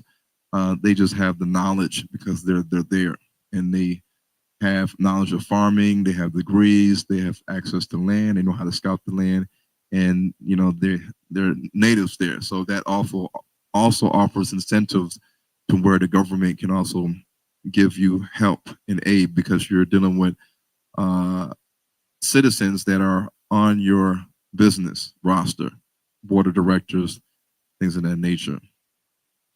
And when you set up a business in Botswana, you register the name with the CIPA, the Companies and Intelligence Property Authority. In South Africa, it's called CIPSES. It's with a C instead of an A on the end. And you, of course, like in America, you check to see if the name exists by somebody else. If it's not, you register the name. Then after that, and once the SIPA approves your business, or they can reject it, then they issue a letter certifying that the business name has been approved, and you get your response from CIPA. Then the business bank account can be opened, but only if you have a native on the books. The native can help open the bank account, and you can decide whether or not to give the citizen of Botswana signing powers or no signing powers. But you're going to need to have a local citizen to be on the paperwork for the bank account. The only way you can get around this is if you have your permit. If you have your permit, then you can get your business bank account. So it's either get your permit and then open a business bank account, put the money in there, or you have the local citizen go with you to the bank, open up a business bank account, and you can start putting the money in there before you even get your permit. But in this case, you can still wait until you get the permit, then open the bank, then put the money in there. They're still going to issue your permit based on the company's resolution that you guys have X amount of dollars that you're going to invest in the Botswana, and with that, their BITC is going to issue your investor's permit. In Botswana, it's like when I was there, it was like 113, 1-14. The pula is stronger than the rand. Their economy is better than South Africa because of the diamonds and the way that the government runs itself. It's a little bit more better than South Africa, and so because of that, their currency is stronger than the rand. So I mean, so when you go there, your dollar is not going to go as far as the rand, but there's certain things in Botswana that are cheaper than in South Africa. And so when you get licensed, certain sectors you have to get licensed, and it'll tell you what the fee is to get licensed. Then when you're a business owner and you have a registered company, you're going to have to pay company tax and VAT. These are things that I pay for in South Africa. PAE, we have employees, you got to pay VAT, and all these different things. So they have different tiers that they use to determine your application and approving it for your permit. And in terms of what we're doing is tier 2, but the Botswana Investment and Trade Center, BITC, they are part of the government. Investors and foreign nationals like us that have projects and cooperative businesses that are sponsored and recognized by a government institution such as BITC, which you can apply and register to be a part of and be approved. They help fast track and get your approval rate to be higher than somebody that did not go through BITC, try to do it on their own, and they had a higher fail rate. So you can try to do it on your own without BITC, but your chance of failing the application and getting rejected and having to do it again and do it again and going back and fixing what you did is higher. So in terms of agriculture, it's tier 2. And tier 2 agriculture means that they're going to be looking at different factors to determine whether they're going to approve your application or not. One is the business attribute. Now, the maximum points you can get is 150.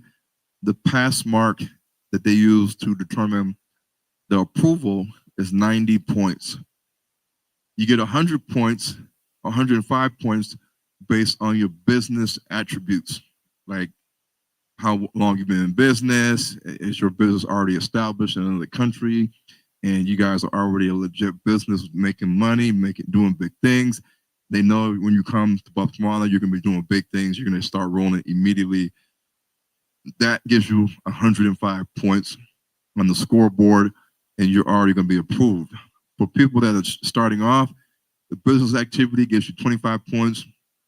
Is it a priority sector in terms of business? If it is, then you get another 25 points.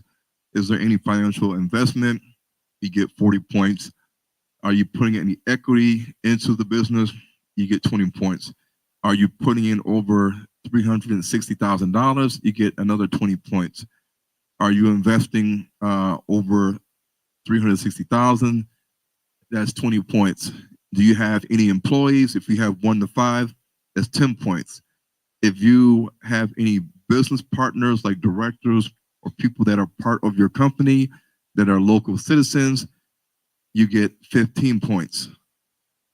If you have anybody on your team that has degrees in agriculture, then you get another 15 points. If you have a diploma or equivalent, 5 points. Bachelor's, 10 points. Master's, PhD, 15 points. You have business experience, anybody on your team, 10 points. You live in Botswana, you have a Botswana address, another 10 points. They're looking to see if you meet 60 points, then they approve your application, and all the shareholders and members of that cooperative society gets their 3 to 5 year permit. So now you can leave America and you can say, I'm good for 5 years, I'm good for 3 years. I don't have to go to America if I don't want to. 90-day visitor visa doesn't apply to me anymore. I can stay. I don't have to border hop. I have a home base in Africa. I can decide to catch a plane to Ghana for 2 weeks and catch a plane to Congo. I can go to South Africa, spend some time in Cape Town, Johannesburg for a couple weeks, pop back to Botswana, go to America, come back. You always have a home base because you have that residency permit. And this is why the cooperative society is good if we all come together and we all have members / shareholders that are contributing the money to come with the capital requirement. And this can be for anybody, whether you're in Jamaica, Haiti, the Bahamas, Guyana, United Kingdom, even other countries like Nigeria, because you're still considered a foreign national. You're a non-citizen, but you're trying to invest as a foreigner in Botswana. It could be a Chinese, an East Indian, an Asian, a Jew, an Arab, a Russian. You're still all considered to be foreign investors. So while all of this is going on, BITC, the Botswana Investment and Trade Center, is the ones working on your permits. We just have to take care of this admin work, this paperwork, and getting the money together, getting the mission statement, everything we have to do when we set this company up, board of directors, secretary, we have to establish all of that. But the main thing is you got to come with the capital requirement, which is $400,000. If everybody says, I don't have the money, I'm broke, then you're just talking. And BITC and the Botswana government, they're going to say, okay, well, call us when you're ready. Meanwhile, the Arabs, the Jews, the East Indians, the Pakistani, they're coming in doing exactly this. And they're not only hitting agriculture, they're hitting education, they're hitting logistics, they're hitting health, they're hitting retail, they're hitting everything, real estate. And this is why Botswana is trying to come up in terms of development in their economy. So they're welcoming in foreign investors to come in and make money at the same time, contribute to their to their taxes and everything else of that nature. Good question.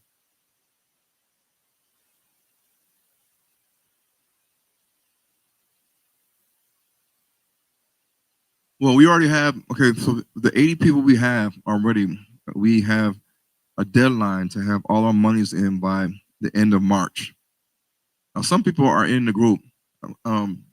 Yeah, anybody else in the group? Just, okay, we got 2 people in the group. And so we have about 80 people already, and they're ready to go. And the deadline for us to have all our monies in, remember, if it's 80 people, it's $5,000. If it's 100, it's $4,000. If it's 200 people, it's $2,000. So there's no limit to the amount of shareholders, but there is a limit to the amount of directors that's in the cooperative society. So essentially, it's up to us. Not a lot of countries have this kind of setup model. And there are other nations that use this model in Botswana, the cooperative society, and this is how they come here with all their people.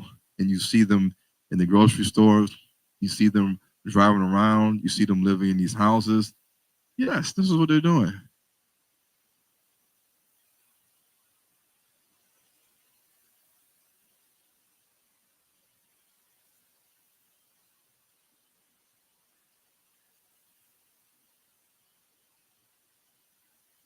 Right, I know. Yeah, I mean, basically, there are differences in shareholders. Some can vote, some can't vote. But right now, the main thing that we have to determine is who's on board and who's not. Because that's the hardest challenge, is to have a meeting and you got 100 or 150 people in the meeting, but then everybody wants to do it, but nobody's putting their money up. And the longer we take to put our money up, the longer it's going to take for us to get our permit and get rolling. The people in Botswana, they're ready.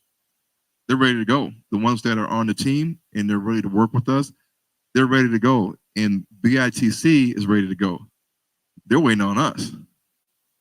And it seems so simple that we should be able to come with this money and come with a group of 100, even 200 people. But many people do not want to leave. They don't understand the benefit of having a permanent visa in Africa.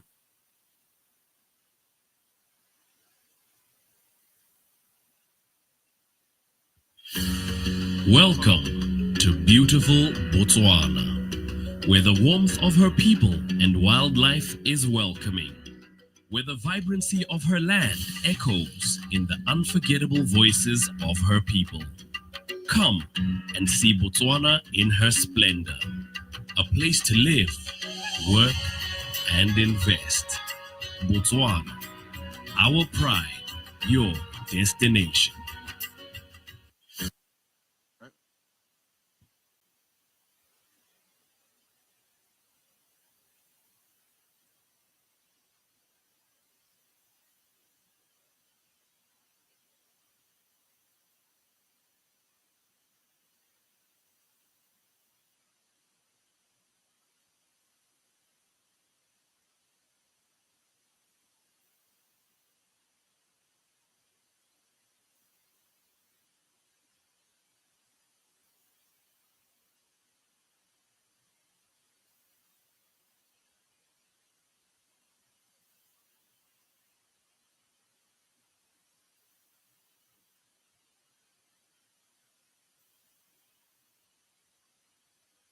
Right.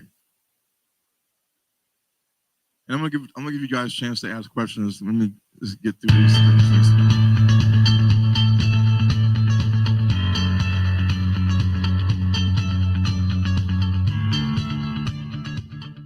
Given Botswana's rising income levels and growing population, demand for food will soar in the near future, creating new growth opportunities in agriculture.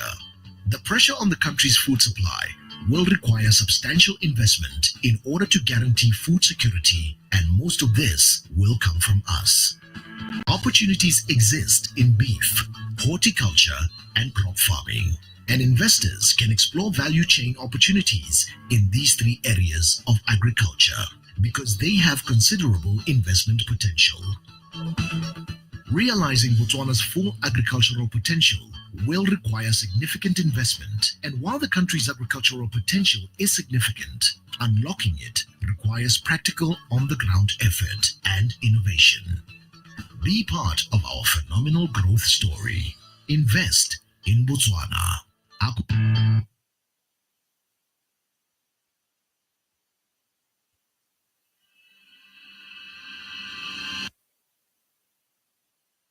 One of them might not play.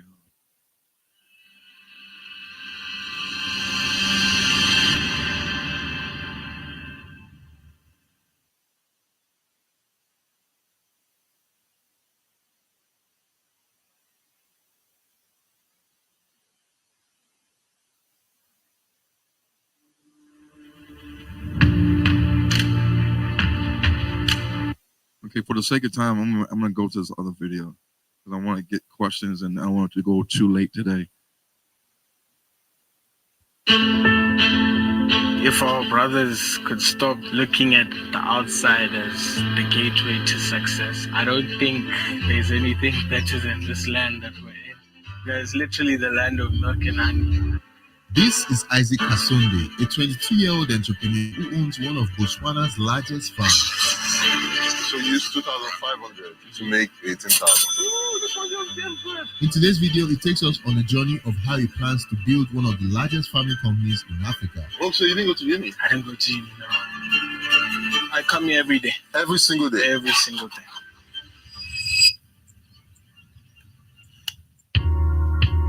What's up, guys? How are you doing today? It's Tayo Aino here again, and I'm currently in Gaborone, Botswana, and beside me is Isaac, who is the founder of Wealth Park, which is an agricultural and farming company. So what's up, man? How are you doing? I'm wonderful. How are you doing? Nice to have you here. How old are you, by the way? I'm 22 at the moment. You're 22? You're 22? Yes. Are you serious? I finished school in 2018. University was definitely not planned. Oh, so you didn't go to uni? I didn't go to uni, no. Oh, wow. So moment that finished, sat down with my parents. I'm like, let me just enter the family businesses. Okay. And they were like, okay, we'll give you a chance. And they said, okay, find something to do. And then luckily, Botswana just got the vegetable ban. Botswana and Namibia banned the import of several types of South African fruits and vegetables. Oh, wow. So the moment it ended, I decided to go into farming. And then I just decided that, yeah, this is going to be my home now. What's the size of this land that we're currently at? Currently, we're on 10 hectares right now. 10 hectares? Yes, 10 hectares. Not acres, hectares. Hectares, yes. How did you get started getting the land? Well, for me, very fortunate. I have very loving parents. They really saw the vision. They told me put it on paper. I put it on paper, gave them a proposal, and they were happy with it. Can you just give us the process of starting a farm? I think first and foremost, you need to decide what you like. Okay. There's crops, there's animals. So I think first thing first, you should decide what you're willing to fight for. So whether it will be in the vegetables or in the animals, you have to go in and understand the market. So basically, you have to do your research. So what I did was I went to supermarket. I asked them what they're missing. So I also created relationships with the people in the supermarket. Okay. So even prior to me starting the farm, I used to call them all the time just to inquire. They're really friendly people, by the way. So you just go, you inquire, and they will literally tell you everything they need to know, because at the end of the day, they're also in need of vegetables. Can you explain what this is and what happens here? This is a net shade. It's on half a hectare. It's 100 meters by 50 meters. Is this lettuce or what's this? This right here is spinach. Interesting. Thank you. Thank you. Oh, wow. This is nice. So this is just the beginning stages of the spinach. Okay. Here they are about 4 to 6 weeks old. And then this is fully mature. This is what I'm currently supplying in the shops at the moment. Was it difficult to set up? No, definitely you need to work with the right people. But I worked with some very lovely people. They managed to set up everything for me within the time frame that they set out, and it was all very professional. Everything was local.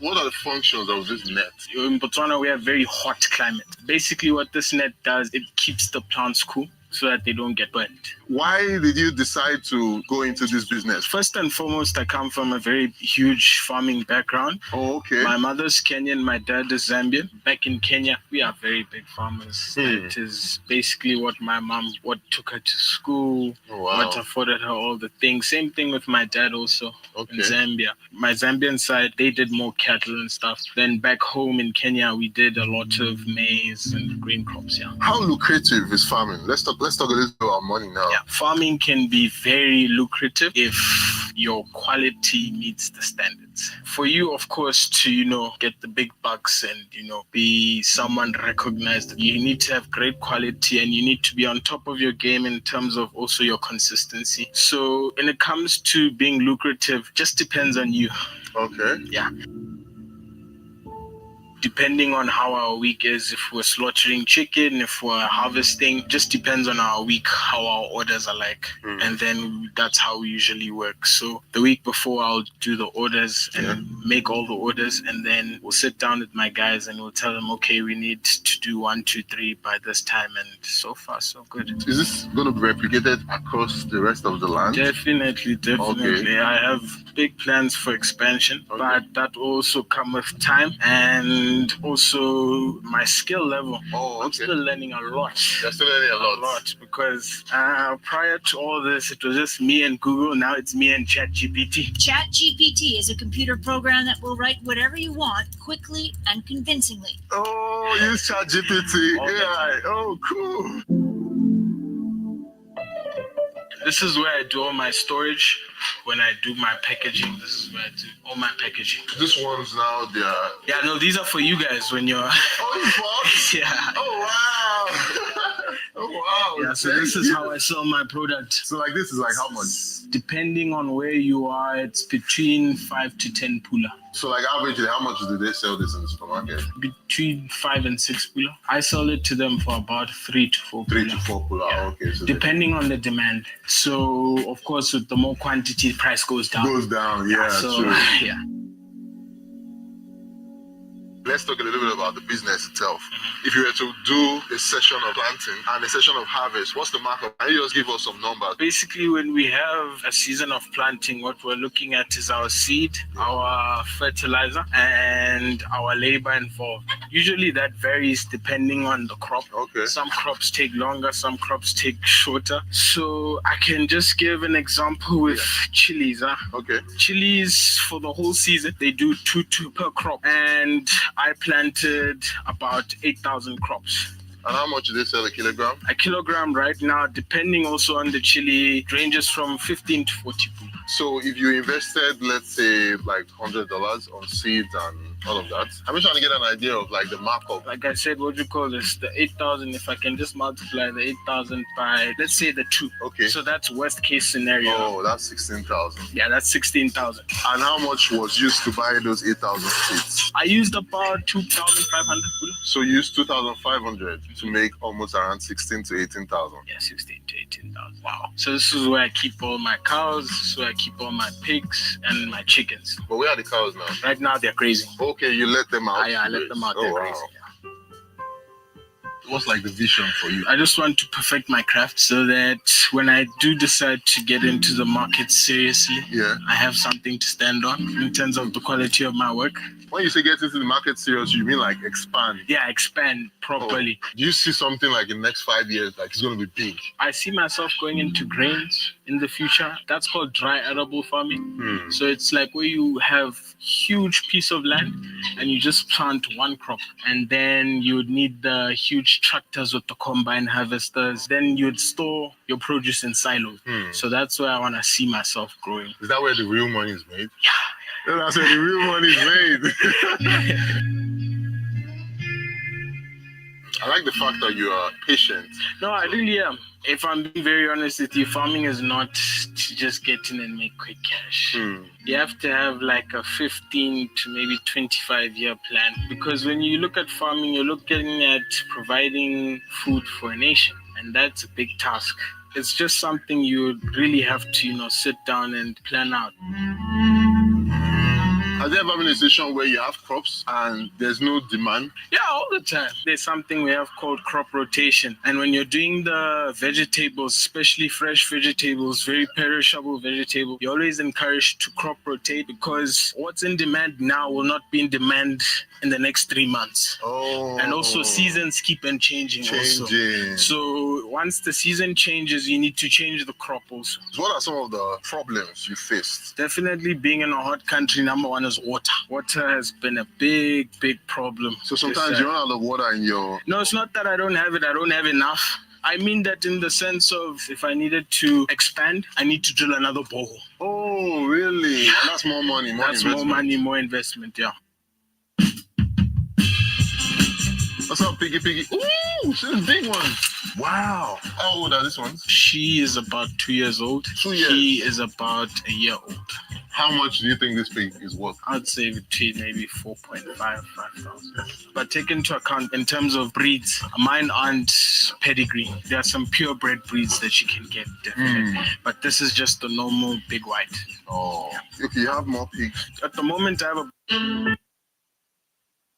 So he's not Botswana, he's Kenyan, so he doesn't get a lot of the incentives that you get from the government when you have or you are Botswana in the company.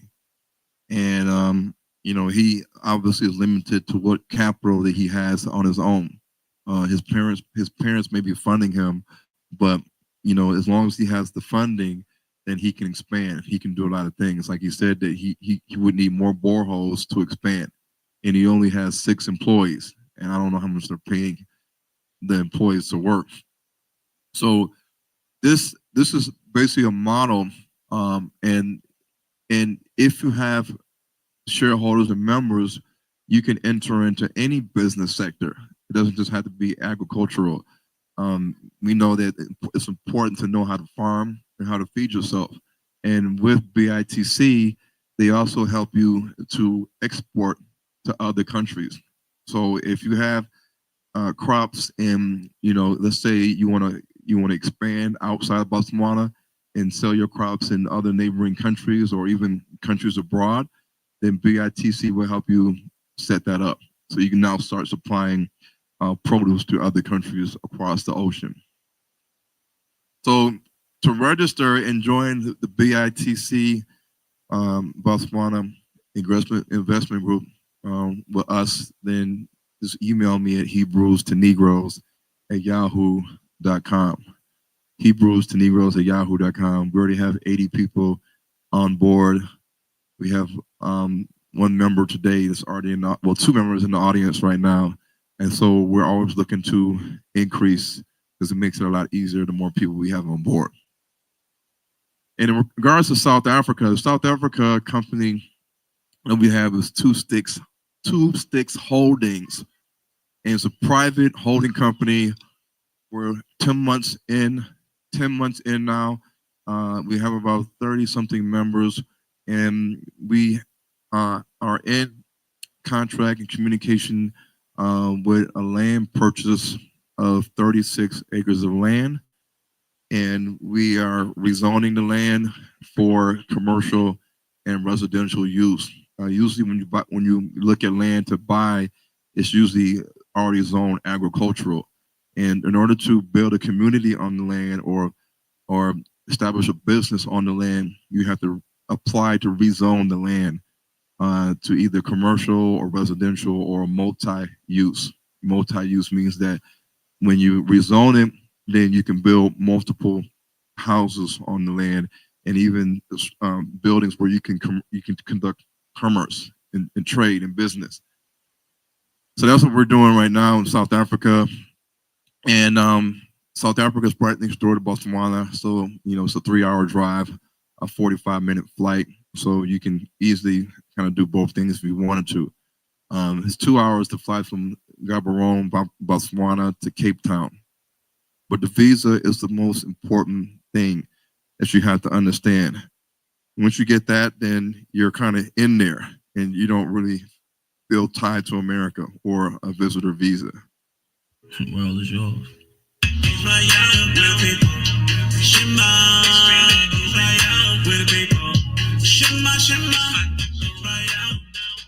We the people of the book. I stay humble, I ain't even boasting.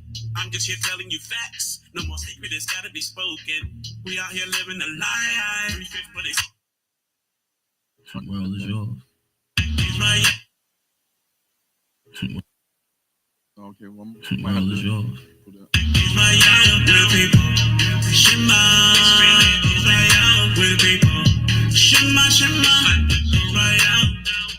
We the people of the book. I stay humble, I ain't even boasting. I'm just here telling you facts. No more secret, it's gotta be spoken. We out here living a lie. 3/5 but they say that we equal. So put your hands up in the sky. Represent for the chosen people. Melanin, yeah, we got a lot of it. I can see the fear in them when they look at it. Lacking understanding, cause it's their nature. They don't fear God, but concerned about some glaciers. They always want to justify, define themselves not guilty. Pride so puffed up high, living in iniquity. We the people, Shema, Israel. We the people, Shema, Shema, Israel. We the people, Shema, Israel. We the people, Shema, Shema, Israel. We the people, Shema, Israel. We the people, Shema, Shema, Israel. We the people, Shema, Israel. We the people. Shema, Shema, Israel. We the people that they took. I stay humble, I will not be shaken. My people are starting to wake up. Their minds scramble, need a shake up. They rewriting history. Whitewashing images, forgery. It's all a conspiracy. Crafted counsel from our enemies. They stole our identities. Done away with our heritage. Had us working in the field. See, and we can't get no settlements. So cruel, they took it too far. On them people that resemble Kadar. Perpetually, they really hate us. But we quickly coming out of our haters. Shema, Israel. We're the people. Shema, Shema, Israel. We're the people. Shema, Israel. We're the people. Shema, Shema, Israel. We're the people. Shema, Israel. We're the people. Shema, Shema, Israel. We're the people. Shema, Israel. We're the people. Shema, Shema. Thinking. I mean, I know it's your boy, and I hate to keep bringing it up, but seriously, we need to start thinking about us because this shit's too dangerous now. Yo, It's not safe anymore. See, I feel like it's time for us to go away from here. You know what I mean? I've been thinking about it for a long time. Well, what we got?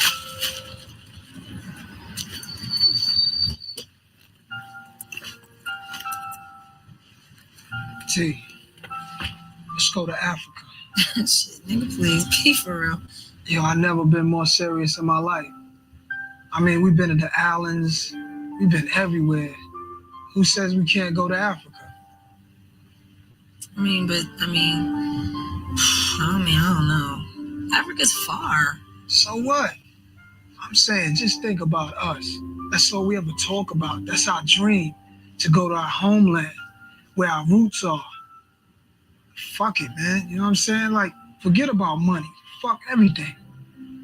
It's a chance of a lifetime. If me and you went, and the baby, yo, just think. Maybe it's the right thing to do. Maybe not.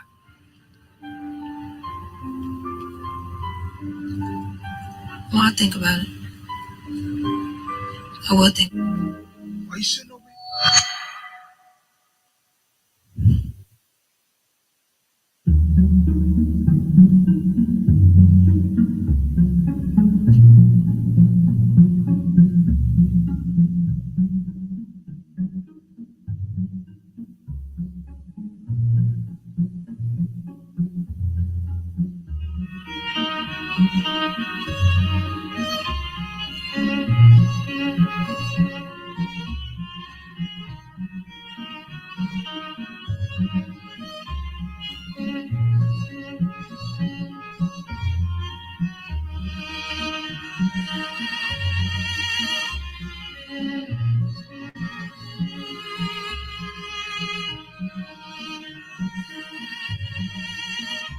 designed by renowned and accomplished architect Sergio Cinelli. Welcome to House Lund. Lund is a Swedish word for tranquility and calmness. This home was inspired by Japanese and Scandinavian influences as it offers this artistic simplicity yet thought-provoking sophistication. This home is 4 bedrooms, 4.5 bathrooms. Under roof is about 562 square meters on a 700 square meter plot. So excited and grateful to be sharing this incredible home with you guys. Massive thanks to the listing agent. So the plot sizes on the land that we're getting is going to range between 600 square meters and 1,000 to 1,100 square meters. So this house is sitting on 700 square meters of land. 700 square meters. What is that, Greg? Is it 300, 3,000, 4,000? Well, yeah, you just got to do the square meters to square feet. 700 square meters to square feet, and I'll tell you what it is.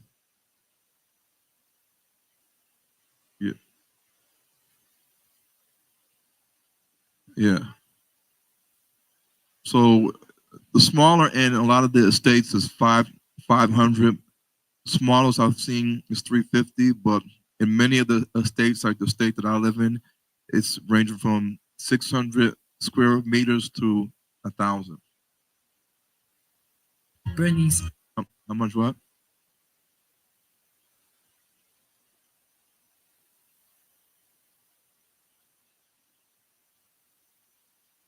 Well, if you come on with the group, then it's going to be a whole lot cheaper than if you come in after we've already done everything and you want to buy a plot from us. So we haven't determined yet what the price is going to be for those on the outside that's going to come in after we've done everything. But if you're part of the group, then your investment, and I'm going to break it all down, is going to be, well, the group, the price of the land, let's just say that if the price of the land is 250,000 US dollars, and you have 30-some people in the group, or 40 people in the group, and each person puts in $10,000. You have to kind of look at the money that you're going to need for to buy the land, for the rezoning and the phase 1 development. And the group together collectively puts the money up to buy the land, and then to also have the money for the phase 1 development. Long as, if we go through this whole video, if y'all have to hear the time, then you'll see the process of how other companies buy the land, like Chinese, they buy the land, they have the money, and they don't want to use as much of their money, but they start phase 1, and phase 1 then gives them, because they own the land and they did phase 1, they have the clubhouse, then that gives them the ability to market to the outside population, to get the other people on the outside to go to the bank and get the loans that they need to start building their unit. And so the Chinese is not really using their own money to build a lot of these units. They may have started phase 1 and built a couple models that people can see, but then when people see all the things that's going to be in the community, like a pool, a clubhouse, a gym, a park, a nature trail, all this stuff, security, gated community, and they see what some of the model homes look like and some of the parts of phase 1 that they've already completed, then the people in the community, they say, I want this, I want a 3-bedroom, I want a 2-bedroom, I want this, and then they go to the bank and then get the loan, and then with the money from the bank, they take it to the company, and the company has the builders that are ready to go to finish the structure from the beginning to where you can turn the key, open the door, and then get your paperwork and your sectional title deed. So essentially, this is kind of the setup that we're doing on the land, where we can have individual units and also an apartment block, to where you can have units inside the block. But to be a part of the group is going to give you your best advantage because you're already invested into the group. Those that are coming on the outside, you're gonna have to pay a higher price, just like with any other company that does these kind of things.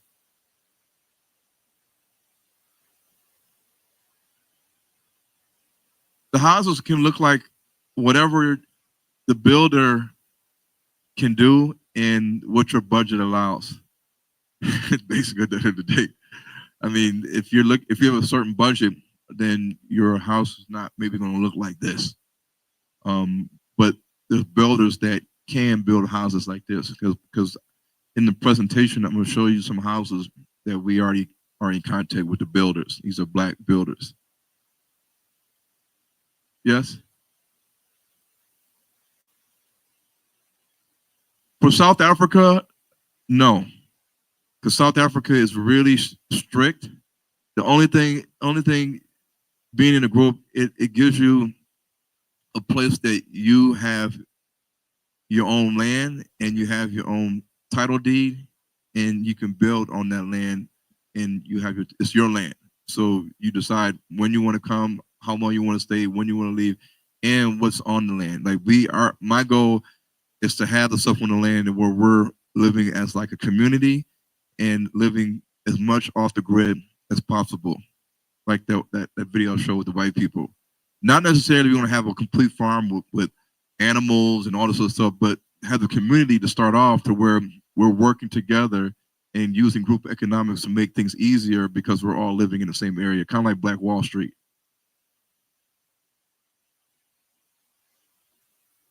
Yes. So as an individual, you would either have to get a retirement visa, a work visa, a study visa, a business visa, a critical skills visa, or until you can figure out what to do in regards to that, you're just a person that lives in South Africa for 6 months out the year, and then you leave and then come back.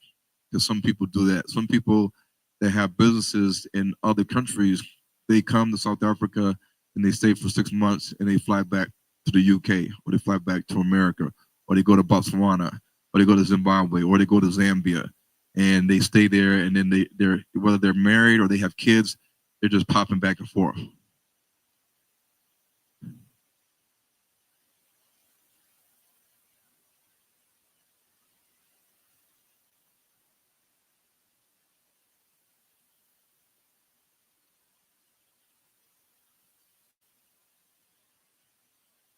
You can own land and not have a permanent visa, not be a citizen. Anybody can own land in South Africa and not be a citizen.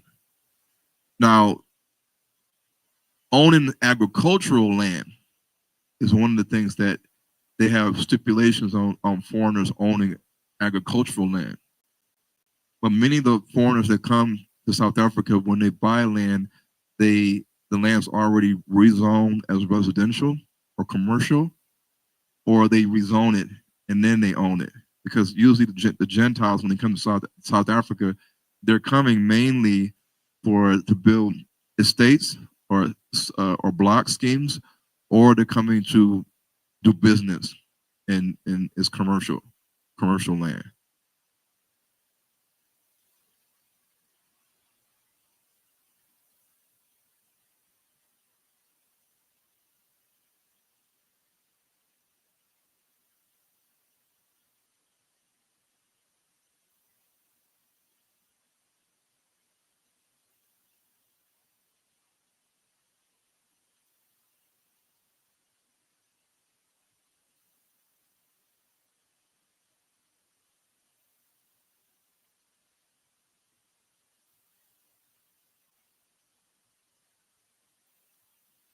Only if the person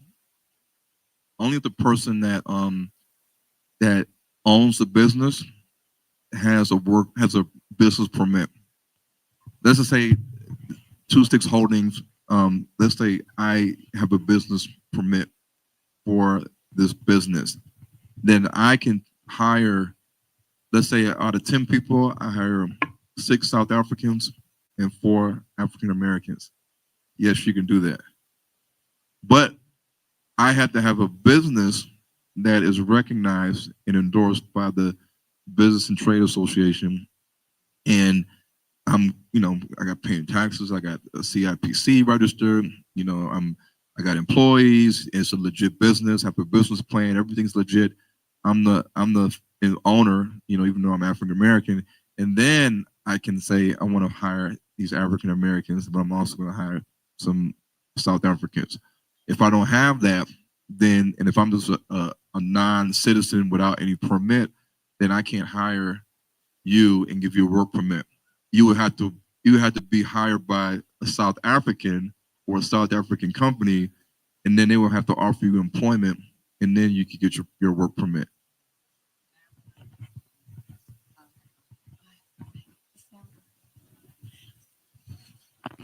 My other question is, say like, just ask a question about,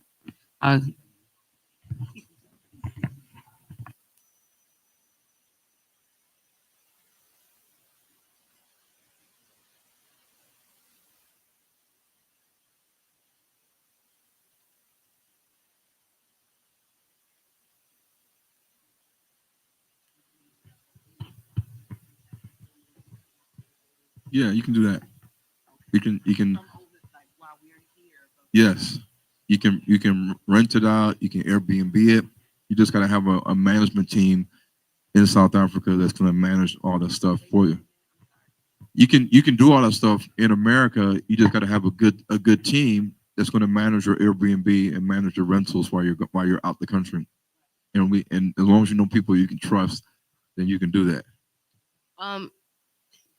Does if you get employed by a South African, that's what they call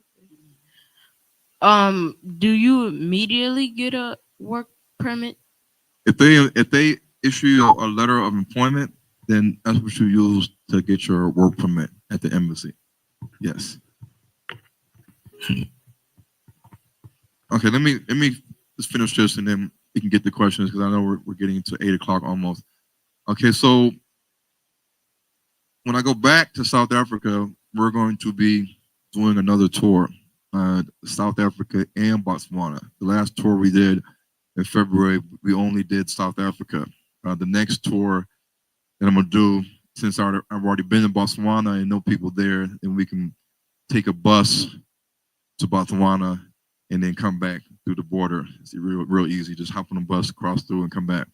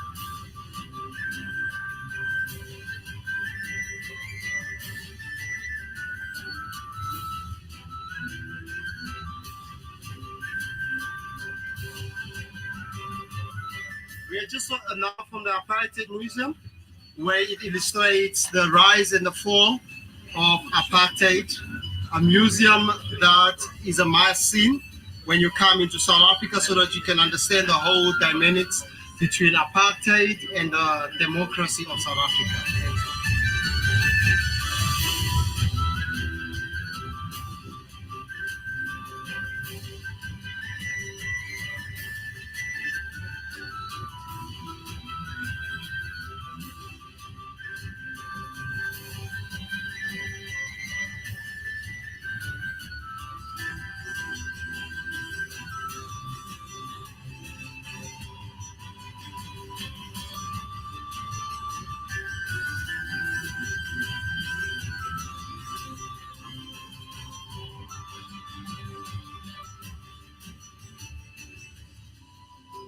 Hello, my name is Jackie, and this is my husband, Fred Fuller. This is our very first trip to the continent. we are here on a tours package that we got with Ron Dalton, African Diaspora Tours. And we've had such a great time. What do you say, honey? It's been fantastic. Everything has been top notch. You can't beat it. We've explored the city. We've gone to Soweto. We've had great cuisine everywhere we have gone. I mean, it's been amazing, and it's just so amazing to see our own people do so well. And we plan to come back again very soon. And I would encourage everyone to take this trip to Africa. If you've never been to Africa, I would particularly recommend Ron's tours because they're so detailed. He's thought of everything. We've been fed well. We saw some places like for residences, and we saw land that you can purchase if that's what you're looking for. And we've had very good seminars to help us with making decisions as to if this would be the right move for us to move to Africa. But I'm just really thankful. I'm just really thankful for this trip, and I'm thankful for the staff. The staff has been wonderful, and they've given us the services that we need, and it's just wonderful here.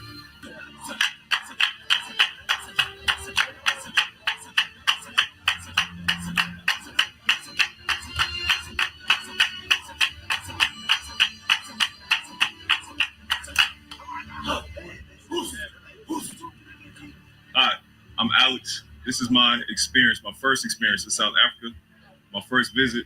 And what comes to mind is opportunity and opportunity for growth.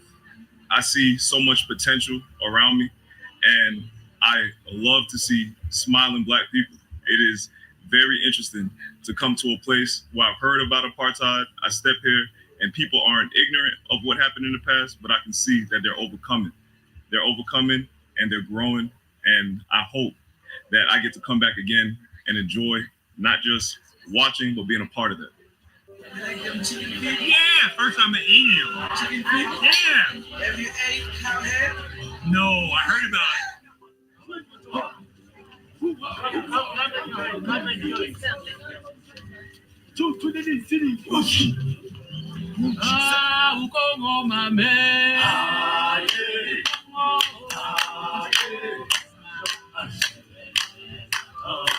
Hi, my name is Robbie, and this is my wife, April Finn. This is our first time visiting South Africa, and it has been an experience instead of a vacation. This has been an experience for us. My name is April, and like you said, this is our first time on the continent, and honestly, I had no idea what to expect, so I was just open. But this was so much more than visiting museums and seeing animals. He's provided us with knowledgeable people on the visa process, on the healthcare system, education. We've seen properties. The food is amazing, and our dollar goes a long way. Yeah, we're working pretty hard over there, so we need to kind of consider. But more than that, what I enjoyed more than anything was the sense of community. I feel like we came to see Africa and left with a family. I feel like I have South African friends, new diaspora friends. I feel at home. And so I can't wait to come back home. Thank you, Ron, and your wonderful staff and support team for making this the best experience of our lives. Thank you.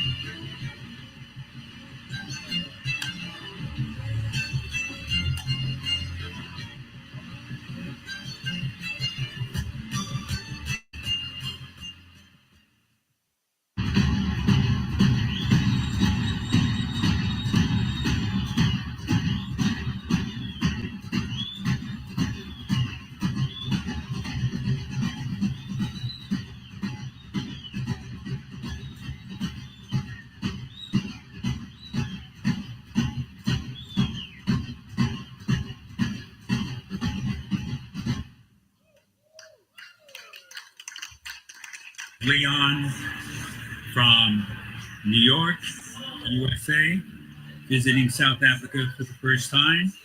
And I must say it's been a wonderful experience. Being back home in the homeland, much better than I ever expected. I never had any idea this is what was going to welcome us here. From the moment we got here, everyone had big smiles, welcoming smiles to us. It's been great. South Africa is some place where I would recommend anyone from anywhere, especially the U.S., to come and experience. All the bad publicity and things we've seen on TV and heard, not true, not true, not true. There's so much to offer here, so many things that we can get involved with to help build the country. They're looking for us to come and help assist them. The future is here much more than in the USA, where I think Black Americans particularly. If you just open up your mind and give yourself a chance to see the other side that you've never seen before, then you'll be pleasantly surprised. I'm looking forward to coming back, telling everyone I know about this experience, and maybe one day planting roots here. So I'm overjoyed and happy to be here. I feel blessed, and I appreciate all the people who we've met, like yourself, Linka.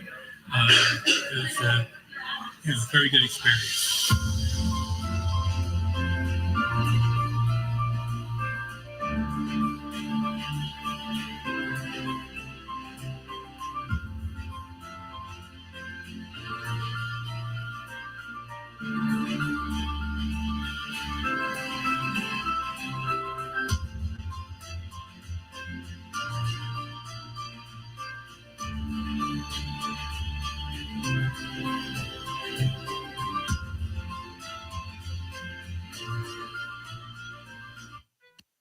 All right.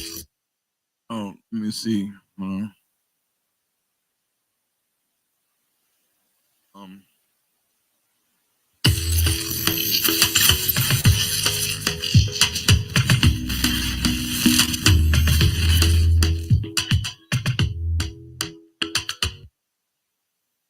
I don't know how to fast forward it.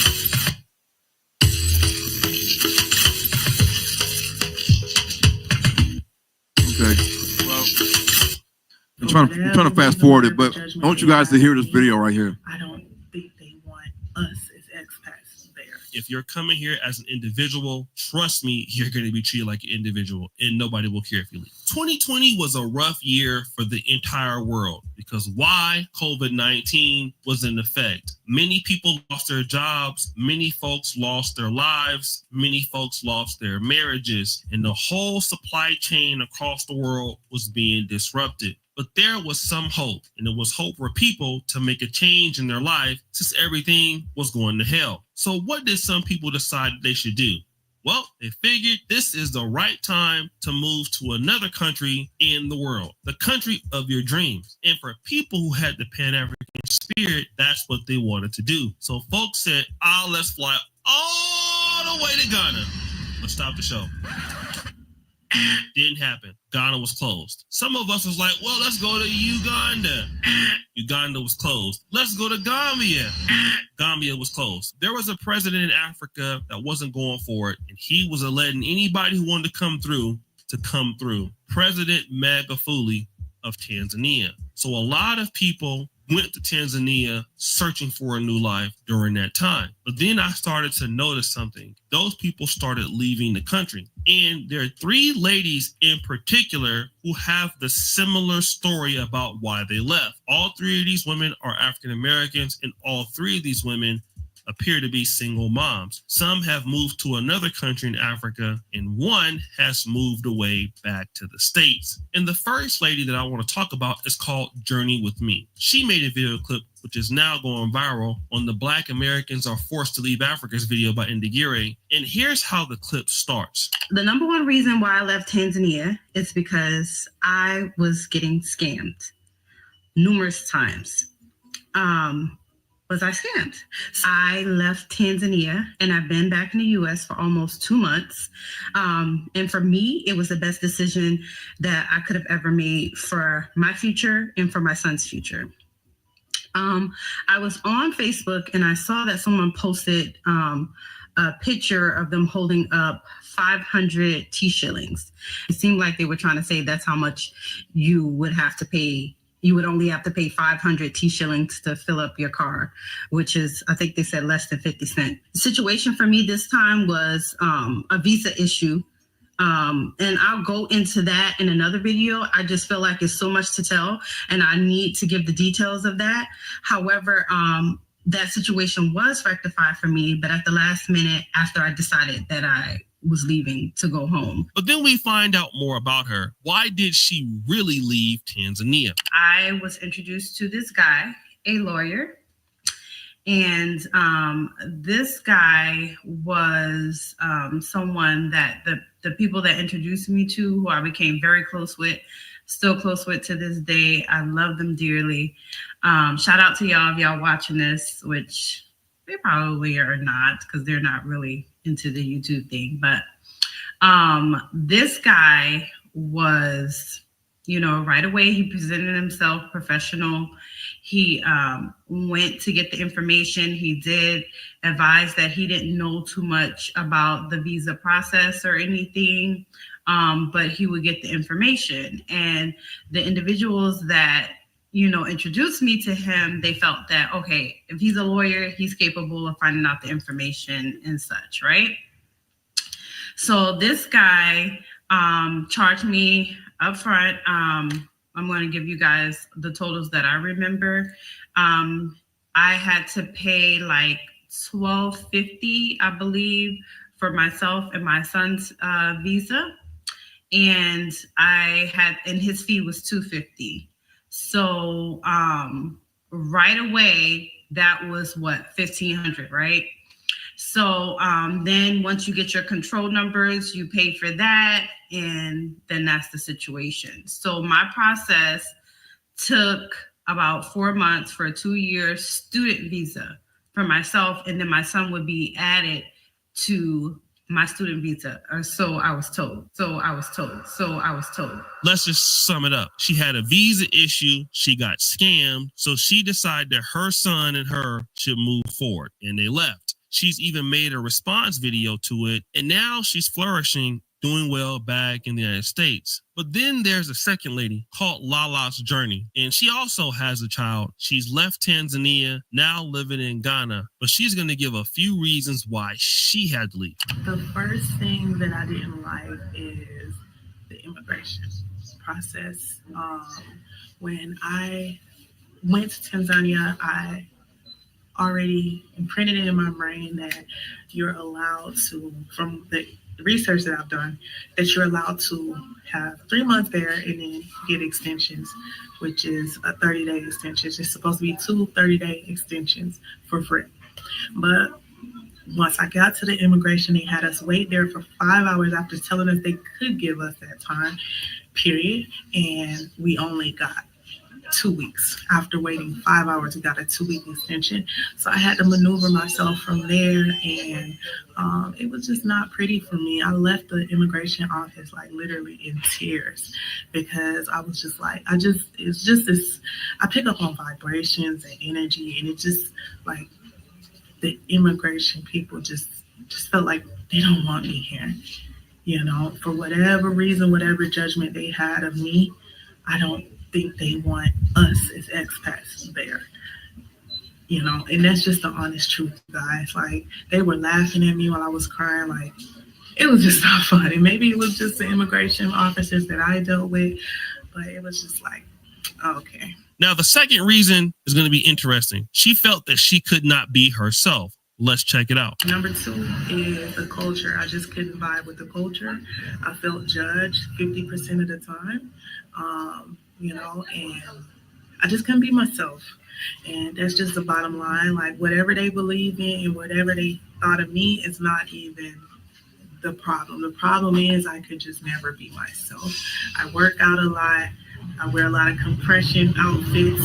I wear, things that to a very, very modest person, you just, even at my most modest, you just like gonna, give me these looks if you're a judgmental type of person. So I felt judged half of the time, and I didn't like that. So this is very interesting, and I think that for a lot of ladies who are looking to come, especially to Tanzania, Uganda is a little different, Kenya's more open. But if you're coming to Tanzania, and I've heard this, women who dress contemporary is going to look bad in certain aspects. So there's societal norms that are there. People are supposed to act a certain way. That's even here in Uganda. And if you come out there trying to act the way that you want to act, I'm going to tell you, it's not going to go down that well. Right? And that's for men and women. There are certain ways and certain things that people are supposed to, behave. Even for somebody like me, I'm very straightforward, right? I'm very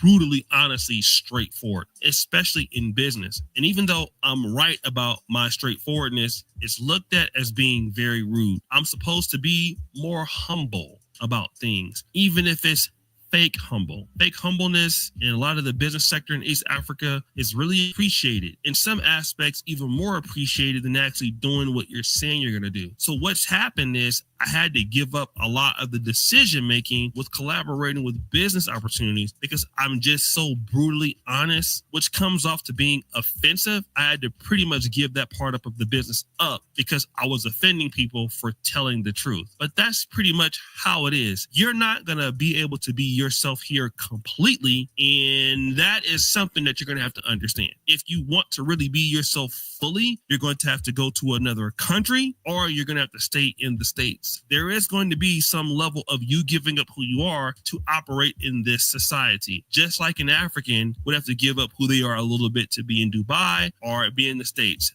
They're going to have to transform to their environment, and you're going to have to do that here. But this last person left Tanzania for similar reasons and that, but here is something that they're also complaining about too. The visa process, getting the multi-entry visa, it's useless if you don't go all the way back home. And who has money to keep traveling all the way back home to the United States every 90 days? That's ridiculous. Even if it's every 4 months, because you can get an extension. Absolutely not. The second thing is, okay, let's just say you don't mind doing that, or you just want to go to Kenya and stay there longer than a couple of days. You got to stay there for like a week or two for them to think that you're exploring, and you come back. Okay, so let's just say you're okay with doing that. Then you'll have to get a business and then apply for residency, because you cannot apply for residency without a business.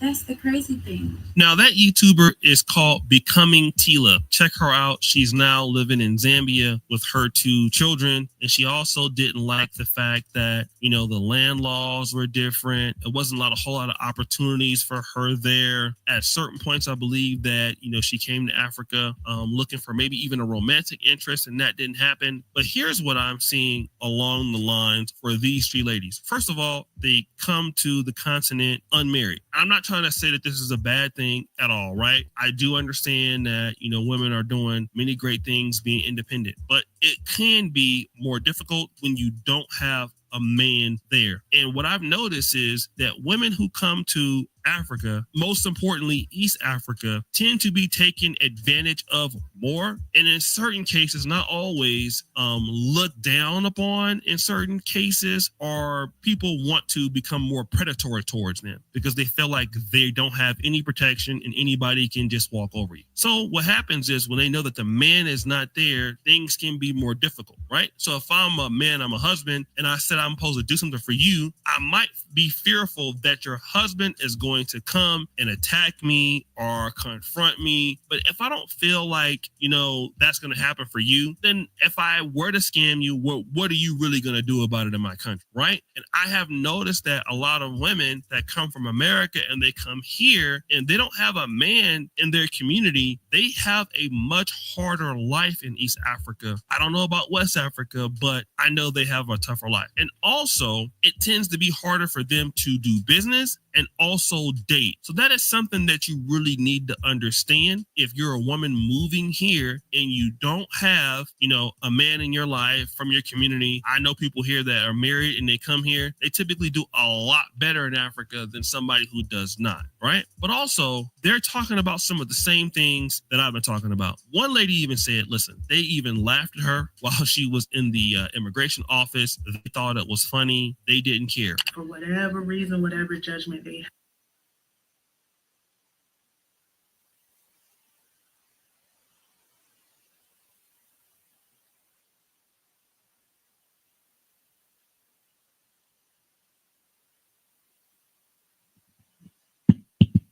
So in Tanzania, you can't own land as a foreigner, and in Tanzania, it's difficult to get a visa. And all three ladies, they talked about getting their visas, and it's hard. And some of them ultimately had to leave because of that. A lot of people can't start a business that's successful, and they can't make money in Tanzania, and they run out of money, and then they have to leave. But these things can deter people from leaving Tanzania, and the culture is different. There's Christianity and Islam. Swahili is the main language. English is the second language. If you leave the main cities and go inland into Tanzania, and you're outside of Dar es Salaam, then you're gonna need to start to learn Swahili, at least kind of pick up on it, because not everybody in inland in the villages is going to speak English. This is just a known fact. So Tanzania has its own issues, but in Ghana does too. In all countries have their own issues, but as long as we come together in community and have a network, then it makes things a lot easier. So when you can't qualify for a retirement visa, then this is where we have to think outside the box and come up with other ways that we can establish a home base in the country. Because like the lady said, you can get a multi-entry visa, but if you don't have a permanent residence permit in any African country, then they expect you to go back to America. But if you are a permanent resident in Ghana or in Botswana and you leave Tanzania, then you simply can go to that other country in Africa and then come back to Tanzania, because you're considered a resident in that country and you have the paperwork to show that. So many people, if you want to stay on the continent, you can't just give up. You can't give up. You have to endure and pursue, and not just when the first obstacle comes, then you're just throwing in the towel, because it will be hard for people sometimes to immigrate and to stay in Africa. But the longer you stay, the longer you fight, the longer you understand what you need to do to get a visa, then you can figure out that there is ways to get a visa. You just may need to work on it. It may take a year or two for you to get it or qualify for it, because it's hard to find out when you're there for only 2 weeks how to qualify for a visa and what steps you got to take and what offices you got to go to and what things you got to get credentialed. So the group we have in South Africa is to establish a home base in terms of residency and housing, so that we don't have to worry about paying rent and paying, because when you go to South Africa, you're either going to buy a house, build a house, or rent a house or apartment. And as a foreigner, they may see you as a risk, because you can easily sign a lease and then get on a plane and go back to America. And so they may require you to put down a larger amount of a down payment, like 3 months rent, 6 months rent, They might want to see your bank statements and all these things to know that they're not taking a huge risk by renting to you. In Ghana, usually when you rent, you got to pay the whole year up front or 6 months. They don't do month to month in Ghana. In South Africa, they do month to month. It depends on the landlord on what amount of money they're going to need for a security deposit. But it's more like America when renting in South Africa. So you just got to come there and you basically have to survive. And one of the main expenses in South Africa, at least for me and people that have kids, is food. The second is housing. Outside of that, the internet is cheap. There's no heating bill. You pay electricity. You pay for your internet data. And if you're in an apartment or house, you may or may not have the water included in your bill. So water, electricity, internet, and then you're worrying about food. If you live close by to a market or a store and you don't have a car, you can Uber to the grocery store and pay $2 there and $2 back. The place where I live at, if I need to, I can walk to the store, or if I want to walk to the store and carry a whole bunch of groceries back to the house, because I'm bringing back a lot of groceries when I shop with 9 kids, then I just get an Uber for $2 and then go there and come back with another $2. So that's $4 in transportation a day. So that's $4 times, let's say, 20 days out of the month I go to the store. So that's how much money I'm spending on transportation just to get back and forth. You can get a car in South Africa. It's very cheap. They have Nigerians and other ethnic groups that own used car dealerships, and they will sell you a car very cheap, and it can get you from point A to point B. And your car insurance will be like $50 a month or less than that. Not like in America where you're paying $400 for a car that's like 7 years old and you're living in a nice area. It's ridiculous. So in anything, that you need to do, hoping, wishing, praying, and fasting also requires action behind it.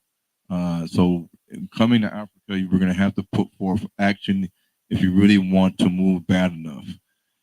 And the land project we have in South Africa is basically like what a share block, the sectional title pathway scheme is. And I wanted to show the video, but I can't fast forward it to the part that talks about this and how the Chinese and the Europeans and others are doing exactly the same thing when they come and buy land in South Africa, whether they're buying land to build a community, an estate, like the first house that looked really, really, really nice. That's Helderfontein Estates. And these are single family homes. And then you have communities that are like apartment blocks in South Africa. So the estates in South Africa kind of look like this, the high end ones. And each house is sitting on 600 square meters to 1,000 square meters of land. And the builders, of course, design the house and they build the house to their normal specification. And these builders have their own like set designs on how they like to build these houses.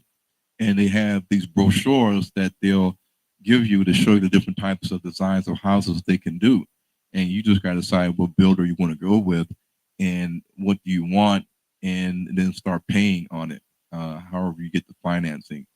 And the builders can build on a house if you have your own architectural plans, and it gets approved by the municipality, then the builder has to go ahead to build a house the way you want it. So you can build a house the way you want it done, but you have to have an architect and a structural engineer to help put together the plans and then submit it to the municipality. And then if they approve it, then the builder can now build it, and he can tell you how much it costs to get started, how much it's going to cost every month, and you work it out with the builder that way. So with the share block scheme, you have two options.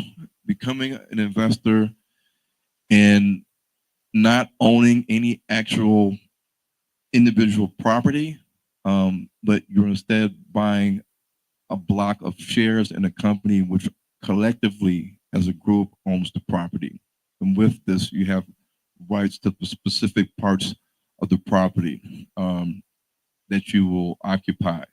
But remember, when you do it this way, you as the individual are not the sole owner of a piece of property or a house or land that you can pass down to your kids, or if you die, this is yours and nobody else's. When you do the share block, the sectional title scheme pathway, you can become your own title deed holder, but you're going to have to then shift over and apply for that, and the group has to all agree, and then you got to submit this, and then once you do that, then now you have to start a body corporate and worry about who's going to assign the levies and the association fees and who's going to run that.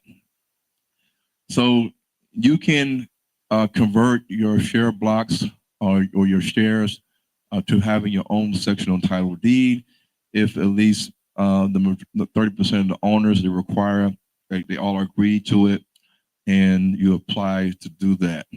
And then you now have a piece of land that is owned by a company that is now sectioning out this land for title deeds. And this is what they do in South Africa. And some people that are doing this that are Black, white, Arab, Jewish, they are coming up now with sectional plans and plots that are very small, almost like tiny homes. And they're doing it because they know where the economy is heading. And they know people may not have the money to live in these big, nice houses, but they don't want to live in a hut or a shack. But if you can make the houses affordable for them, even though it's small and it looks like this, then that's something that they might be very interested in. Even somebody that's making minimum wage in South Africa now can feel like he can have the South African dream and live in an estate in a community, and he has his own address. He can open the door with the key. He can go in. He can have AC. He can have satellite. He can have the internet. He can have his furniture. He doesn't have to live in an informal settlement in a shack with no address, with just nothing going on. I don't know if you've seen the informal settlements in South Africa. No, they don't want to do that. If they can live in something like this, they would, but somebody has to make these kind of houses that is very affordable for them.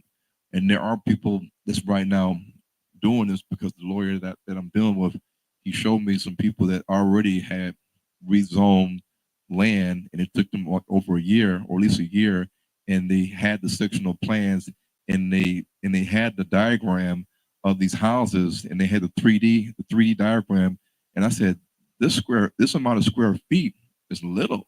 What do these houses look like? And he showed me, and I said, wow, these are really small, almost like tiny home houses that's going to be in this estate. And he said, yes, this is going to be her selling point. And she's looking for funding and collaboration with people. But this is what they're doing in Africa, South Africa right now. So people that come in the group, they do have an option to convert their shares into a sectional title deed, to where they own the sectional title deed to that particular plot and house that's going to be built on it, or that's already built on it. And this you can pass down to your family. You can, if you die, it's going to them. It's not like the land is leased and you don't own the land. You're just renting it for 50 years or 90 years, and you got to keep renewing it.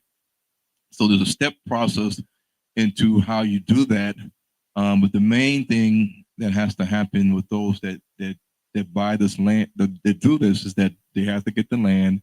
The land has to be owned in their name, the business name, and the land has to be zoned residential. And then they can do this. share block, the sectional title deed scheme. And this is kind of like what the houses look like in Soweto, in some of these areas, these communities. And this is just a basic house, very basic. Somebody that's probably single, or he may be married and have one kid. And this is all he can afford, but it's enough for him. He has a home. He has a little front yard. The kids can go to school. They can do what they want. He has the internet. He has a kitchen. He has a sink. He has a toilet. He has a shower. He has a living room. He has a bedroom, and that's all they need. So this is basically the setup of what we got going on in South Africa. So those that are coming, they can decide to live there. They can decide to rent it out. If the group decides, we will allow Airbnb. Some communities in the States don't allow Airbnb for different reasons. If we decide, yes, you can do Airbnb, then now you can Airbnb it. You can put it on booking.com and Airbnb, and you can make money and revenue while you're either in another African country or in America or Europe. And this is the house that I moved into 3 years ago. And when I was in America, I was paying close to $3,000 a month for rent in Michigan, in like Farmington Hills, West Bloomfield, these different areas. I think now it's even gone up higher. And to rent in West Bloomfield or these areas, you need a 720, 750 credit score, and you need to have good income. And the prices are at least hitting high 2000s, 3000, maybe even more for a 4-bedroom house in West Bloomfield or in these suburbs in Michigan. And so when I came to South Africa, I went looking to rent houses, and I couldn't believe how much money they wanted for rent for these gigantic houses. Like gigantic houses. This house that I'm staying in right now has 6 bedrooms, and it has 3, 4 balconies. One in the front, I think 2 in the back, and then it has like an indoor-outdoor patio where the sliding doors can open up all the way, like all the way. So if a bird wanted to fly in and fly out, they could. No, we don't do that usually. Only on good days you can slide them all out, and you can barbecue and sit outside in the indoor-outdoor area. And got the driveway, 2-car driveway. Actually, I can fit probably eight cars in my driveway, and then two on the inside. And then that's the front door, and that's the front yard where my kids play at. And this house was only $2,000 a month. $2,000. And the house is huge. So all my kids, they have space to run around. This is in Johannesburg. This house is only 450 square meters. It's sitting on a plot of 1,000 square meters. So the plot size of the house, the plot is 1,000 square meters. The house size is 450 square meters. This house is 982 square meters. No, 490 square meters. The plot size is 982 square meters. This house is 600 square meters, sitting on 1,500 square meters of land. This house is sitting on 1,500 square meters of land. They wanted more house than land, so they optimized their space to where they have all this stuff going on: the pool, the patio, the indoor-outdoor area. And no, it's not Airbnb. But this is how white people, Arabs, the Indians, the Chinese, the Jews, they're living. This is how they're living. And in Cape Town, they're living even better than that, because they're overlooking the ocean, and they have Camps Bay. They have the boats. They drive along and they see the mountain. They're living a good time in Cape Town. But in Johannesburg, a lot of white people, they're living just like this. So whether they're working or they own a business and they're not working, your kids are in school, they're not in school, they're usually either at the house drinking, barbecuing, swimming, lounging, or they're going out in the town having a good time. And they have parties all the time. White people. And this is the backyard of that house. It's the front, this is the back. So in the community, in the land project that we're working on, our goal is to have all these things on the land. So when you submit a proposal to the municipality, then you tell them, what do you want to do on this land? What do you need? And you tell them, okay, you want a community event center, you want a clubhouse with a pool and a gym, playground for the kids, you want a nature area. This is what I've told them: a nature area with gazebo for outdoor functions. I want to have backup water, like JoJo tanks on the land. I want to have some boreholes. There's already some boreholes already on the land. A storehouse, small greenhouse, solar panels, gated security, perimeter wall, commercial shops. You see this in Stain City. Anybody been to Stain City? Stain City? You seen it? Yeah, they have commercial shops that surround the apartment blocks and the houses. So you don't even have to leave. You don't really have to leave the Stain City to go shopping or to get stuff. They already have it in there. So you don't have to leave the actual gated community to grab some milk or some bread or grab something late at night. You don't have to go to the grocery store. You can go there. It's in there. Salons, beauty, everything's there. Apartment block, all these things, and we set the rules because we own it. In most cases in South Africa, the Gentiles own these things and they set the rules. So the builders, this is one of the builders that we've been talking to. He said that, we're ready to go. He's telling us the prices per room or per square meter. And these are how they construct and build these houses. And then it looks like this. And they do it within a couple months. As long as you have the money, they have the team.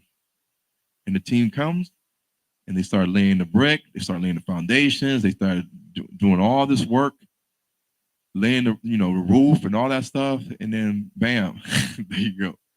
Turnkey, open the door, walk in, turn on the faucet, all that stuff. It's all there. And then you see, because when they do the construction, these guys are coming in with wheelbarrows and trucks and everything. So any grass that was there is going to be gone. But then you don't have to worry because you can just lay the sod down. And then if you have a plumber that can set up a sprinkler system underneath that's connected to a borehole, then you can set the borehole and the sprinkler on a timer to where a certain time out in the day, the sprinklers pop up, they start spraying the grass, then they go down. Or you can just manually every day turn on the borehole, it's connected to the sprinklers pop up, they spray until you decide to turn off the nozzle and the sprinklers go down. I had this done too as well. And it's really easy. And a lot of these plumber guys that know how to do plumbing, they won't charge you a lot to do that. All it is connecting the piping to the borehole and running it under the ground. That's all it is. And because a lot of these guys are looking for work, and they're independent contractors, you just got to negotiate with them a price and tell them what you want to do. And you got to have somebody that's there to make sure they're doing the right thing. And that's it. So they don't mess up your house. And this was inside the kitchen. This is not AI. This is real. People say it was AI. No, it's not AI. I think I got a video too. Just so you guys can see, this is how the kitchen looks. And the picture is AI, but not.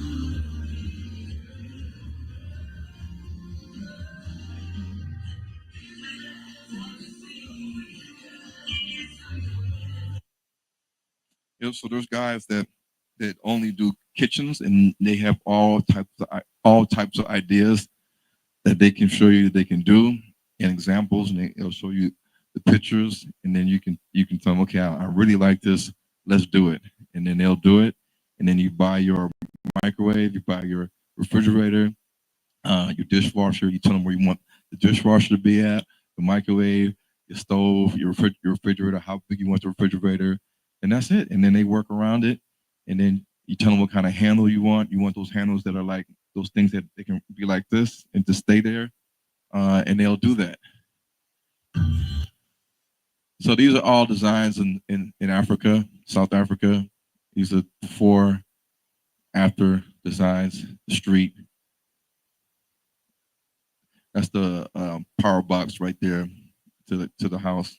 You can switch off power to the house either inside there in the DB board or the fuse box, or you can go straight there and click off the power. So since this group that we have is already 10 months in, and we have already invested money and time in this group, then to be a part of this group, there's some things you have to do to catch up with the rest of the group members.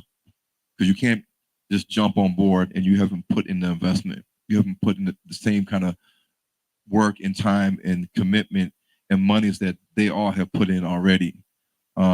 So there still is time to join this group, but we are nearing the end to where it's gonna be cut off, and everybody that's gonna want to join into this community and maybe get a plot of land in this community, you're gonna have to do so after everything's done. And of course, we're gonna set the price at whatever price point that we decide for somebody who wants to get a plot of land and how many plots they want. So the land has enough enough area that where you can easily have over 100 plots that can be 600 to 1,000 square meters, in addition to all the other stuff that we want on the land, including the roads and everything else. So this is what we're doing in South Africa. This is what I've been doing while I've been there, working with the lawyers and the rezoning team and the real estate people, and we have monthly meetings. And so if you're interested, email me at hebrewstonegroes@yahoo.com. And this is just a price difference between Gaborone and Johannesburg in terms of monthly spending and the cost of living, one person, rent, transport. It's all here, the comparisons. And in most cases, Gaborone is in Botswana is cheaper than Johannesburg. And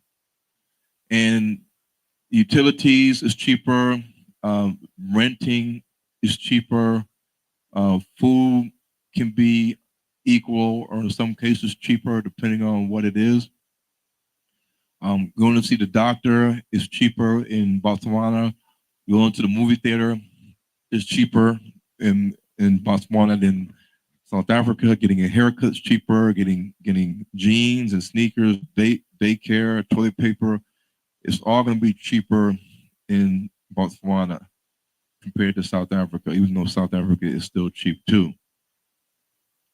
So these are some things that I put together, but you know, I've been to both places, so I know what the prices are, especially if you got kids and you're going grocery shopping and you're buying clothes and different things of that nature.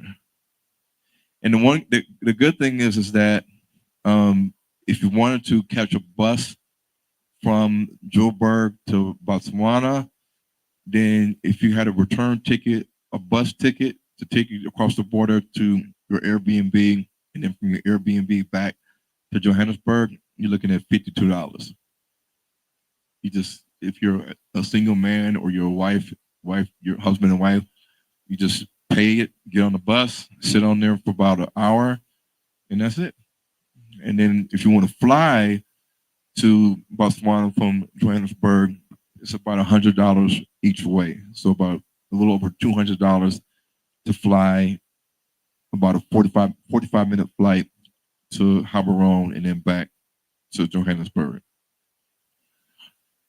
So this is basically what we have going on in South Africa and Botswana, and right there, African Americans, Hebrew Israelites, and so you have connections there that can help facilitate and oversee a lot of the things that you may want to do in this area. If you want to go to Ghana, there are some people I know that are in Ghana, but most of them are in Cape Coast. Cape Coast is a whole lot different than South Africa, if you've been there before. All right, so I think so that we don't stay too late, we can, and I know Shonda, you wanted to do some things too. Is there anybody that have any questions that you want to ask? And I'm yeah, you got the mic, okay.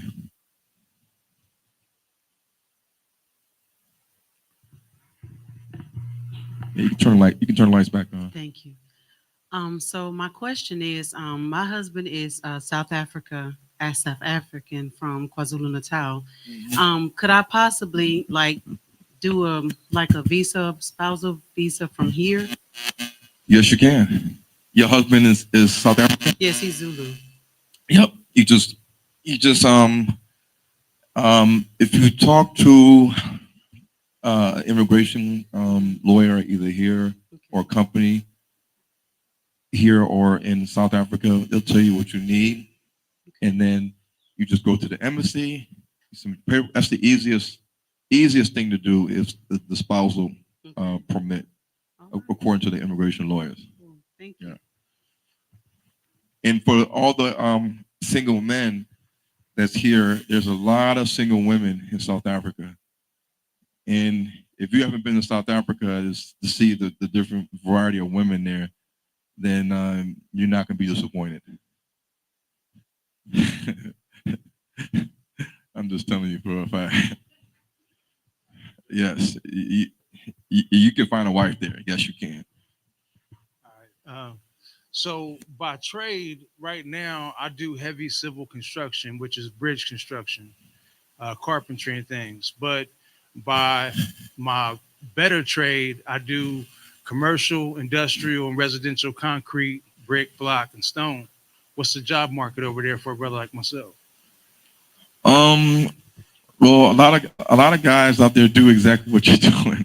There's so many guys they're so good with their hands in Africa, just like the Mexicans are over here. You could come, you could start your own business and then be like the head guy and hire the people to help you, and either they know what to do or you train them on how you see them what they need to do. But then you're gonna, as a foreigner, you're gonna need to have the connections to get them to work, because you can have the company and be the head guy, and whether you need to train them or not, they're gonna be looking to you for where's the work, where's the work at. And a lot of the white companies, they have the monopoly on getting to work, because they say, well, oh, just use my guy here, and then they're on Google, and when people need things built, then they call this company that they are referred to, or they go to Google and they click on the company, call the company. It sounds like it's an African owned company, when really it's a Gentile owned company, and the black words are the face of the company. The workers are the face of the company when you see people come out to the site, but behind closed doors, it's white people that own it. So you could come and get work, but you're gonna have to probably be higher up, because if you're standing next to a guy and he knows exactly what you can do, and he's South African and he speaks the language, what's going to make them want to use you for the work when they got a South African that can do the work? And he may be willing to do the work a lot cheaper than you are willing to do it for, because he's really trying to survive, and he'll say, well, what do you got? And he say, well, I only got this. Okay, I'll do it. So now he has the job. I mean, that's when you go to South Africa, outside of the hardware stores, there's people lined up outside with the signs, with what they can do. And they're there every day. Because, like Texas. Yep. Yep. And some of them will say, well, just give me the materials, give me the tools, and I'll do it. Like they might say, I'm a painter. And you say, okay, how much is it going to cost to paint all these rooms in my house and the living room? And they'll come, they'll look at it, they'll give you a price, but you have to get the paint, you have to get the brushes, you have to get everything they tell you to get, and they'll just boop, boop, boop, boop, boop, and be done. Okay, Brother Ron, 2 questions. You tired? Yeah, go ahead. Okay, I can hear you now. Tired? I'm tired, yeah. You can go. My question is, and I might have not heard you because I was dozing off a little bit. Can you have dual citizenship? In South Africa? Yes. I haven't heard any African American get citizenship in South Africa. Yeah, it's not easy to get citizenship. In Ghana, it is. It's more likely you're going to get it there. In Sierra Leone, if you have a DNA test that shows you have Sierra Leone ancestry, you can get it there. But in other countries in Africa, people are excited when they can get a permanent residency. That's like their highest step, because getting citizenship is really hard to do. Any other questions? Any other questions? Shalom, Ron. Hello. My question is, with the communities over there, how do you keep the Hamites from just coming and tearing it down with bulldozers? I've seen that on YouTube a couple of times, and I mean, it sounds great if all our people can come over there and build a community, but I had concerns about the people that live there just coming and just tearing it down. Yeah. The way that you avoid that in South Africa is to buy the land. It's to buy the land. You don't lease the land. Because if you lease the land and the person that's leasing the land to you, if they're shady and they see you're not doing nothing with it, or they don't like the behavior that you're doing in the community, they didn't know what they were getting into. Let's say you had this community and you're sort of like a cult on the community, and people are complaining, and they let the people know they own the land, that these African Americans, they're rude, they're loud, they're running a cult, blah, blah, blah. And then they can start to say, well, you know what? I've been getting a lot of complaints from the community, and I'm going to have to take the land back. And you can say, well, you can't. I got indentures. You signed it. No, we're gonna fight this in court, and I'm going to win, and all sorts of stuff. Or they can just seize your land, and then now you got to go to court and defend yourself as a foreigner. The way to avoid these kind of things is to just simply find land that you can buy. In Ghana, in South Africa, you can do that.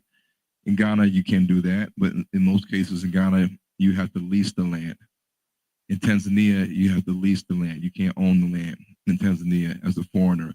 You can somebody else can buy the land and say, here, I'm gifting it to you, but technically you're not the owner. At the deeds office, you're not the owner. No matter if they say it's a gift, it's yours, you can stay on the land, you're not the deed owner. But in South Africa, because of colonization and so much of the land grabs were happening back in the day by the whites, and the East Indians got land, and even Black people that own land in South Africa, they're willing to sell you the land. Not all Black people will only just lease you the land for 50 years. Some Black people will say, I'll sell it to you, and you can have it. It's yours, title deed, and everything. So that's what is the good thing about what we're doing is that we're going to own the land. We're not going to lease nothing. It's going to be owned by us. And then when you sectional title deed it to individual members or people that come in and get their own plot and build their own house, then they too will have their title deed. So nobody could take it from them. I think some people want to know what time the movie tomorrow. So movie, we're going to start at 11 o'clock. It's 2.5 hours long. 2.5 hours long here. Yeah. So just come early and get your seats. Some of the content, you're going to want to pay attention to what's on the screen. Because there's going to be words on the screen. And if you want to read the words, then if you're way in the back, you're not going to see it. I don't think you're going to be able to see it. But 11 o'clock is when I want to start, press play. And then how many people want to come later to see the movie? Because I'll be here so that if you want to come at was it 2:30? 12, 1, like around 2 o'clock, 2:30, I can play it again. And for those that are here like at 2 o'clock, then they can sit for another 2.5 hours to see the movie at a later time. So at 11 o'clock in the morning, if you want to come early and see it, and then after that 2.5 hours is done, for those that want to come at like 2:30 and then watch it, then they can, and that'll probably end at 2:30, 3:30, 4:30, 5 o'clock. Yeah.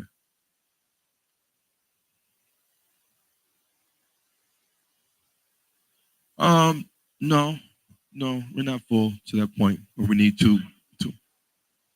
But ideally, if you guys can all come at 11, then that's great. We move it to 12. 12 o'clock. Okay, that's fine. That's fine. 12 o'clock's fine. Yeah, that's fine. Yeah, that's fine.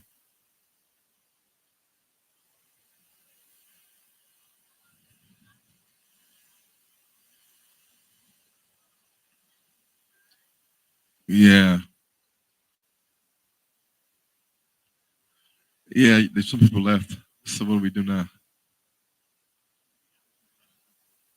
Keep it 11.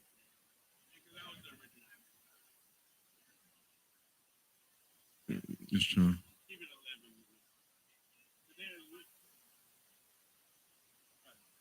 Yeah. 11.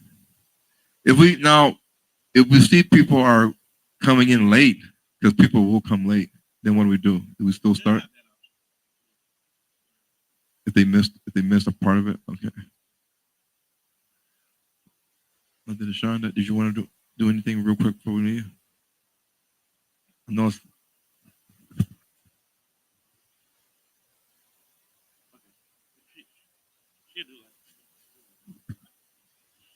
All right. Well, all praises to the Most High for that, and give Ron a hand for that.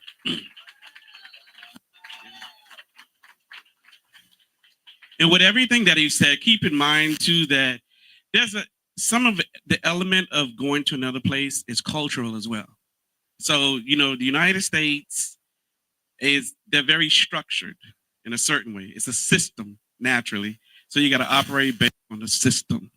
So you go to places like Africa, and my parents, they're from Haiti. So even when I go to Haiti, it's like free range. You almost kind of police yourself in a way.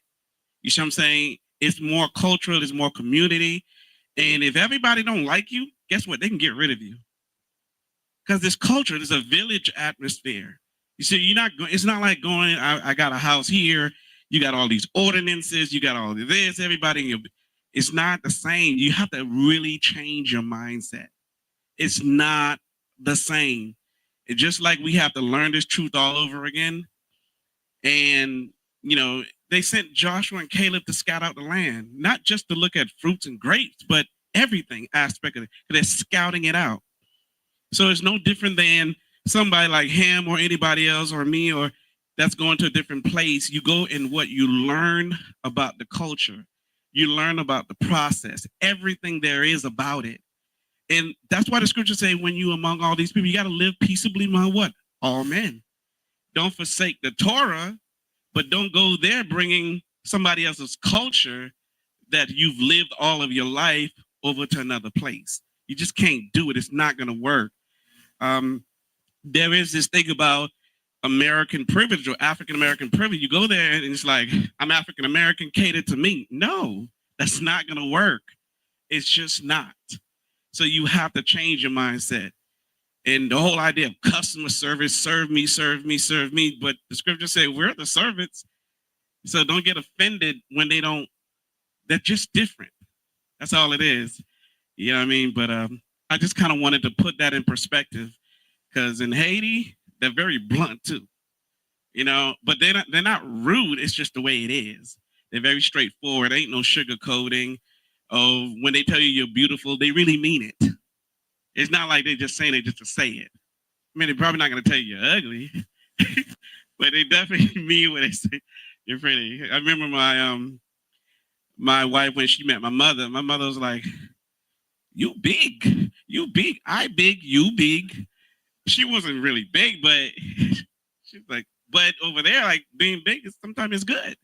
So it's like, she looking at her like, she is rude, but it's not necessarily rude. That's actually her way of connecting with her. That's all it was. But anyways, praise the Most High.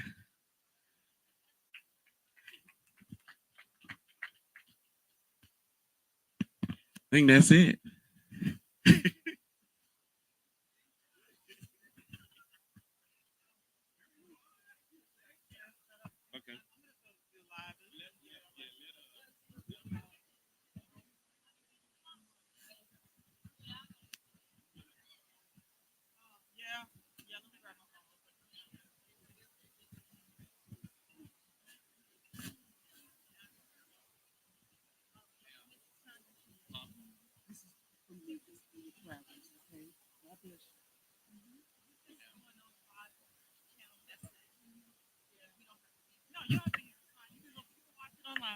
Okay.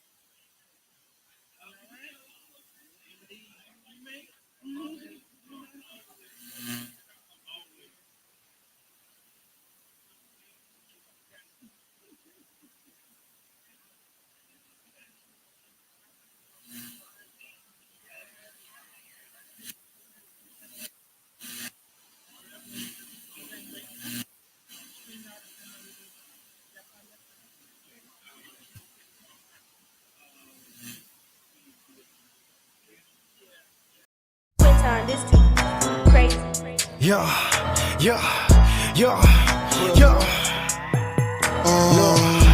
Cause all my brothers kings and all my sisters queens. Pay attention. Cut out the middleman, gotta pick a side, can't be lukewarm. They ain't gon' sympathize or take bribes, they got noose for 'em. I want a new body, talking glorified in its true form.